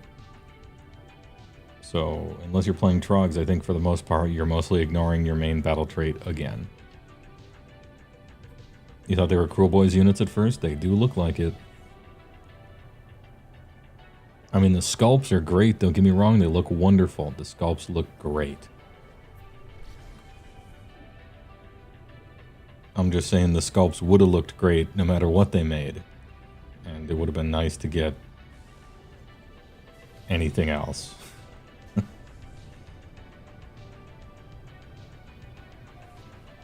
Like, you got a lot of armies that, oh, this is a gas giant. Well, hey, alright.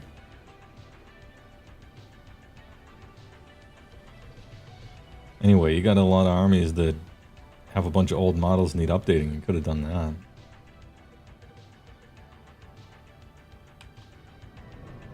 Okay, now this is a way cooler gas giant. It was just that one was boring. This one's sick.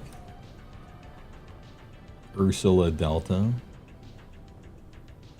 Is that a storm crystal? Dude, this shit's sick.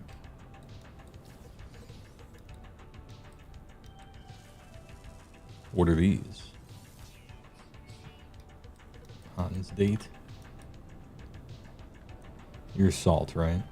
Salt and sodium. Okay, both. Is that a storm crystal?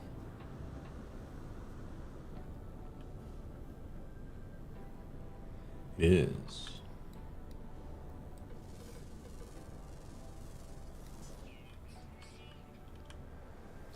I'll take that.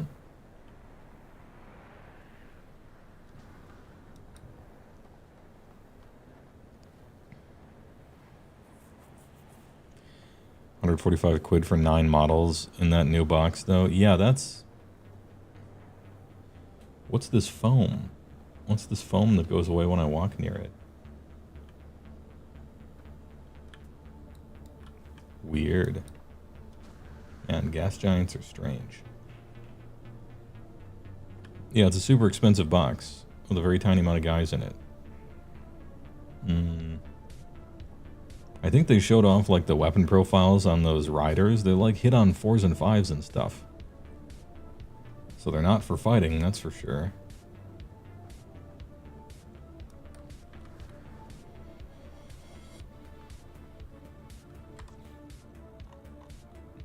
Any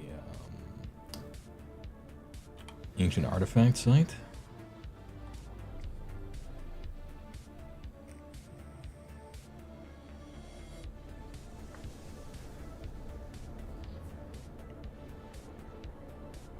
Okay, this planet actually is pretty cool.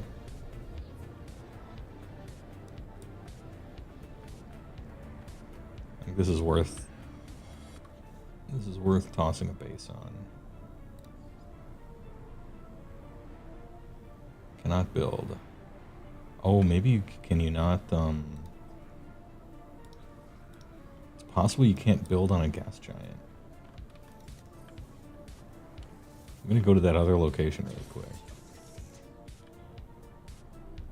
Yeah, this place looks sick. This is way cooler than that other planet. The yellow one? Ugh. You can't imagine there's a lot of points there either. I mean, it could be. They would just be... I mean, if there were 500 points in the box, then... Geez, I don't know. Those... You'd think the cavalry would be, like, really good and really expensive or something, but they are just like goblins on wolves. How strong are they supposed to be? Not sure.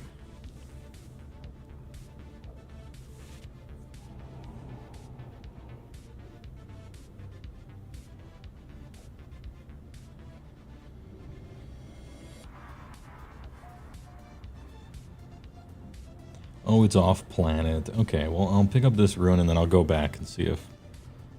Maybe it was because there was a storm, or maybe it was on top of one of those little mini hurricanes or something. What planet is this, by the way? Gatonst 13?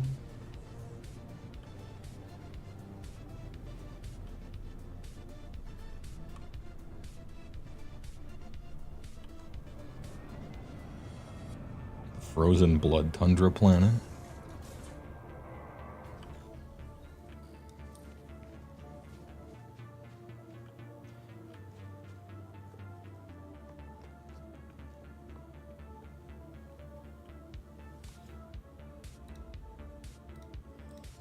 Language, please. Oh, it's a Gek head. That's funny. Can I push it? No, I can't. It's not one of those balls.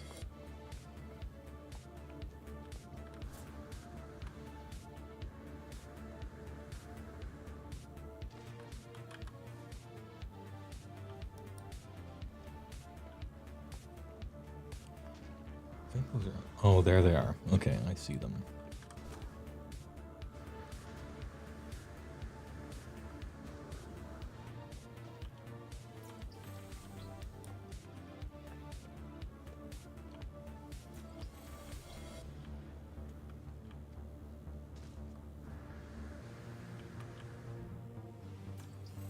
Heavy gravity on this planet.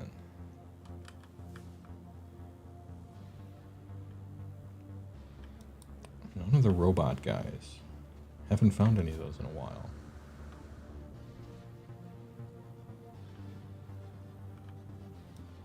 So just a floating symbol. It's cool.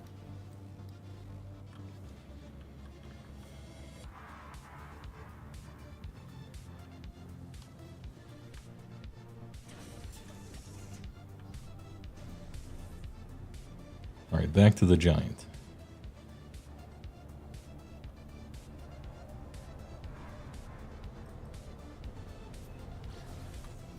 It's having a little bit of a storm.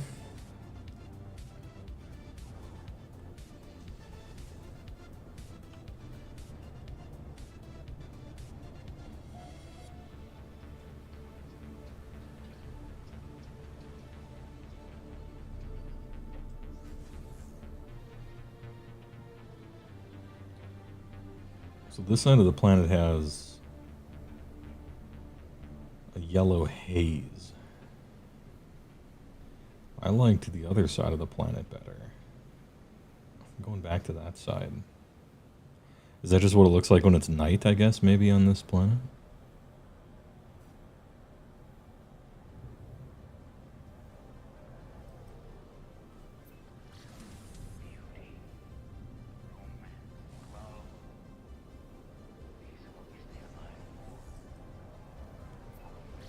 Let's test the theory.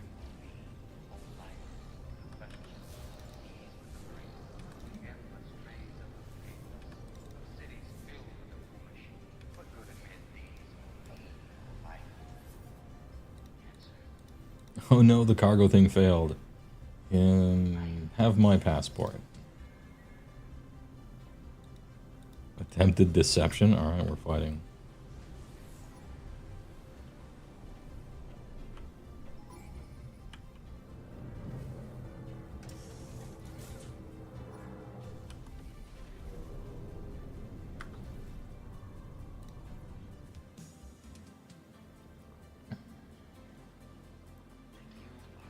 I don't know, if anyone finds the new Gloomspite book, PDFs or images or something, put them in Discord for sure. I'll go over them on stream.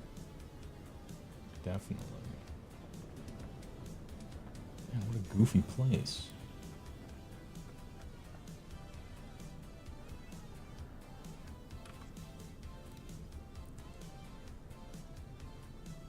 Seems like we can't build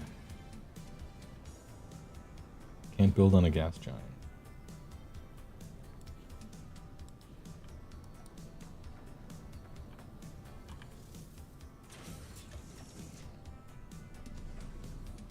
I mean, there might be some other reason, but what a cool black orb that is.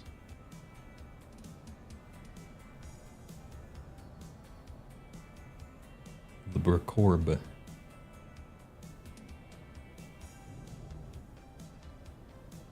Have I discovered this planet yet? Does it just look weird because half of it is in sun? Yeah, that's the frostbound moon that I saw before. Any other moons in view besides that one?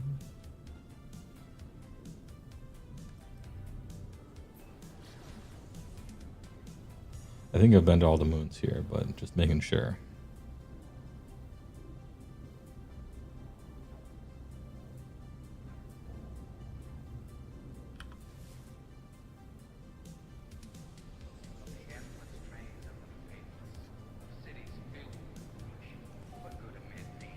Ancient bones. That's bone.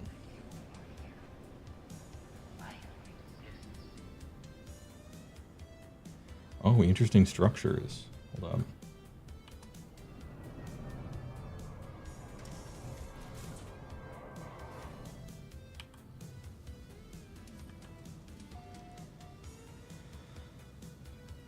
Toxic clouds. Huge view of the gas giant. Looks like a claymation world.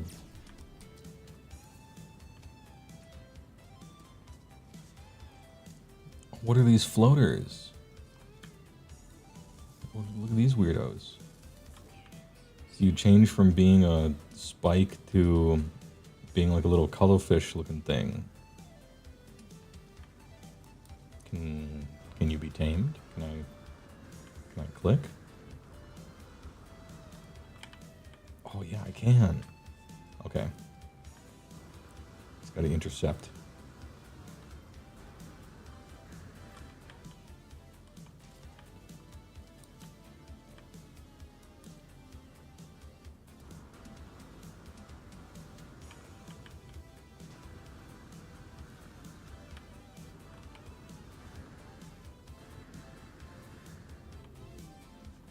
And I really thought I was close enough to hit E there. Are my eyes playing tricks on me? Did you see the E? I thought I did.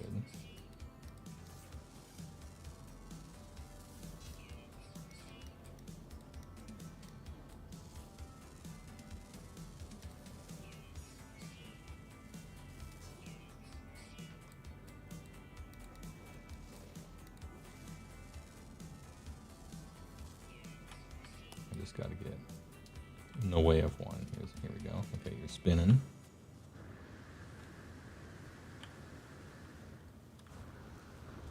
Maybe you can't when they're spiky. Sir?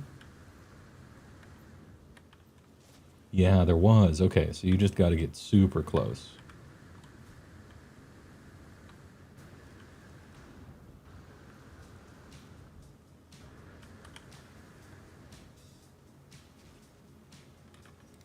I think I can do it. I think we can do it.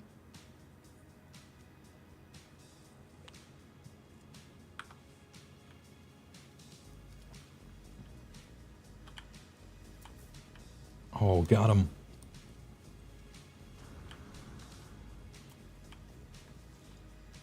There he is. New creature added. Funny guy. Feeling disobedient. Well, alright, we'll give you a treat anyway.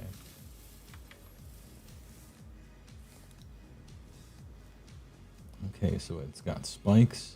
It sometimes has only spikes, and then otherwise it's kind of looking like a cuttlefish thing.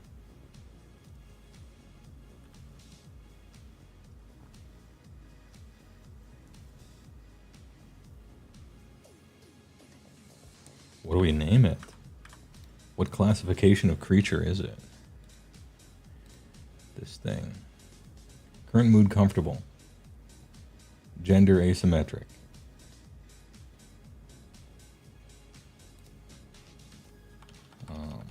Well, it is an Orbo type. Alright, that's the phylum, Orbo.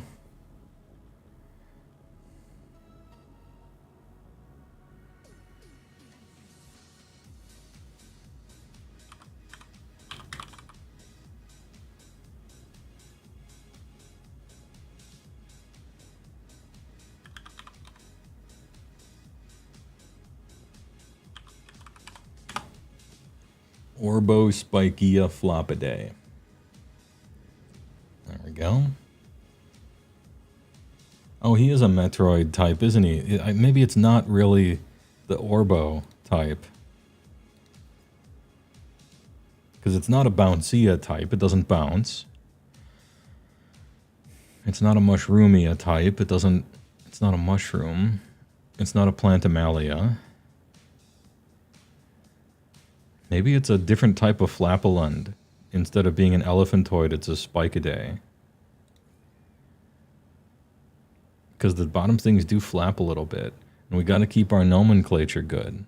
It is a Metroid kind of look, though. Maybe it's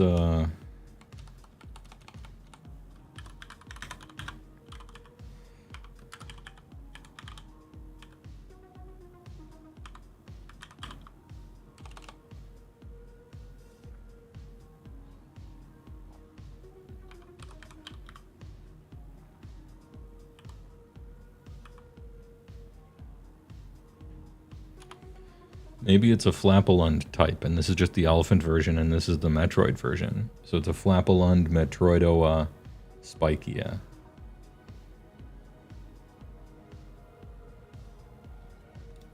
Alright, I'm glad we talked this through.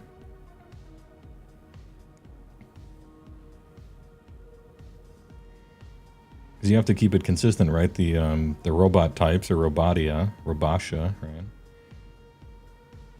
And then there's the Wako, right? Like Robotia Wako Globia versus the Robotia Wako Pylonidae.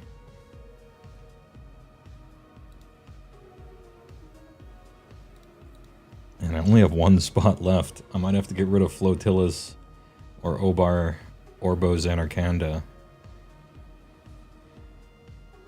I guess I have this too. This is like a special one, but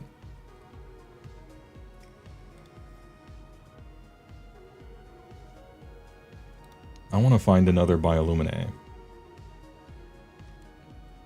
Find another big radioactive planet, because these types are brand new. Bioluminae, Wako, Stork, Legia.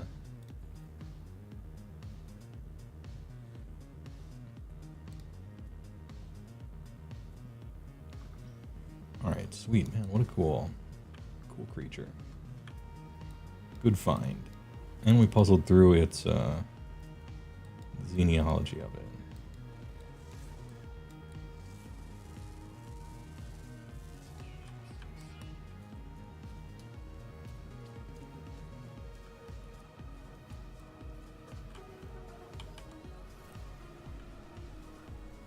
Alright, this place is kind of cool. I wonder if there's any other things here. Is there an outpost? There is.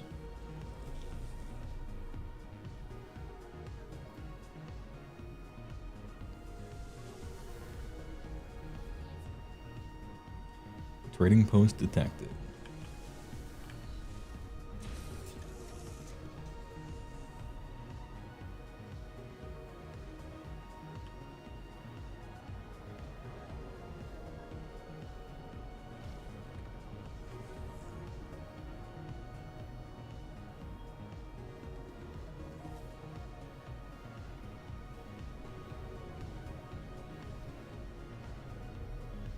Oh, civilization. It's an actual trading post, huh? Well, I can get some language here.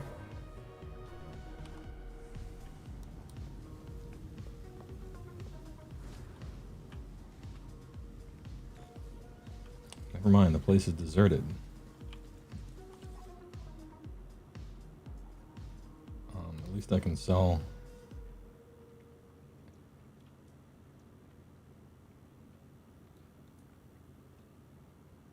stability injectors. And whatever the other thing was. Oh yeah, the million cogs.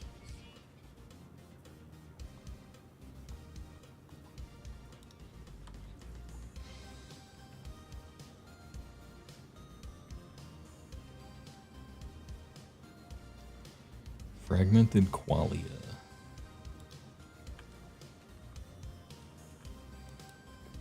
And usually the trading depot has a bunch of aliens I can talk to. Learn languages.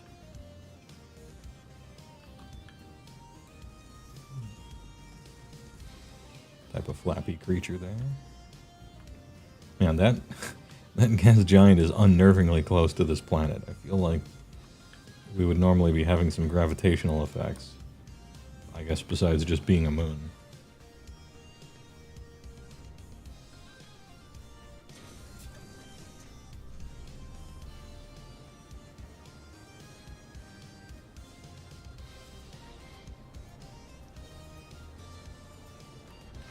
Immediate gas giant. You love to see it. That one was cool too. It was a cool giant-o.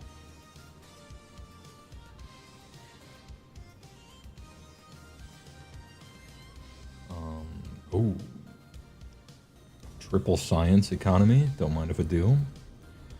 Thoughts on all factions getting terrain and spell? You play KO and you're interested to see where they go. Like priests and wizards aren't a thing for them. That's true.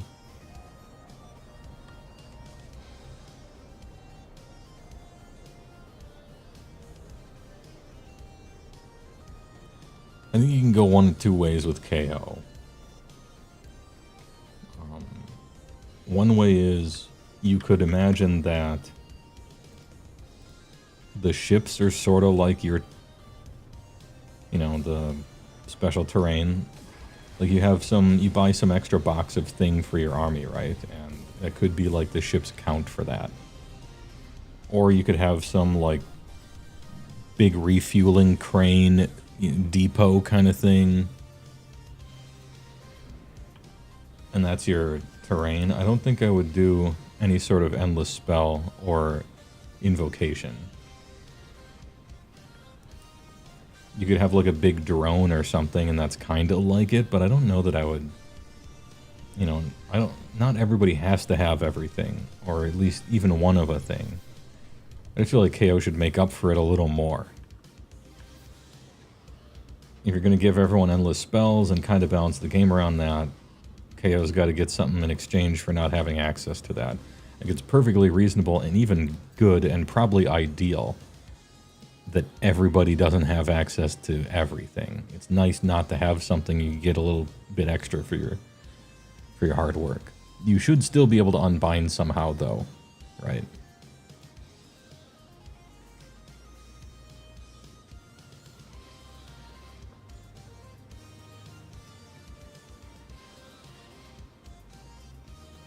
Double Arctic wind swapped. Alright. Well, there's a dispute I gotta go undispute in HeyWoah City. I mean, the chemist had the spell in a bottle thing for a while, and I thought that was cool for its time. I don't know if I would give it back to them.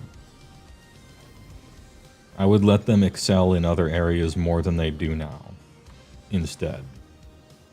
And if they have to have some extra box that you have to buy, I would make it terrain and be some, like, you know, tech scaffold, big tanker of radioactive stuff that, like, a ship can refuel on and you get some bonus from it, rather than an invocation or an endless spell.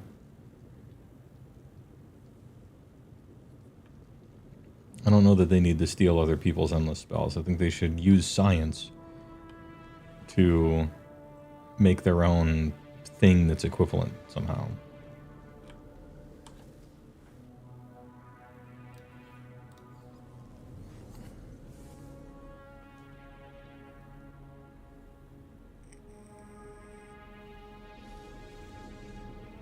Your theory is maybe once everyone gets one, they do away with the generic spells. I kind of can't wait. They always have had trouble with generic options available to everybody, haven't they? And I don't even think it's really worth blaming that on generic things. It's just they always insist on making the generic things better than the ones that the army has access to. And so I don't know if it's different teams. Like if there's a Battle Tome team and they're just incapable of writing good rules, or the generic things get play tested because it's for the core edition and so they really think about them and try to make them useful. I don't know what the issue is, but it is an issue. And I think the fact that endless spells have been like out of... It's been hard to get your hands on endless spells for a while, let's be honest, right? And perhaps they're just getting rid of the rest of them and then they'll cut the cord, I'm not sure.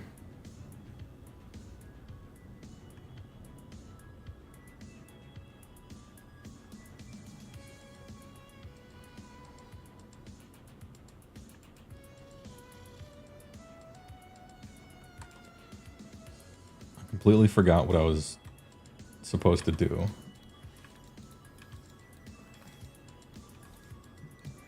Besides get my suit in order here.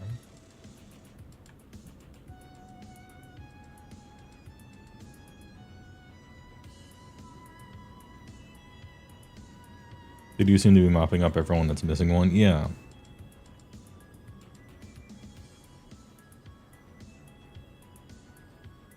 And that's fine if they want to... If their vision for the game is everyone has endless spells and terrain, I suppose that's fine. Like, you know, every commander deck has a commander.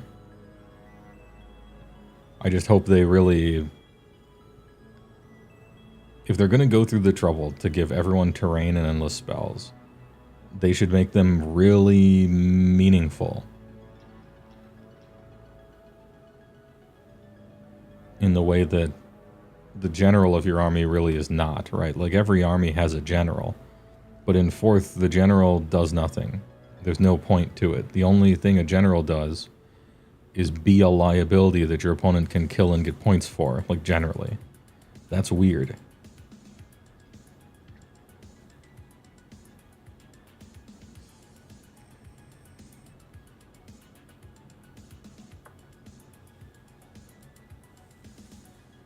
I don't know, man. That's weird.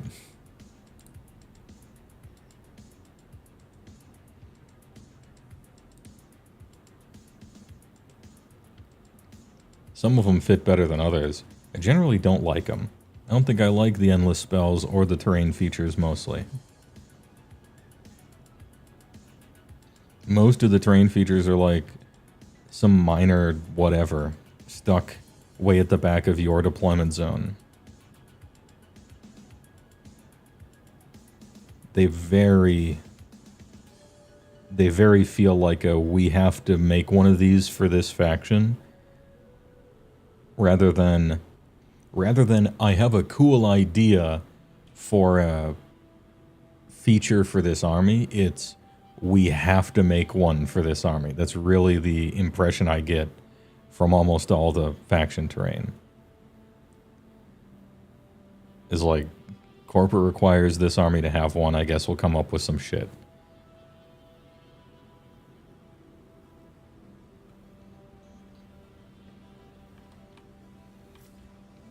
That doesn't feel great. And they're all kind of very similar. Some guy stands in them. Put a man on them. If a man is on them, it's easier to do a prayer. Or whatever.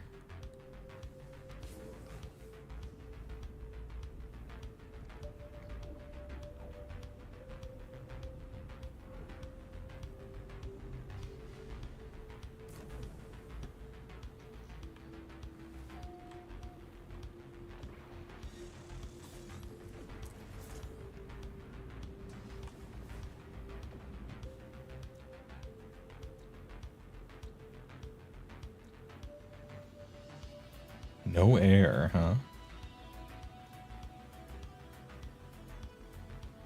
Chromatic fog planet? Okay, I'm kind of interested in some of these. I also think the way they implemented drops by half-assing stealing conquest warbands doesn't feel like what you associate with AOS armies. The army, like, list building in 4th is awful.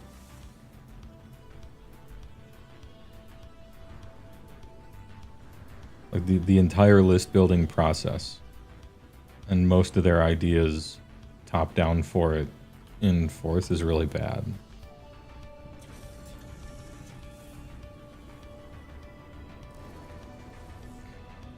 I kind of don't know what they were thinking.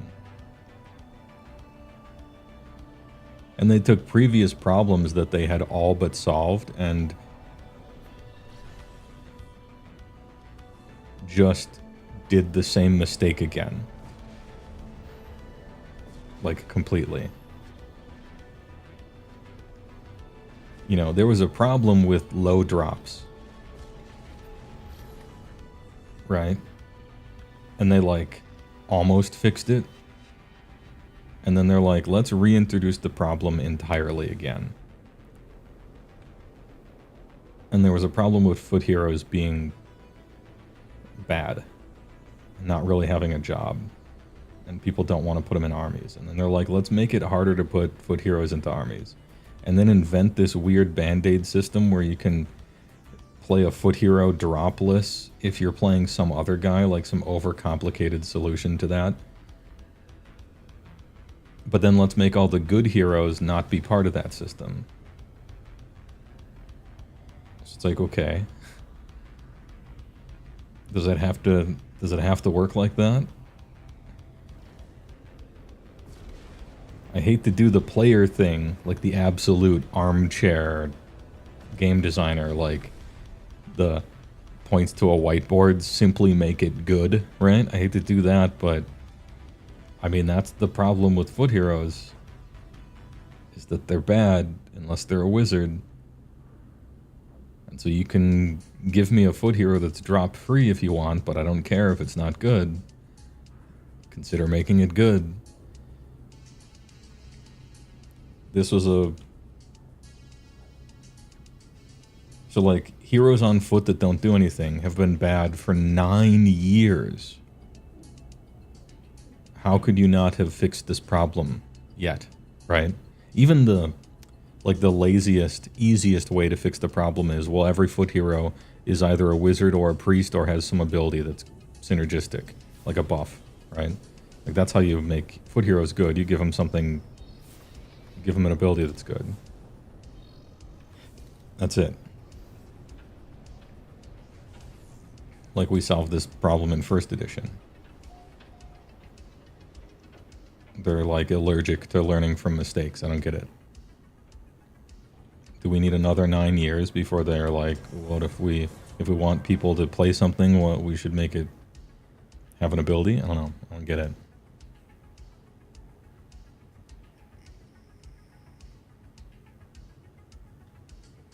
You know, Meeps, I've been trying to find a good way of saying it, because I don't want to be Mr. Negative, 4th edition sucks, you know, blah, blah, blah. Because I always have good things to say about 4th, and it, like, feels good to play it. But I have so many problems with it, too. And I think maybe you hit it. Your friend and you agree that 4th is really fun to play, but it's not fun to talk about or think about. It's not fun to build lists. It's not fun to theory craft. There's nothing really to talk about. You just take the obvious choice and build your army, and then playing the game is a really smooth experience.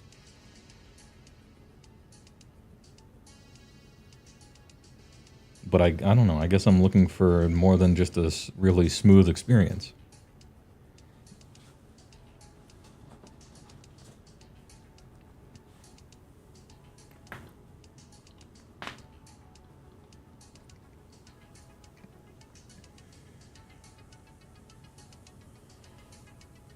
You're about to try Path to Glory to inject some spice into it? You know, I always called it Path to Ignory. But, you know, I'm like Thanos, you know, maybe I treated you too harshly. Like, there's just nothing, you know, maybe it's the savior. I just don't want to play with little armies, I want to play big armies. But the reason I want to play big armies is so I can fit a bunch of cool stuff in. And they've done a lot of work making sure that you don't have a lot of cool stuff to choose between.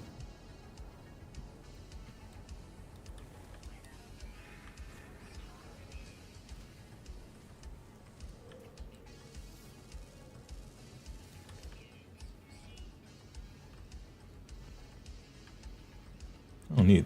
Full circle. Oh, this is the Noir planet. This looks nice. Little photo opportunity here. You just start with big armies? Maybe we'll just start with big armies. I don't know much about Path to Glory because I just always ignore it. Can you just play 2,000 point Path to Glory and it's fine? Maybe do that, you know?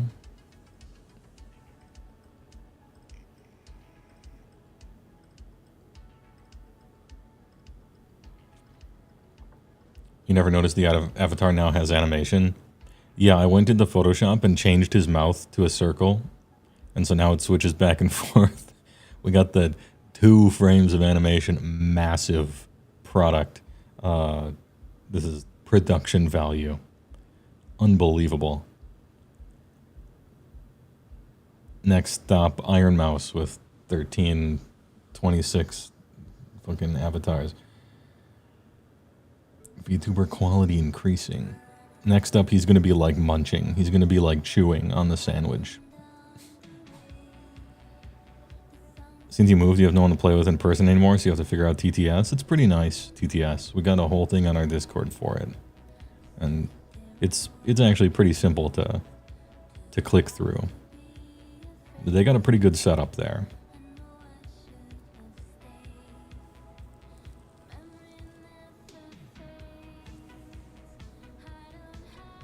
Isn't there a photo? They put a photo mode in the game, I just never cared about it. Let's see.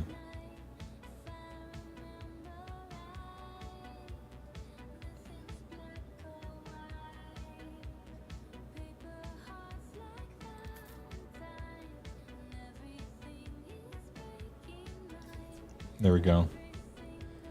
Photo taken. I even caught the ship going by. Filmmaker over here.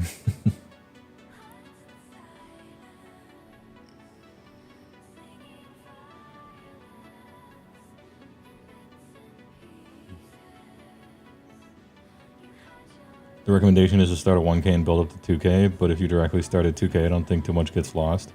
I never really did that.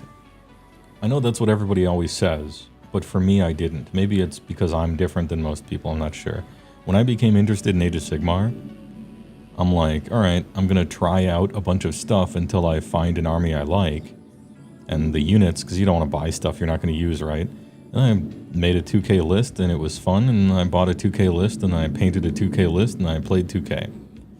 I was totally uninterested in playing like one squad, or going to a grow league, or painting 950 points and scooting it. I don't care. I don't play Age of Sigmar. And that was fine with me. But I think most people want to dip their toe in or something.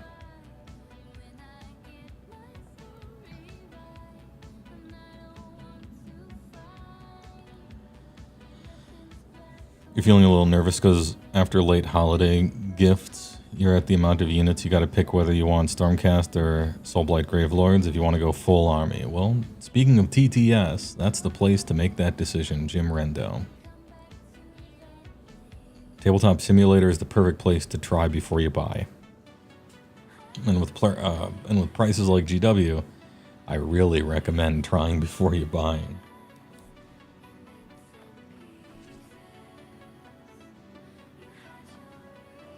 So wonderful, such a nice looking planet, you know? What a nice planet. I like the monochrome planet. I almost said planet. Probably because of the R in chrome, I don't know. Start whatever size you want, lots of stuff you can customize, add to all your dudes. It's not perfect, but it at least gives you something to play with and think about, yeah. And, you know, I don't care about it, but it's really important to the game that they made Spearhead work so well. To just pick up and play, no thought, no choices, just like buy half an army and play. I think that's really good for the game that they have a play mode like that.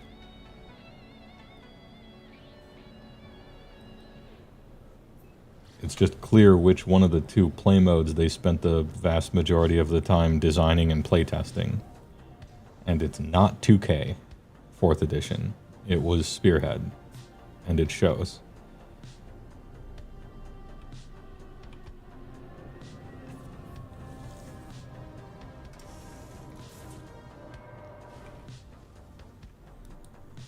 You've been painting a lot? You only have 2 models left for your Spearhead. Ogre's almost done. First fully painted army. It's nice. It's nice to have. You're going to be really judgmental about yourself, obviously, all the time. You look at this model or that guy's face or this guy's shoulder or this weapon or whatever. But there is actually something kind of magical that really ties their room together when you put a whole army with a coherent color scheme amidst all of them on the table that you've done, you know, and then you look at them from 4 feet away, isometric a little bit.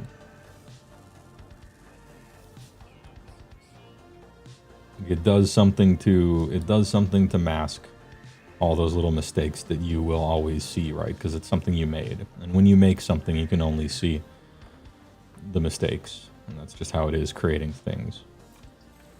But you get a bunch of guys, they all have a coherent color scheme. You did it, you know, you finished it, and you put them all next to each other. It kind of ties the room together.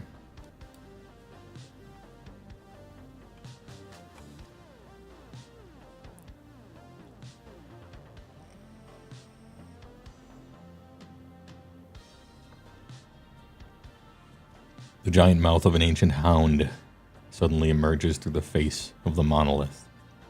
It opens its jaws wide and foul-smelling spittle streaks my visor. My nausea is tempered by the sight of valuable commodities balanced on its giant tongue. Shall we place an offering of condensed carbon or remove the goods? I'm going to place an offering. I don't care about treasure. I'm here to learn language. The hound swallows my offerings and licks me enthusiastically. The vision fades. I find I am blessed by an ancient power.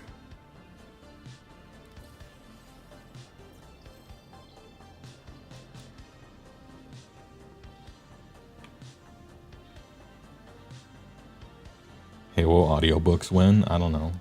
Somebody asks me to. I'm not like an actor, right? I can do some voices, but I'm not like a professional. I can do like Dungeons and Dragons, You're the Game Master voices, but I can't do like actual voice work, you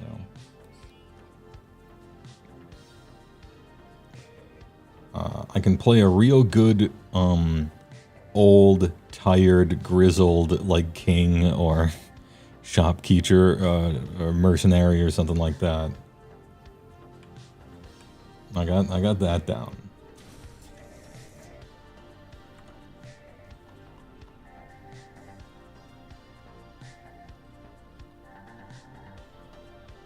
I thought I had that purple stuff in here. Oh, it's the Starship. I meant the suit, yeah.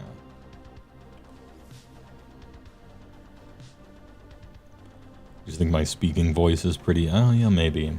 I mean, I'm from Wisconsin, so... maybe that's weird to other people.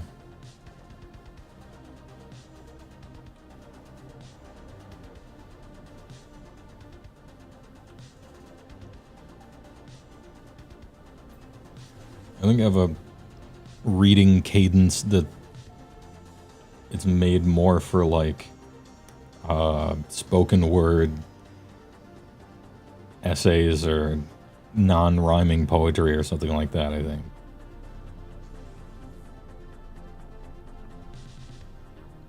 More than voice work or something.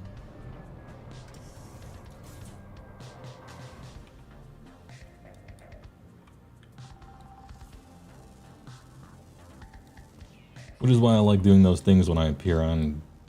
I did it the last 2 times I was on Warhammer Weekly, and now I feel like I gotta do it every time I'm on the show. Where whatever the topic is, I'm like, I show up and I'm like, I wrote something about this topic, and then just do a little speech.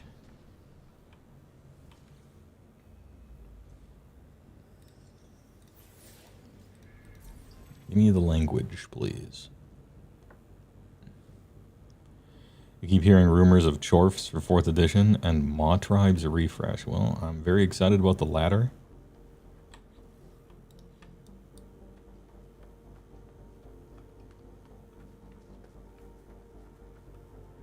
My opinion on brand new armies remains the same. I feel like sometimes I'm the annoyed parent, and GW is the child you're trying to get to eat their fucking peas. Sometimes I feel that way. It's like you can't have dessert. until you clean your plate. Like, eat your vegetables before you have your fucking brownie, okay? I know you want to make brand new armies, but you're having supply issues constantly, and there's a lot of aging crap that needs refreshes. And there's entire armies that are really small and are waiting for their second wave, like Fire Slayers and IDK. I know you want to just make a brand new faction out of nowhere, but can we eat our vegetables first? I feel like that a lot of the time. It's the same thing with the Gitmob Grotz in Gloomspite. It's like, here's the faction of Spiderfang, which is all but it's like extinct. The lack of support that Spiderfang has. They're basically a dead faction. It just still exists. And they're like, hey, let's make something new for Gloomspite. Oh, should it be spiders that are 75 years old and terrible and you've never given them anything? No, let's make a brand new thing.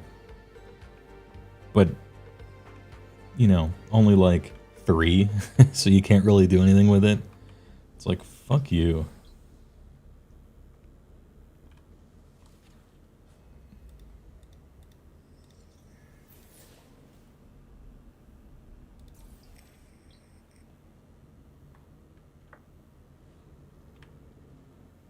And yeah, probably flushing the toilet and putting them in Old World or something, like, that's fine. But I would do it sooner rather than later. Like, why wait?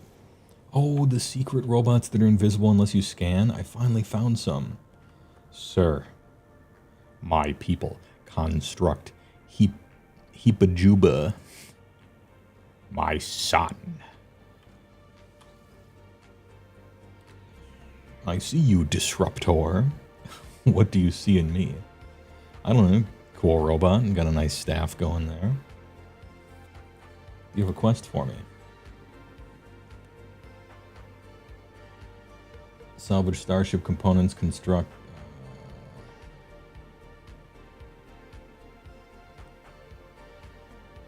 Salvage from a downed Starship. That's a really long quest and annoying, but I need to collect more ship parts, so sure. We'll do the quest. We'll do the quests for all these guys.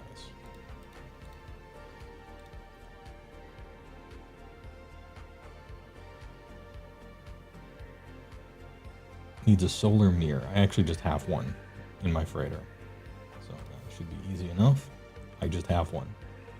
I have like 10,000 of everything chilling in the freighter in case I need to turn it in for a quest or construct. Is it only these 2? Is it only 2 of these guys? Right. Generally there's 3, but maybe it is just the 2. No, there we go. It was you on the edges. You have a theory on Spiderfang and Gitmob? I'm listening. Salvage another down starship. Alright, 2 down starships. This guy wanted the mirror, which I have.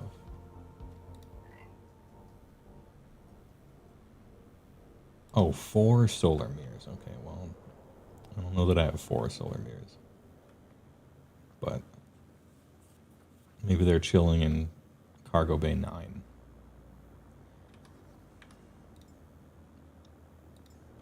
Let's find out.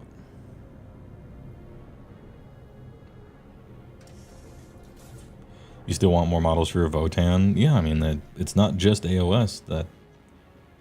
it's not just the AOS game system where certain factions are kind of waiting for the next shoe to drop. Gitmob and 3E were given the line, their saliva is venomous and toxic in the extreme. You think wolves are supposed to replace spiders, but something happened behind the scenes to make spiders stick around a while longer, and the venom in the wolf's lore doesn't show up on their war scrolls yet. Okay, interesting.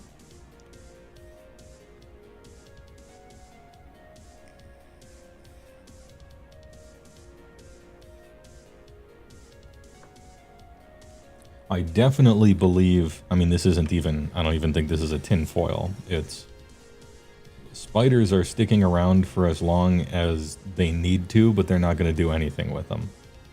And they are destined for the dustbin of history. That much is like pretty clear. I don't think that's a surprise. And whatever they were going to do with Gits, you might as well just keep the spiders around until you do. I guess, well, let's put it this way. Every edition that spiders stay in the game, I'm kind of low-key surprised. I suppose I'll put it that way.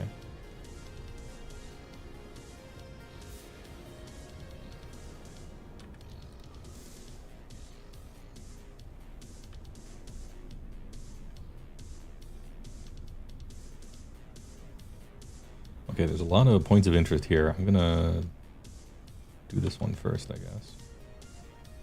Why is that a house? Why is that a picture of a house? Also, where was that ship again?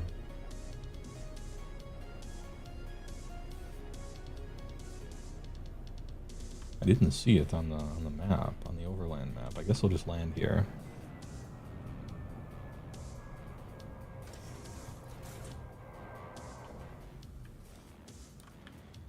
Alright, show me the ship. 250.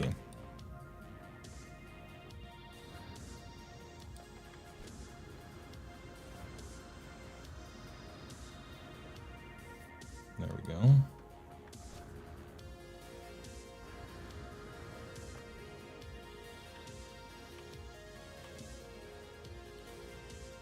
The goop. Take some nanites. Distress beacon. The ship's interior is pitch black. I fumble through the darkness until I reach two doors. One leads to a glittering cargo hold and the other is marked with the symbol of the Atlas. Red light seeps from the cracks around its edges. How can this be here? We open the Atlas door. I'm drowned in blinding red light. I awaken restored with an exoscoot. Oh, I don't need an exoscoot. Shitty life support model. Trash. Good try. Anyway, we take over the ship.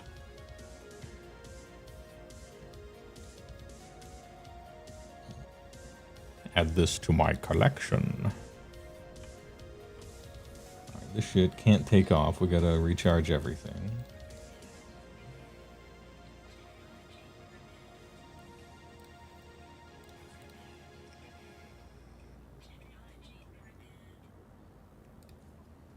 Oh, I don't need the hyperdrive.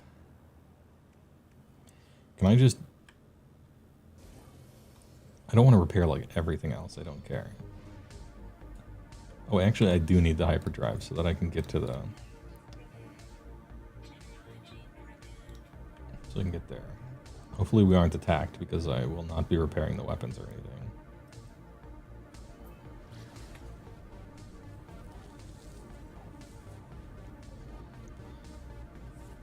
Salvage time.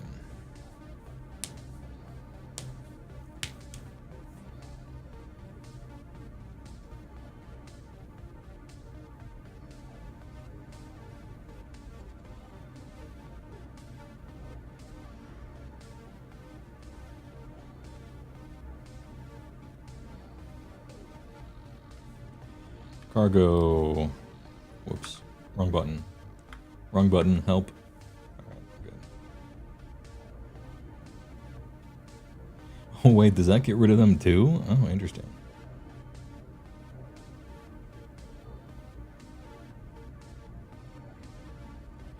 We are either much farther away from this than I thought, or my ship is a lot faster than this ship. I think it's that. I think it's that one.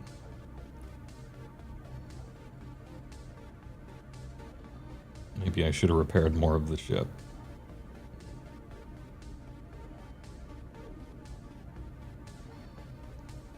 I need 440k worth of Starship components. Ooh, you know, maybe repairing stuff is probably... Since I'm still moving, I might as well, right? I have infinite resources. That might have something to do with what we can salvage from it, you know, so... Pugnasium. I remember when they first introduced Pugnasium. Technology repaired.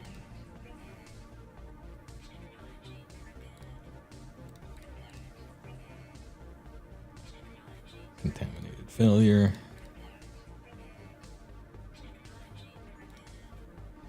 You know, I might be out of big soup. What am I supposed to have for lunch here?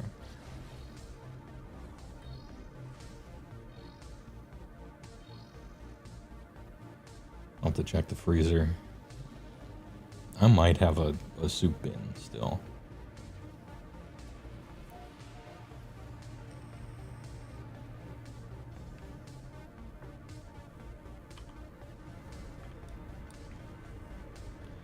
Okay, we'll junk it.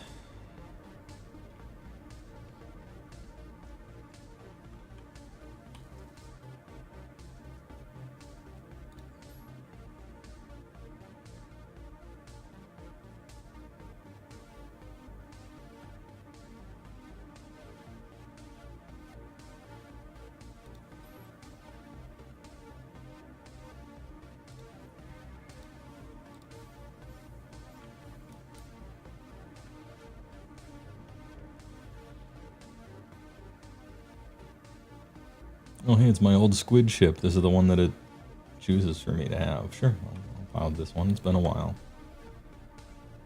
The squid ship.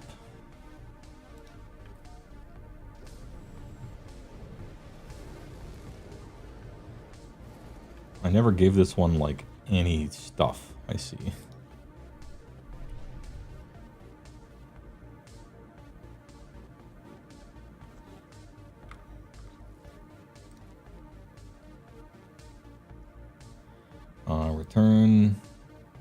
Return, solar mirror, sure. Wait, that's not the planet, it's... Hold up. Let's make some solar mirrors first. Okay. That should give me an update, right? There it is.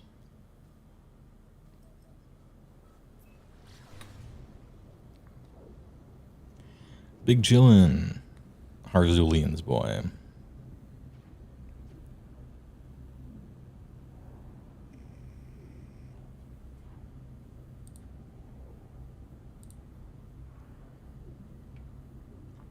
I have to remember I can't get into any fights.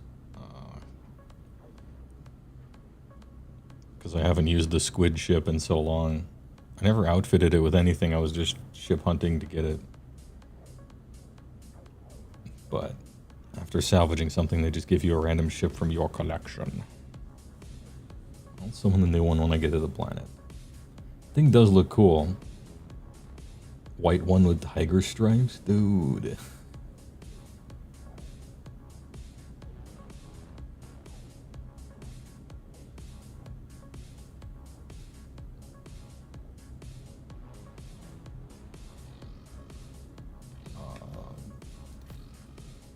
Does this still work? Does that work with this one? It does. Good. Good. Because I don't have a cargo scrambler on this ship.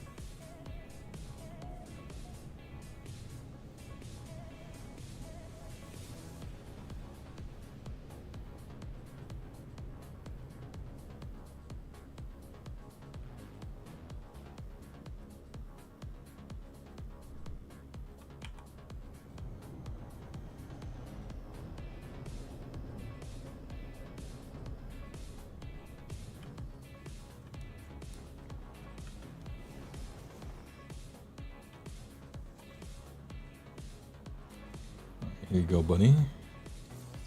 Solar mirrors. I learned the word for apply. Gotta pump that autophage.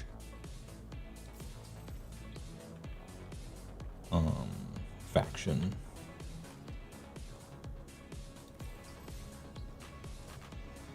Nice. Okay. That means this planet has those guys, so I'm gonna do some more of these and try to find them. I still need a bunch of quests from them, just for max standing and everything. But let's summon the good ship.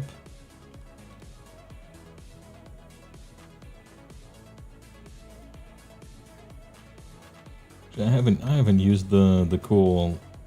I haven't used the fighter jet looking one in a while. Let's do that.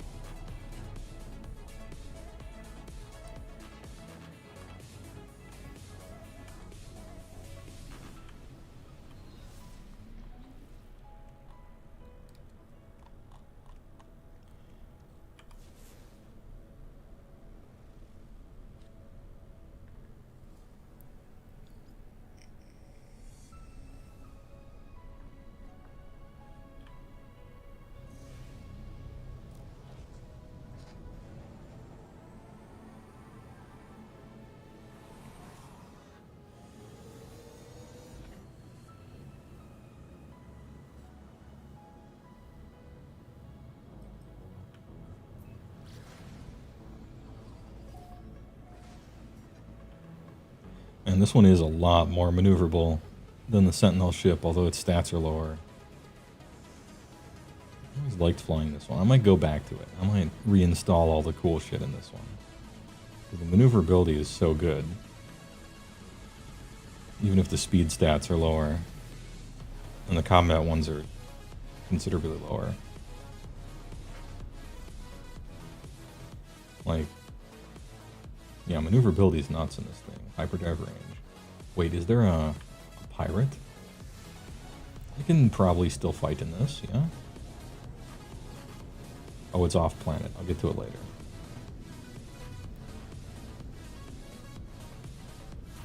I'll get to it in a second.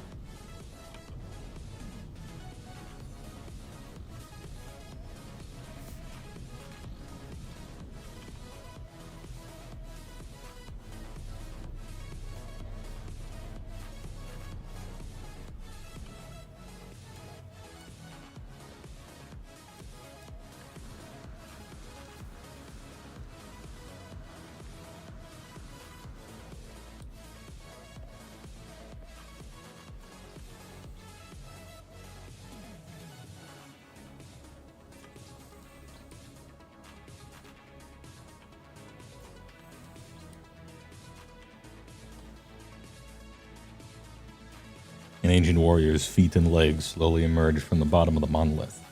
The rest of their torso then follows, unceremoniously pushed out onto the bare rock. They have been decapitated. Blood drips at my feet high above me. A disembodied head laughs at my shock. It shouts, a guttural command of encouragement. Stand or dodge. We stand. We're land standards. I hold myself still, composed. The spectral blade passes through my neck. I pass the test.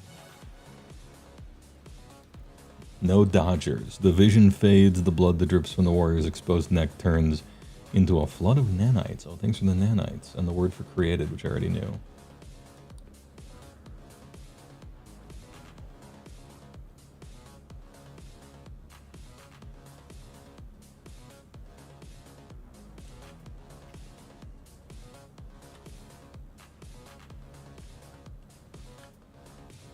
Excuse me? Hello?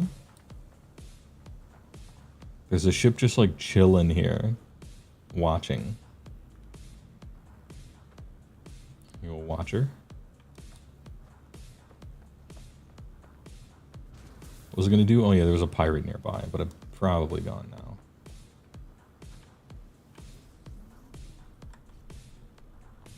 Next.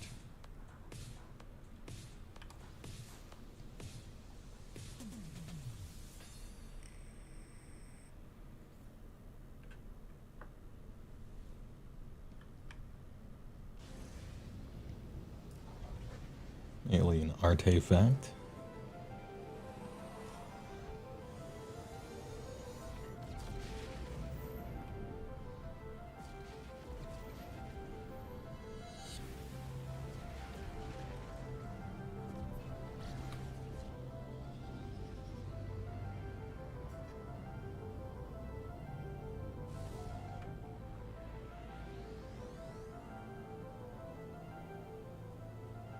I like the monochrome planets. I just find them peaceful. They're always nice to find.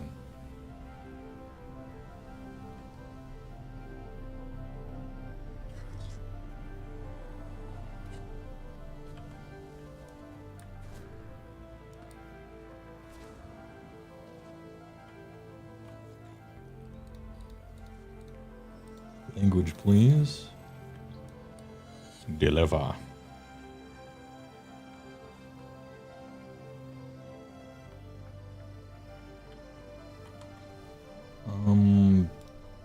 Oh wait, I was supposed to be...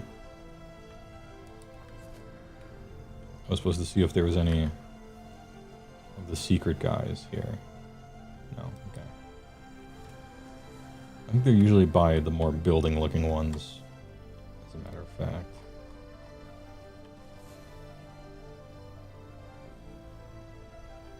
I'll give it one more go. To find another group of building Secret robots.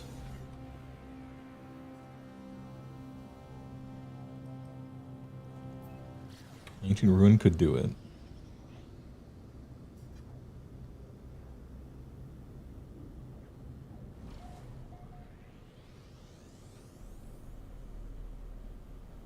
Planet Omifont Sigma.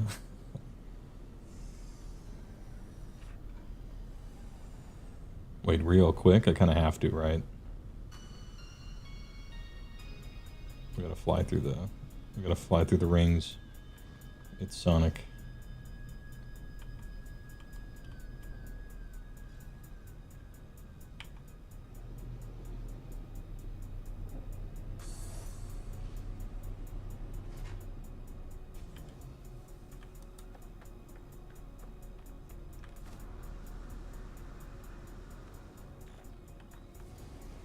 Oh, yes, more. Okay, sick. More robots. Big.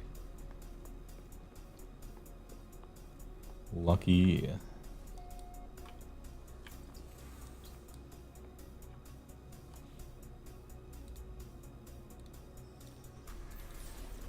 Help with language.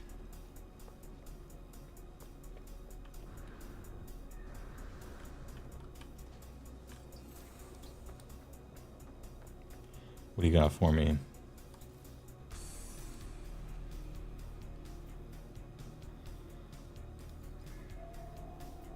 Collect rusted metal. I will. What do you got for me?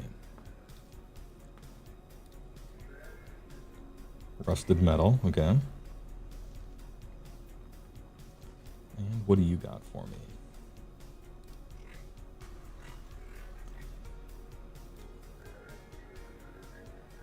Dioxite, okay. Sure thing, boss.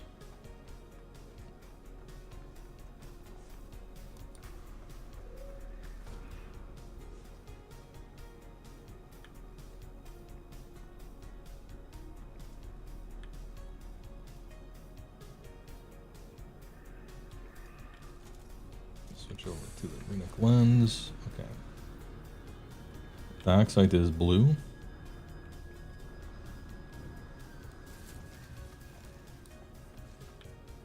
That's that, right? Dioxide deposit. Oh, it needs the terrain generator, sure. I need 390.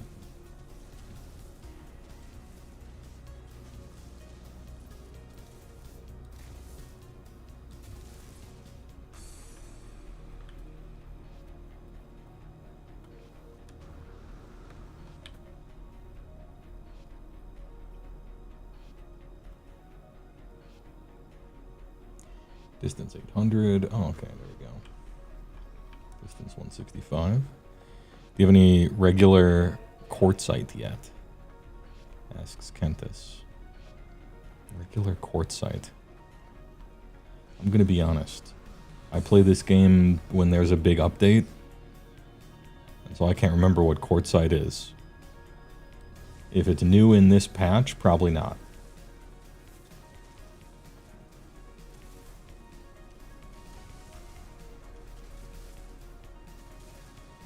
It's the new mat. Okay, yeah, no, I haven't done any of the Undersea stuff yet, which is perhaps where that comes from.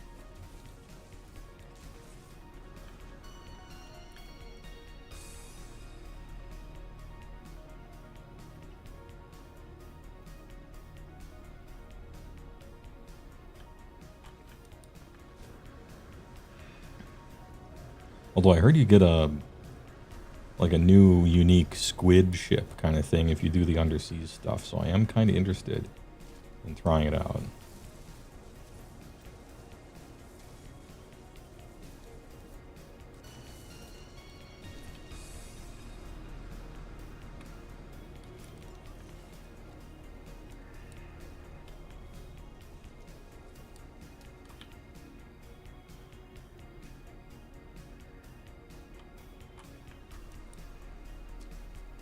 Is that where it comes from, Kentis?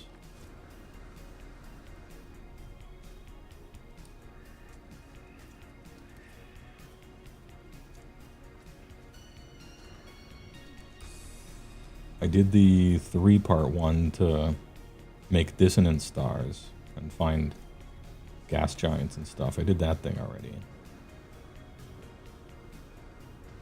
But none of the underseas. I actually haven't found one of those, like, miles deep super ocean planets quite yet, although I haven't been exactly searching for them.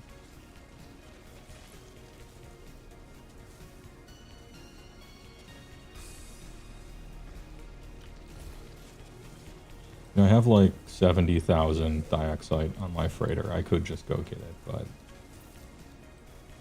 like, sometimes we'll engage with the quests the way they want you to. Every once in a while.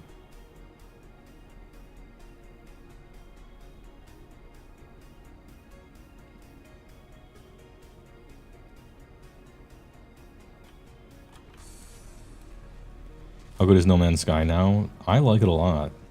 I'm a big fan. There's so much to do in it. They really... Okay, I see that up there. Okay, so that's where it is, huh?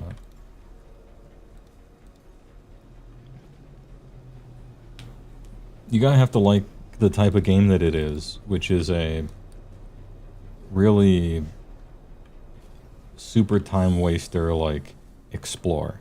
If you actually like exploring places and having a shallow but satisfying interaction with a really wide range of things, and finding stuff and naming stuff and building bases, and you know, there's some combat, but it's all pretty easy. Be a pirate for a little while, fight cops to get like pugnasium and stuff. There's it's just like a comfy experience.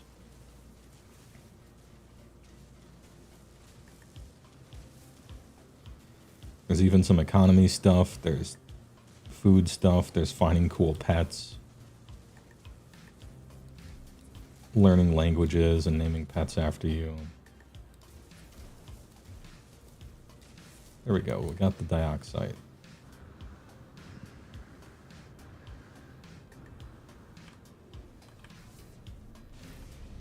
I was probably pretty close to the quest, right?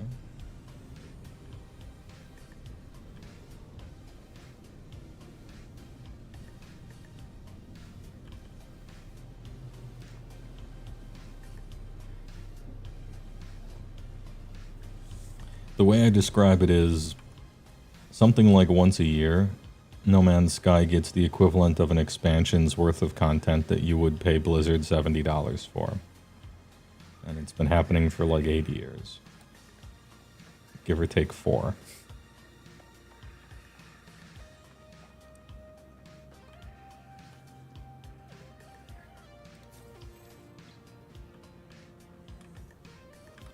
As far as the rust,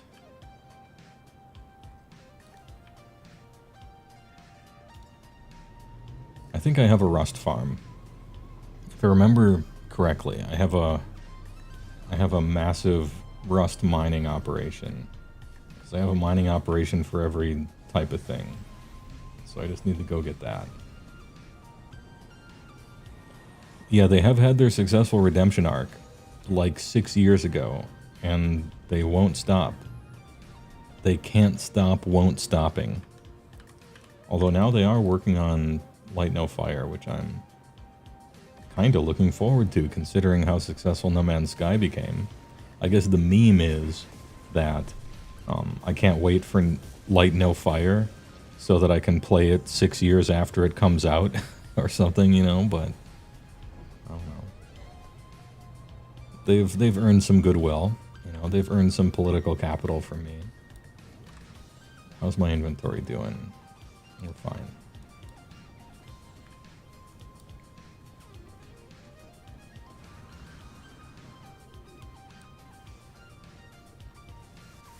Now, just so we're clear, I do need rusted metal. Yeah, okay.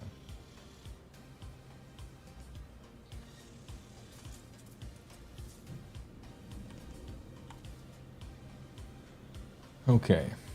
Pillar gate base, sulfurine mine, Beholder Planet, Neon Goop Planet, Pink Volcano World, Nitrogen, Radon, Silver Gold, Copper, Ferrite, Emerald, Activated Indium, Basalt, Oxygen, Indium, Cobalt, Cadmium. Ooh, I might not have a rusted... I might not have a rust farm. I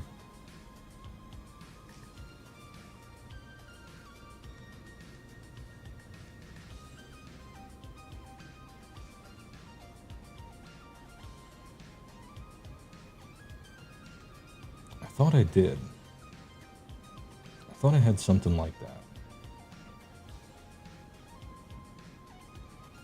Could it be that's how you get ferrite, is you turn rust into ferrite? I'm gonna just check out my ferrite mine real quick. It's been a long time.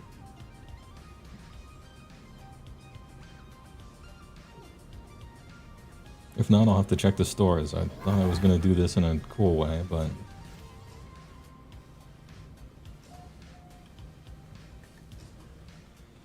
Alright, we got the mining planet. One of the many. Oh, this is on a moon with low gravity. Cool. Alright. Supply depot. Yeah, it's storing rusted metal. Perfect. Alright, 81,000 rusted metal. Perfect. I can probably split the stack size a few times. Put it in the old exosuit. Yeah, and then I have the refiners to turn the rusted metal into ferrite, and that's why it's a ferrite mine. Okay, I knew I had a rusted metal mine on one of these planets. I have a lot of mining, terraforming planets, just in case I need materials of any type. And I don't need to do it that way. It's just fun. You gotta roleplay a little bit.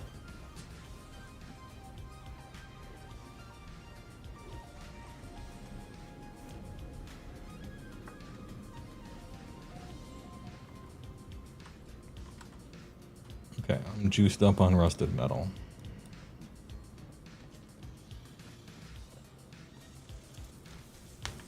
Here you go, buddy. Let's switch ships.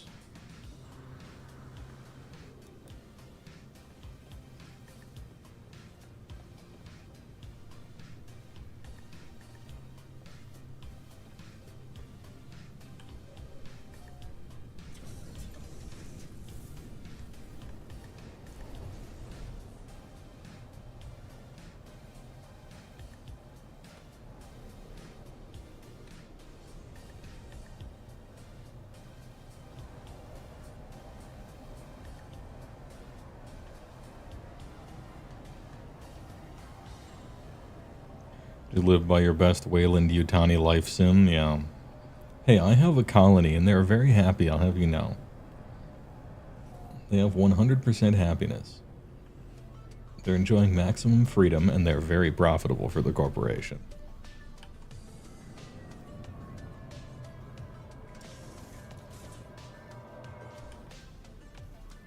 There aren't even any xenomorphs.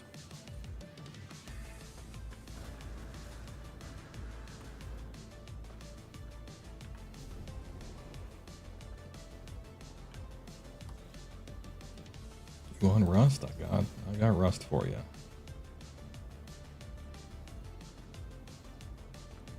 Which is the other one that wanted rust? Was it you?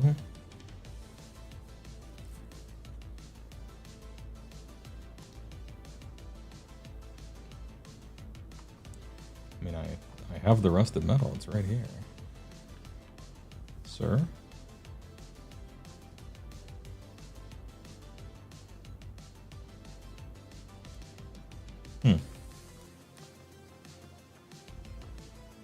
Well, what's that about?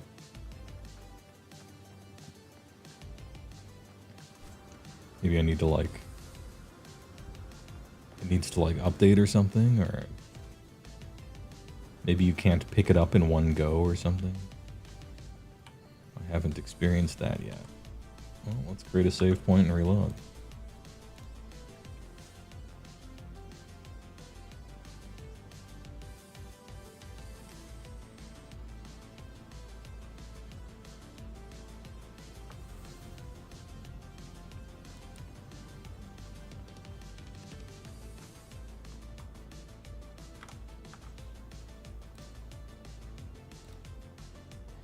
Yeah, 250 out of 250. Maybe I just needed to reload. Yep, I did. Okay, it just had to be, it took a little bit, but we're good. There you go.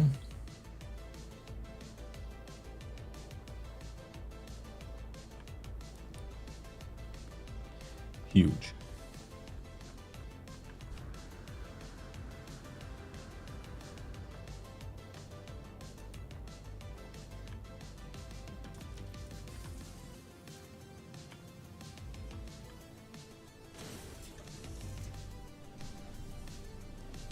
We'll do one more. Oh, I ran out. Okay. Is this Giedi Prime? I actually don't know. I don't usually name the planets. I name the companion creatures I get. This is OM Font Sigma to you. OM Font Sigma.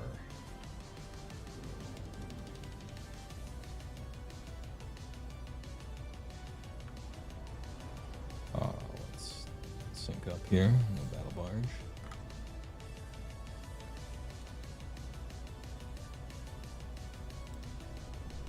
Citizen dispute has arisen. Oh, well, hold up. Actual Sigmar planets. How's the fishing? I just bought a fishing rod and haven't fished yet. I bought a fishing rod, haven't fished yet, but they did introduce fishing. And I noticed in the options menu, one of the options you can click is have it auto fish for you so you don't have to click any buttons. Love it. Great work. Yes. I want to, we're right there in Black Desert. If there's a fishing minigame, I don't want it to require me to actually do anything. We're setting up auto fisher for sure. Been playing Nier Automata. Fish all the time. Yeah. 10 out of 10. Don't eat the one fish unless you want the one of those endings, though. Let's go to HeyWoah City 2077. Actually, do eat the one fish because you want to collect all the endings,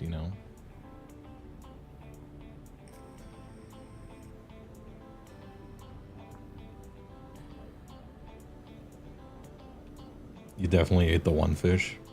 Man, that game is so good. I love that game.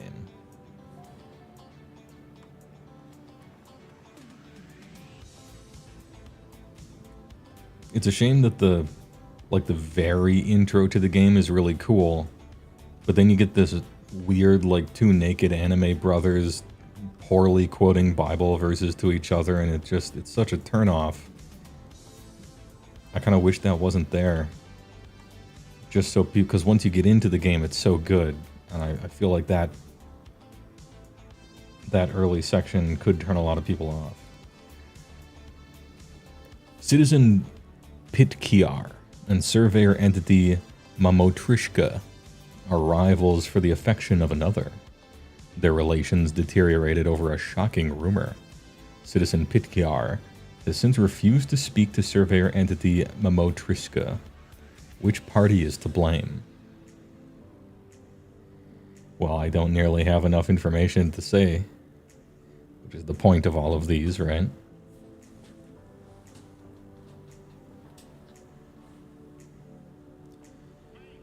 So your rivals, competing for the affection of another. Their relations is here over a shocking rumor.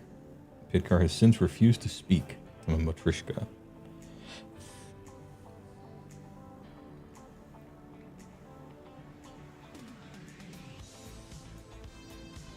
I don't know that any blame needs to be issued in this at all. Like, to the victor go the spoils. Who cares if they're not talking to each other? Did they used to be friends? I don't know.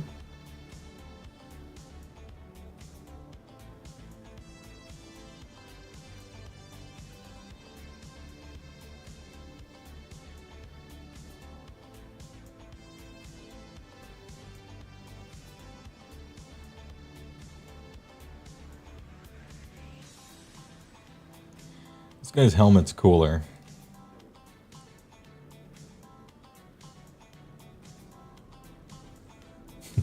Shoot them both, take their bride. Cut the bride in twain and give half to each suitor. Yeah, all right.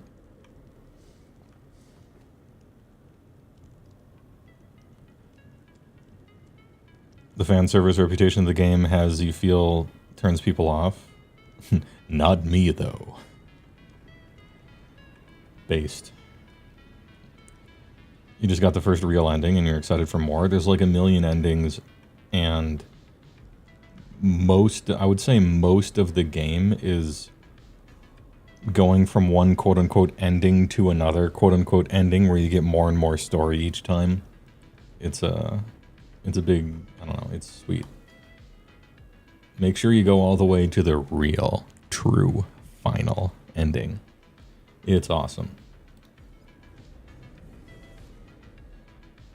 Back when you played more Final Fantasy XIV, you convinced your friend to do the fishing boat minigame on a trial account, and he became obsessed. Hey, alright. I don't remember the fishing boat thing, and I played Final Fantasy XIV a decent amount for the first few expansions. Maybe that's the deal. I'll upload that. Actually, Terraforming Catastrophe, I kind of like the sound of that. New-tober. What's on New-tober? Move over, old Tober. There's a new Tober in town. It's the 8th one.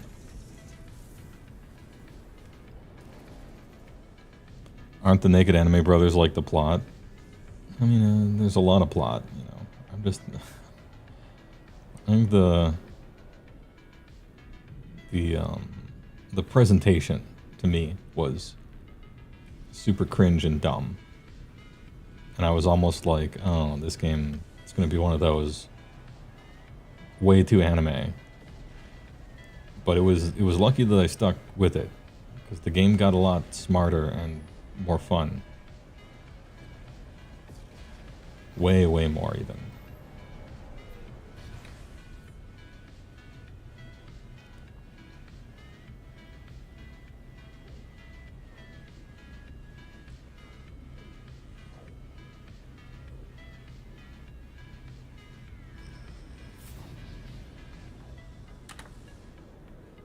What is it? Oh, it's one of those. No thanks.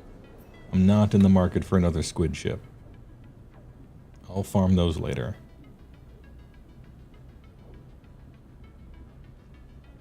This blue dinger right here may or may not be the Terraforming Catastrophe, but I know it was small and it was at the edge.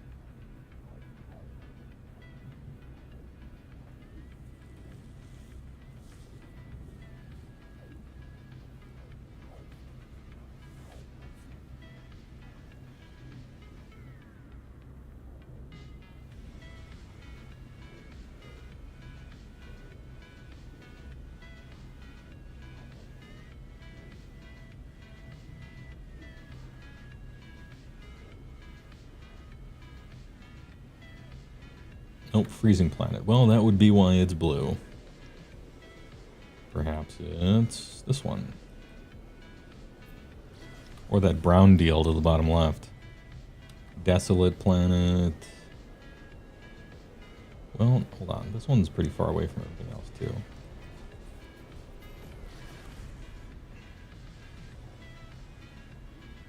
Airless planet. Okay, no, not even any air. Cerulean planet. Let's jam the signal.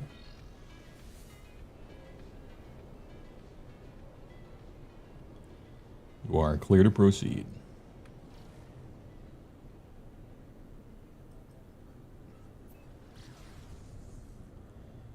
Chromatic fog planet. That was the first one. That one was cool. What about this one?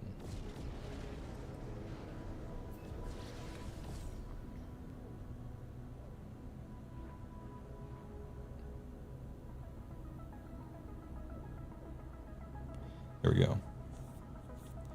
Terraforming catastrophe. It would make sense that it has a ring, right? That's all the debris.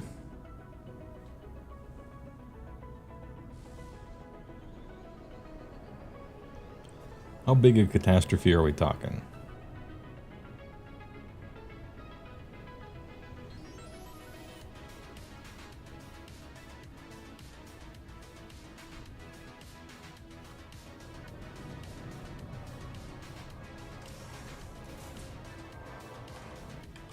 Okay, so like a dangerous plant. Yeah, so there's kind of nothing. I figured that that could be the case.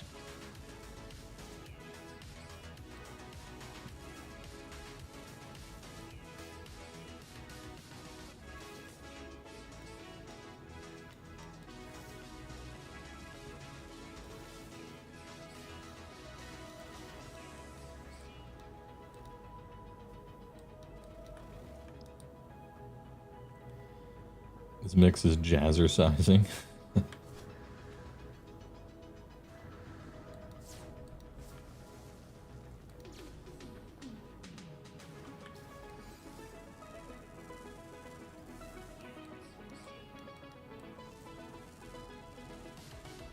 Yeah, this is one of those planets where there's just 7 different types of rocks, huh?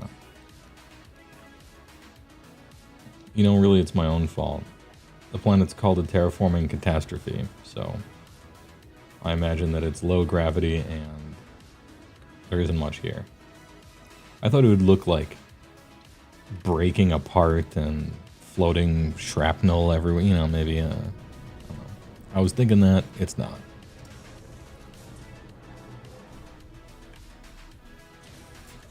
And we're off.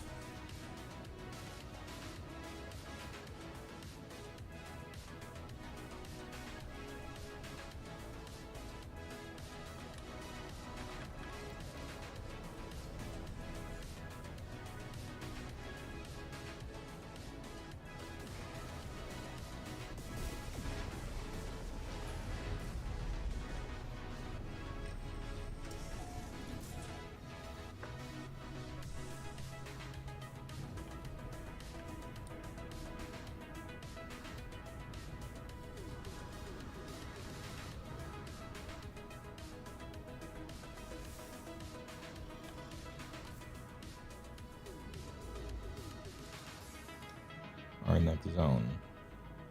Dissonant. Do I want to go to a dissonant place? I can go to dissonant place and try to find a radioactive planet and get another glowy see-through pet. That'd be fun.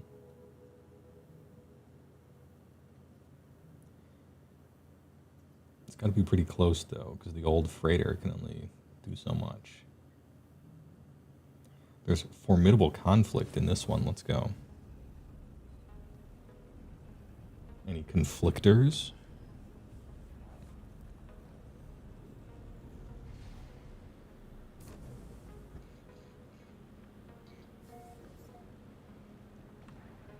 The Srelilu system.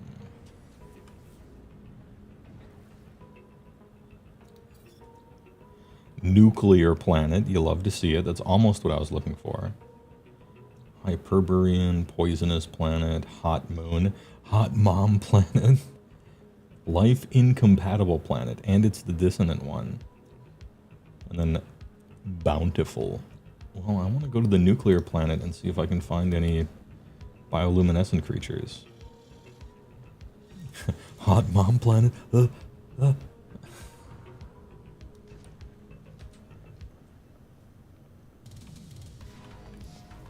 Alright, boys, get your scrunchies around your ankles.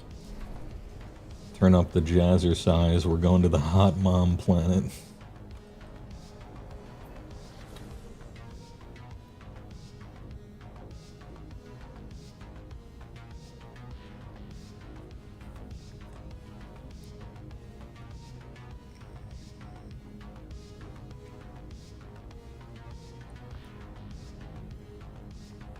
I mean, this one's bountiful, but we're going to go to all of them.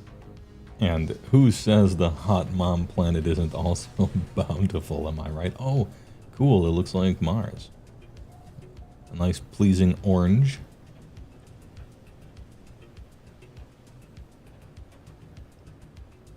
What do you mean by bountiful? We've got some trees, funny colors.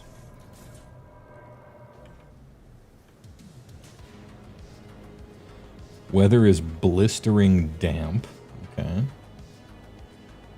It's 232 degrees Fahrenheit right now. That's pretty hot. What kind of creatures we got here? Dinos.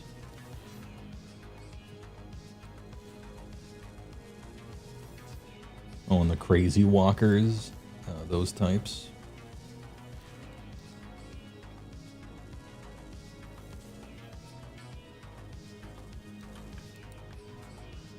Just want to see what kind of fauna we have here. Looks like a antelope type or a grazer deer type.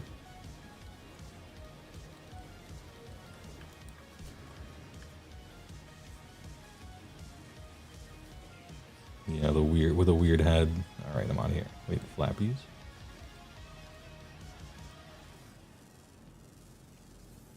Okay, just bird-like.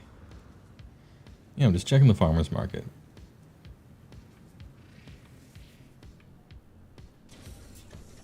Bring an offering of rose wine to show you're friendly. A little rosé. Little expensive sounding cheese.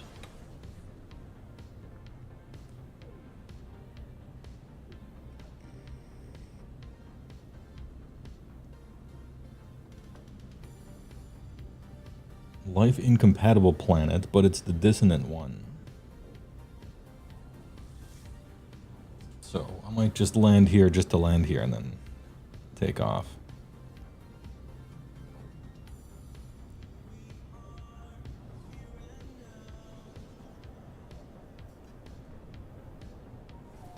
If this is a life incompatible planet, then how come there's all this life? It's the fucking hostess white donut planet.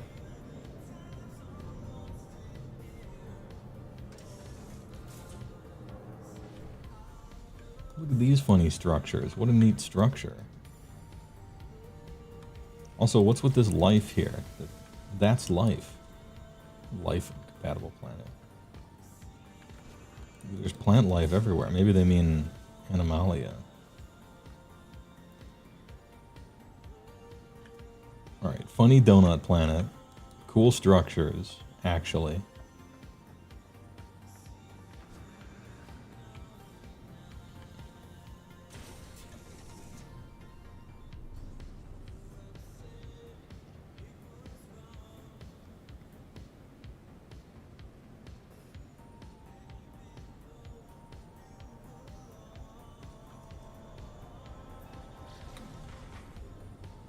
Slowly make my way back.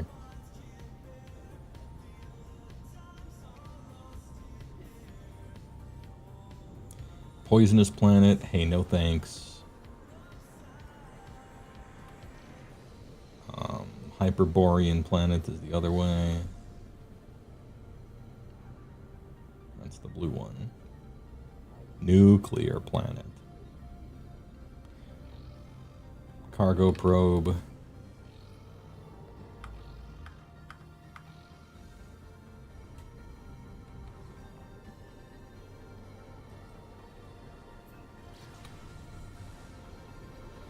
I know radioactive planets are the ones that have bioluminescent creatures, or at least that's the one that I found was. I don't know if that's just all of them or I was lucky. A nuclear planet. The weather is gamma cyclones. Okay. It's 10.9 rads. Whoa, whoa, okay, now we're swimming in it. Now we're swimming in it. Hey, it's a good thing I upgraded my suit with the maximum everything. Extremely high radiation. Yeah, I know. I'm aware. I'm aware. All right. Thank you, Jarvis. Extreme water radiation. Extreme air radiation. Yeah, we're at 11 rads. I don't know what a rad is, I'm going to be honest. But we're at 11 of them, and it's blinking red, so that probably means a lot. Are there any creatures on this planet that I can see? Yeah, okay, there's a flappy. What a hideous creature that is.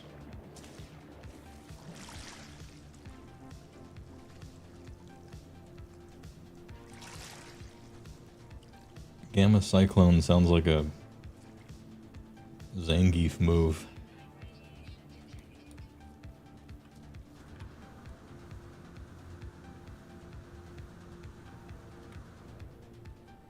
Okay, we're out of the hot water.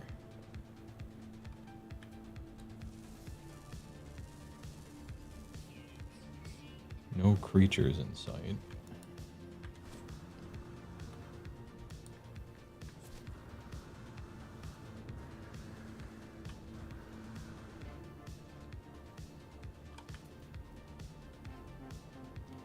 Alluring specimen. What's that?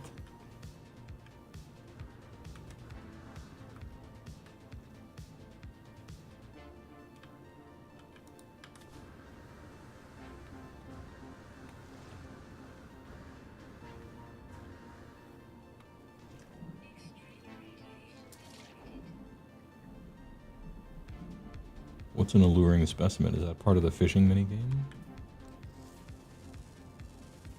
Alright, got sailfish over there. Got the tubes. Got some other tubes.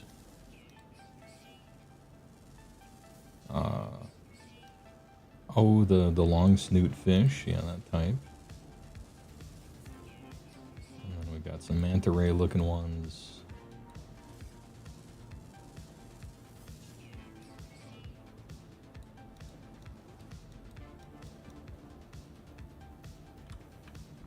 Anyway, let's re-up the shields.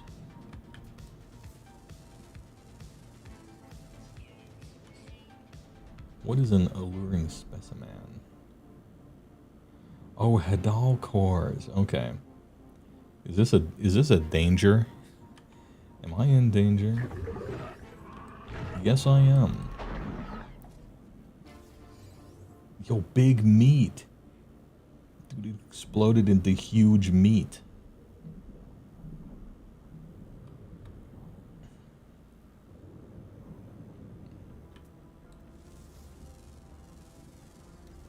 Well, now when I know what an alluring specimen is, I want more. Bamboozled by spicy water. Well, now all I have to do is find some more alluring specimens, right? Which could be anywhere.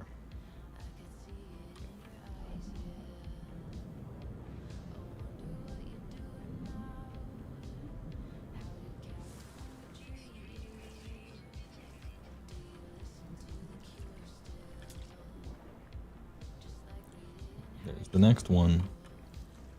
You know what I probably should use?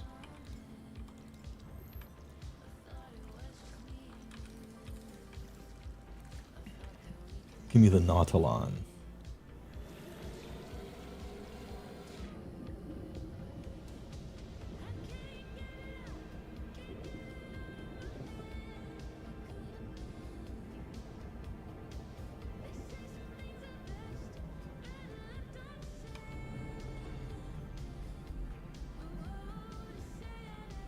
Okay, do I steal another Hadal core or try to move into the middle of it?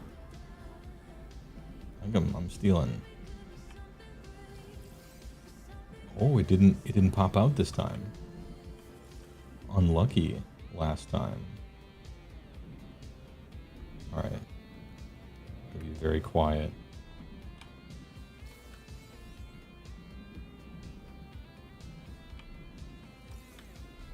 Sort of like an angler fish, right?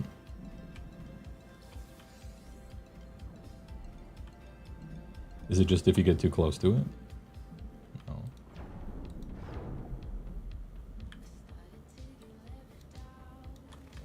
Okay. So sometimes it's a trick.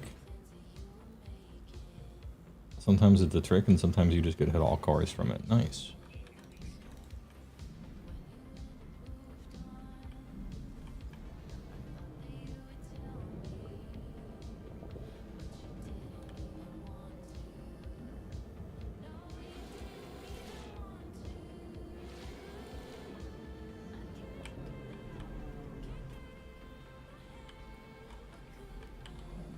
I don't know how many head all cores I have, if any.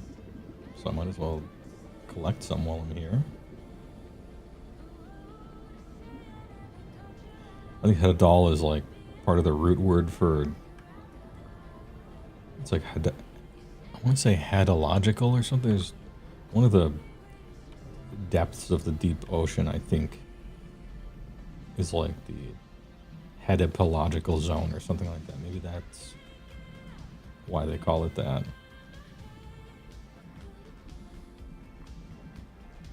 Alluring specimen.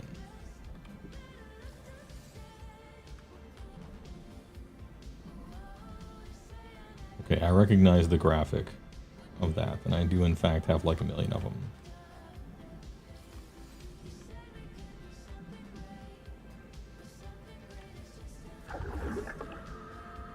Oh, the big fish, I heard it. Where is it? There it is. Explode into big meat. The huge meat chunks are so funny.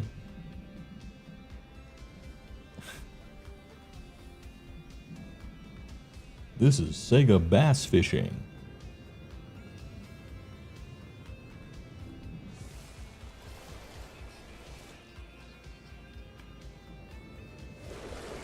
Dude, above the water is actually terrifying during extreme weather, isn't it?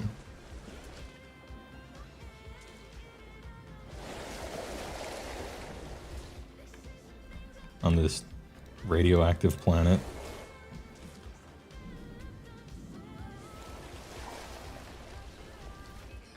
Help, it's nuclear.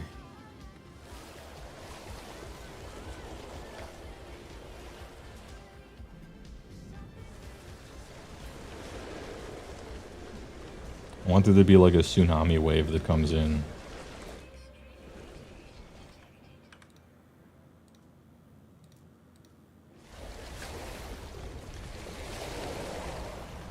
Good thing I installed water landing jets on my ship recently with the new update.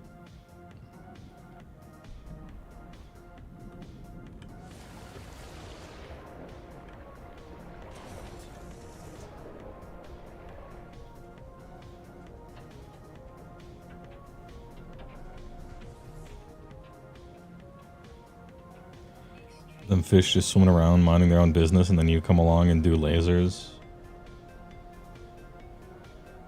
Yeah, well. That'll teach them to mind their own business, but also it'll teach them to attack me, because the one that attacked me got blown up into huge meat chunks, so... Maybe just hope I go away. And I do. 2,000 years later, those fish will have religious myth about a suit-wearing biped with lasers.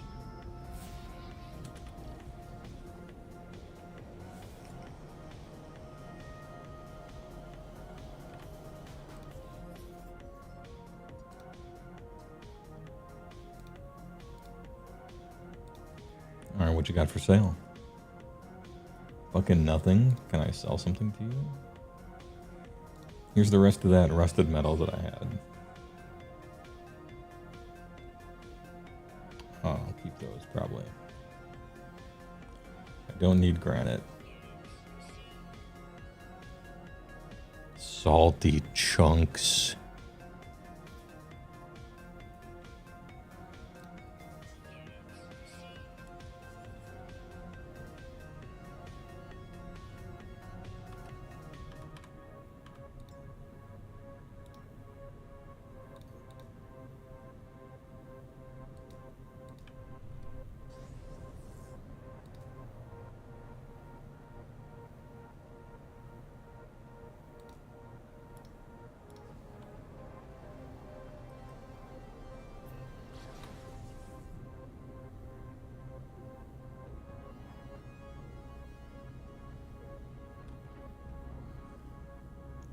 Yeah, the ocean is spook.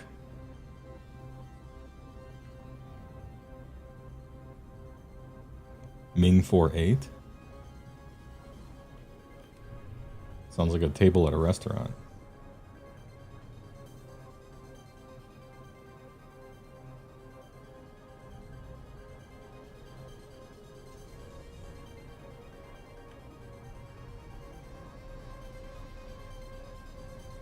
Oh no. Okay, good. The tractor beam worked. I thought it was gonna get stuck there or something.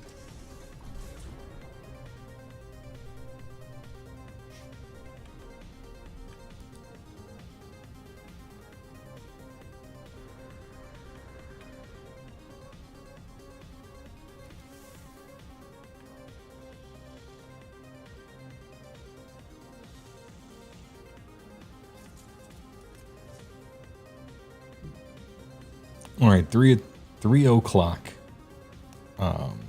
It's quitting time. It's time for big lunch and getting some work done. Thanks for being here for chill. No Man's Sky. Looking at the new update. The only thing left to do is like the super ocean stuff. I'll do that sometime. Maybe on stream, probably not.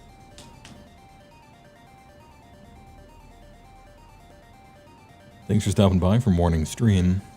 Saturday. If I find anybody with pictures of the Gietz book, I'll definitely go over that. Just gotta get some pics, you know. Anyway, TY for watching. Appreciate. See you probably Monday, you know? And look forward to the podcast thing coming out next week. I should probably make a video too, you know, just so there's something there for when the podcast comes out and people might click on my channel. We'll see if I have time. Anyway, TY for stopping by. See ya.